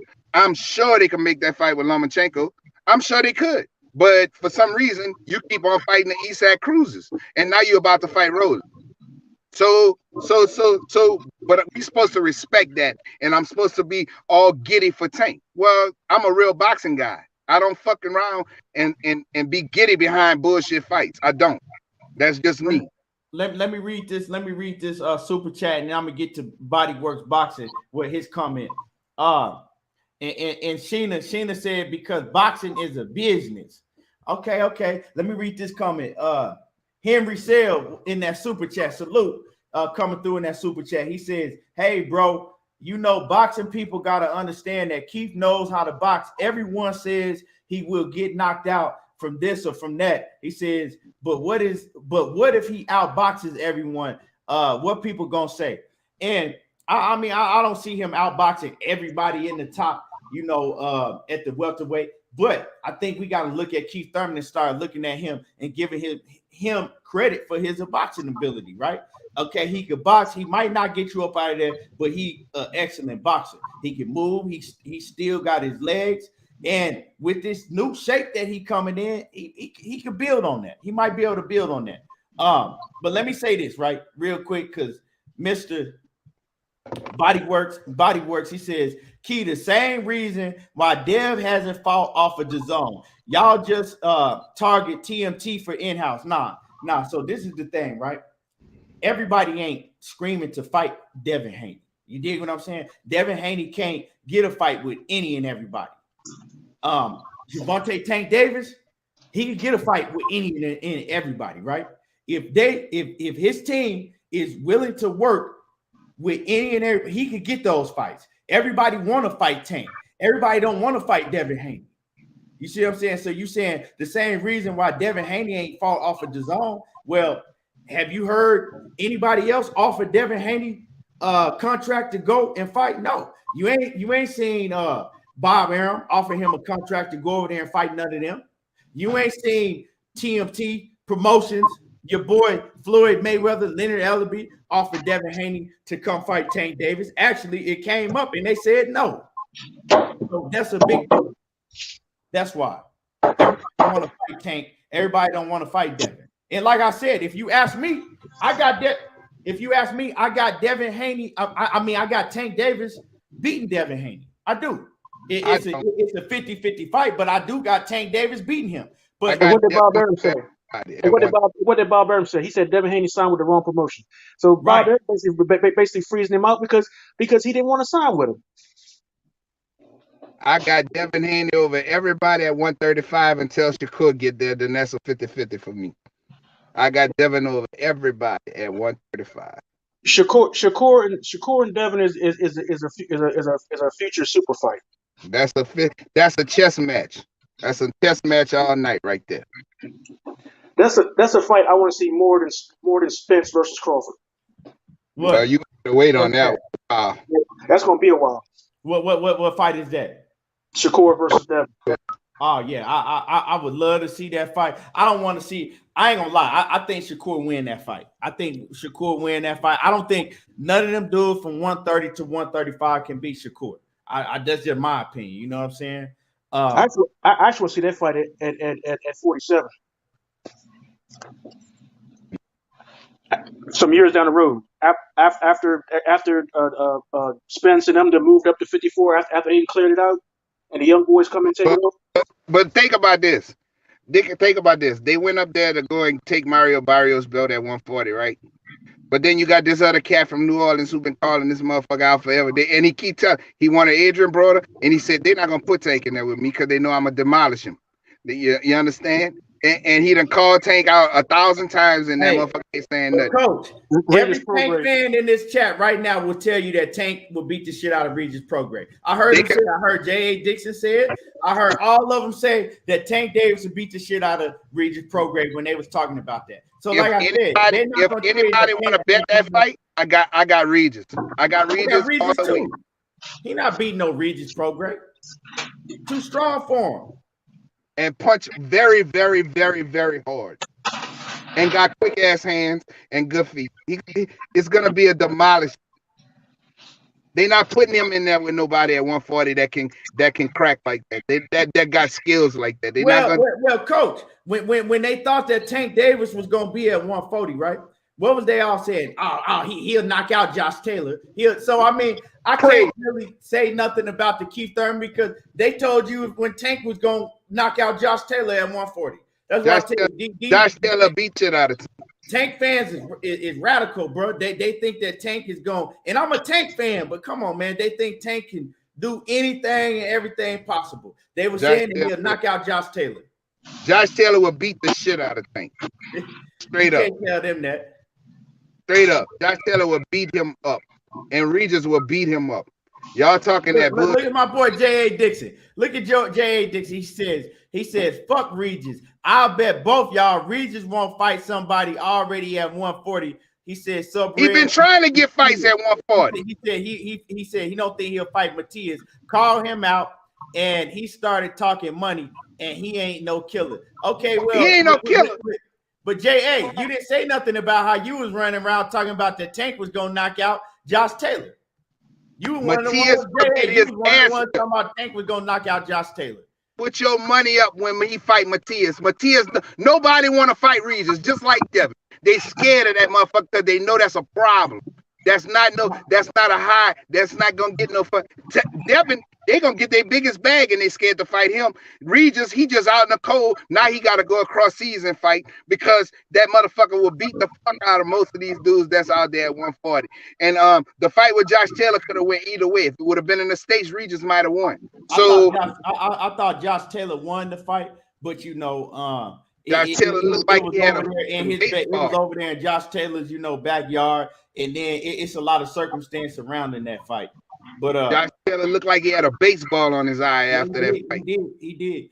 I'm not up on Josh Taylor like that. I need to get up on Josh Taylor. I'm not up on him like that.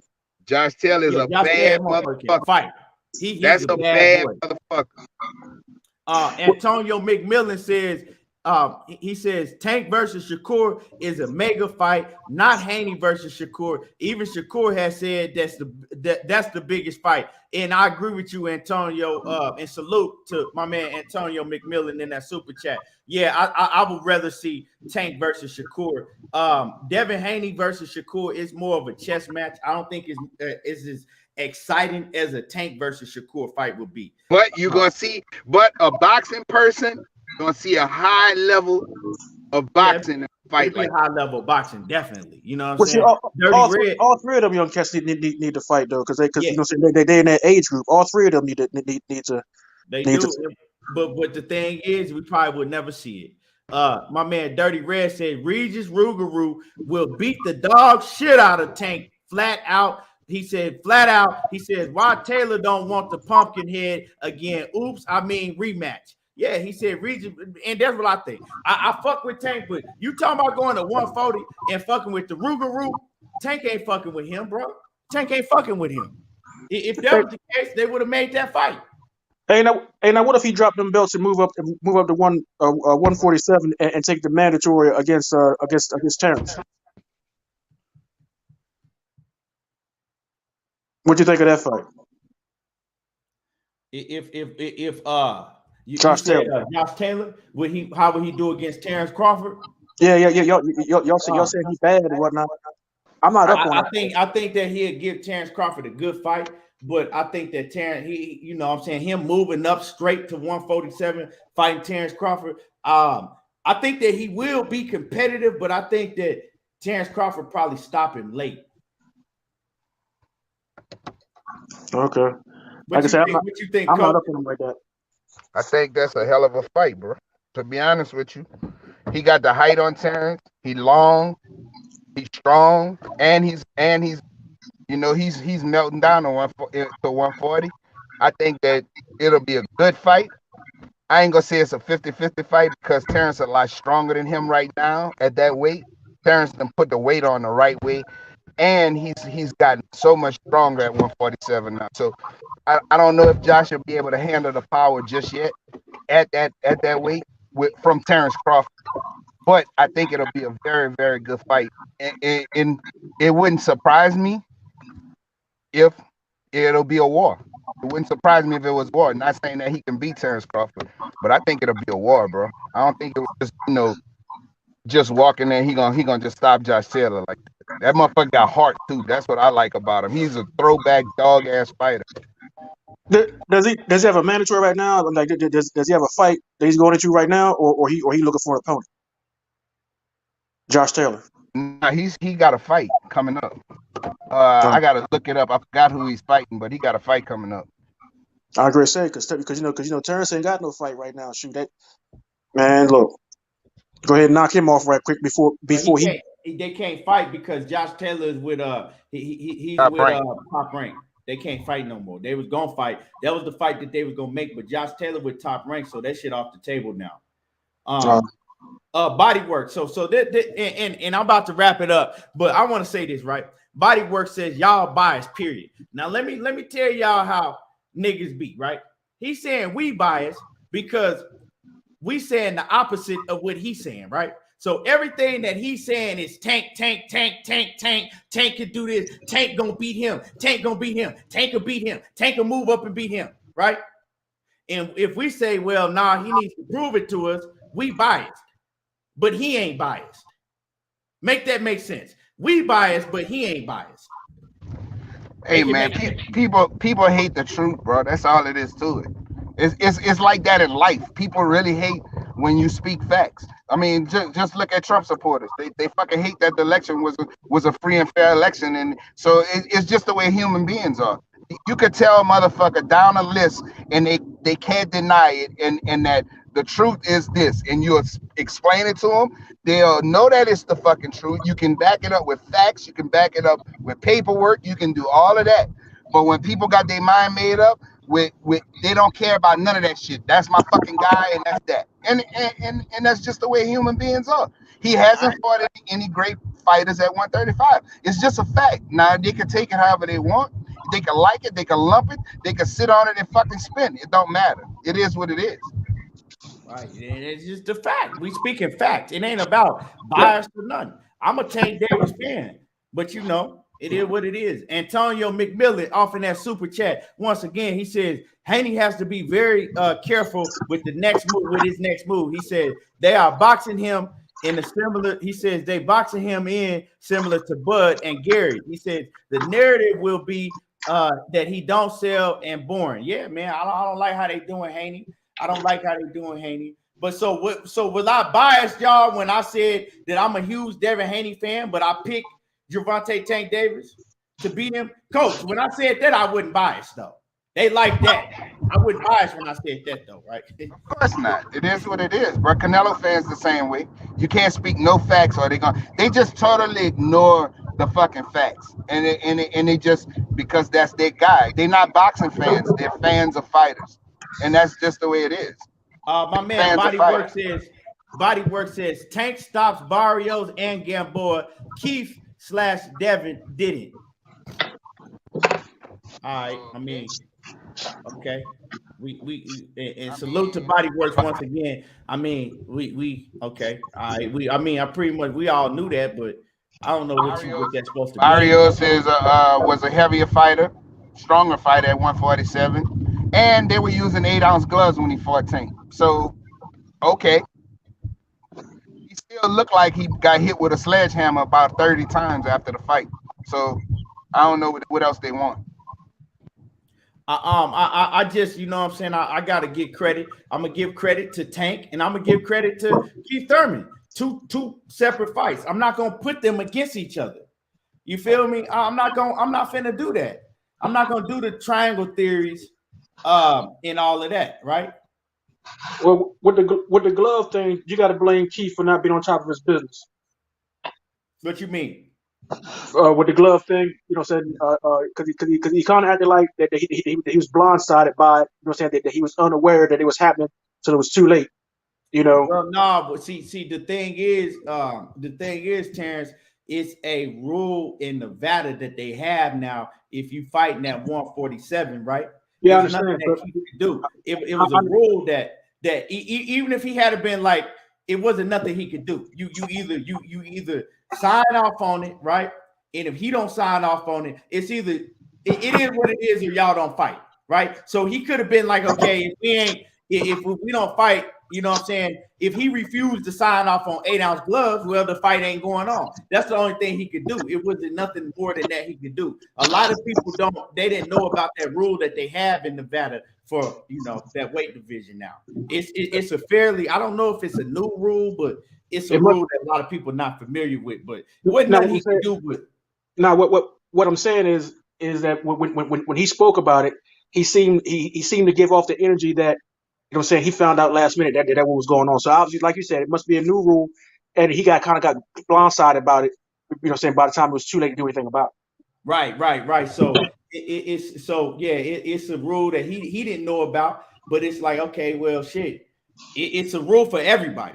It's just we don't hear about it because most fighters, when they fighting at 147, they already know what it is. If they fighting in Nevada, they both sign off at, you know, to fight in 8-ounce gloves. Well, we only heard about it this time because Mario Barrios and his team, they didn't want to sign off on it. So they had to, you know, so it was kind of like, damn. So he didn't, I don't think that he expected Mario Barrios not to sign off on to wear 8-ounce gloves.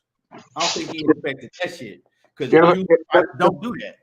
Yeah, that's why I said, you know what I'm saying, he should have been on top of his business. Yeah. But yeah, man, I give Tank his credit for what he did to Barrios. 2 different fights, 2 totally different circumstances. And we gotta move on. But y'all can do it. I hope that they do, right? I really hope that they do make Keith Thurman versus a Tank Davis fight so y'all can shut the hell up about that shit. But it ain't gonna happen.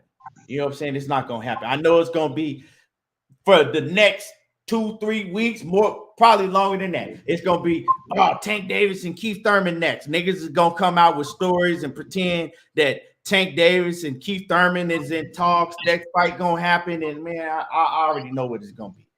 You know, that fight ain't happening. They not putting. I don't understand why people think that they would have Gervonta Tank Davis go all the way up to 147 to fight Keith Thurman, and he ain't fighting certain dudes in his weight division. He still got shit to prove it, but you know, I can tell you why they're on crack.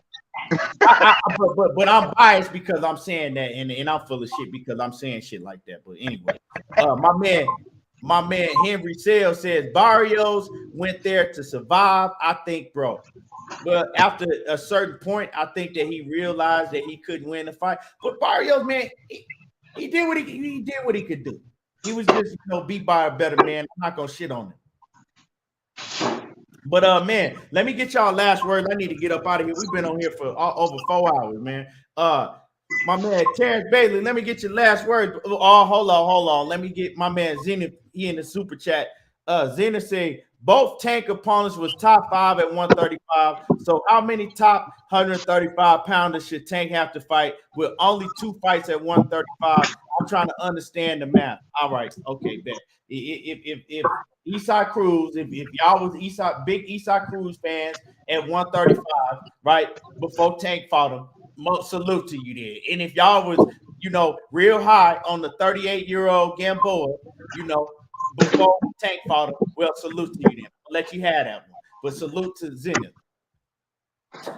Hey, man, Terrence, let me get your last words. Yeah, man. Appreciate you having me, man. Let me this the fight with the Keith Thurman fight. I mean, there was some pretty good fights. So man, like the what was his name, Ramos, and I can't think of the dude's name. But that card was better than what I think what a lot of us thought it was going to be. A lot of us was, you know, not real happy about the pay-per-view and whatnot. But the card wasn't half bad. It was a decent card, like some good fights. Keith, like I said, I mean, he got the win. I think Barrios should have took he should have took this fight as his first fight at 147. I think that water was too deep for him. You know what I'm saying? He come in there from 140 fighting a former unified champion. You know what I mean? The guy who was, as Terence Crawford once said, was the guy to beat at 147. The guy everybody thought was going to take over the division after Floyd's retirement. That was, you know, regardless of how Keith Thurman looked, that was too much for Barrios. But I think now, it's going to be interesting to see how Keith Thurman move forward. Is he going to go back into another hiatus, or is he going to jump right back in the gym? Is he going to jump right back into the gym, schedule another fight with somebody more higher caliber, and stay active and make a serious run, or is he going to go back and say, oh well, now my groin hurt, blah blah blah blah blah blah, same old Keith. So we'll see. Yeah, and salute Terence. Let everybody know where they can find you at. I ain't put out no content in a while because I've been real busy, but I still got content up. I got that interview I did with Bo Mac on my channel, On the Mic with Terence Bailey Sr. Bo Mac guarantees a knockout of Errol Spence on my channel. The interview I did last year, so you can go check that out. Yes, sir. And y'all go sub On the Mic with Terence Bailey, and salute to you, man. My man, Coach. What's happening, brother? Man, we've been on there a long time. I've been watching y'all, and I just hope we cleared up a lot of stuff, bro. And get a man his credit, bro. He's been out for 3, and you could say, well, he's been out that long. I mean, Floyd Mayweather came back after 2 years and didn't stop Marquez. He beat him up real good, but he didn't stop him. So, you gotta, if you're gonna hold and give and put a jacket on one fighter, you gotta do it to a lot of fighters, and which I showed knockout that with Errol Spence and Mikey Garcia. So you can't do that. You gotta judge each fight by what it is, and he beat the man up clearly. So right. He did a good job. He looked strong.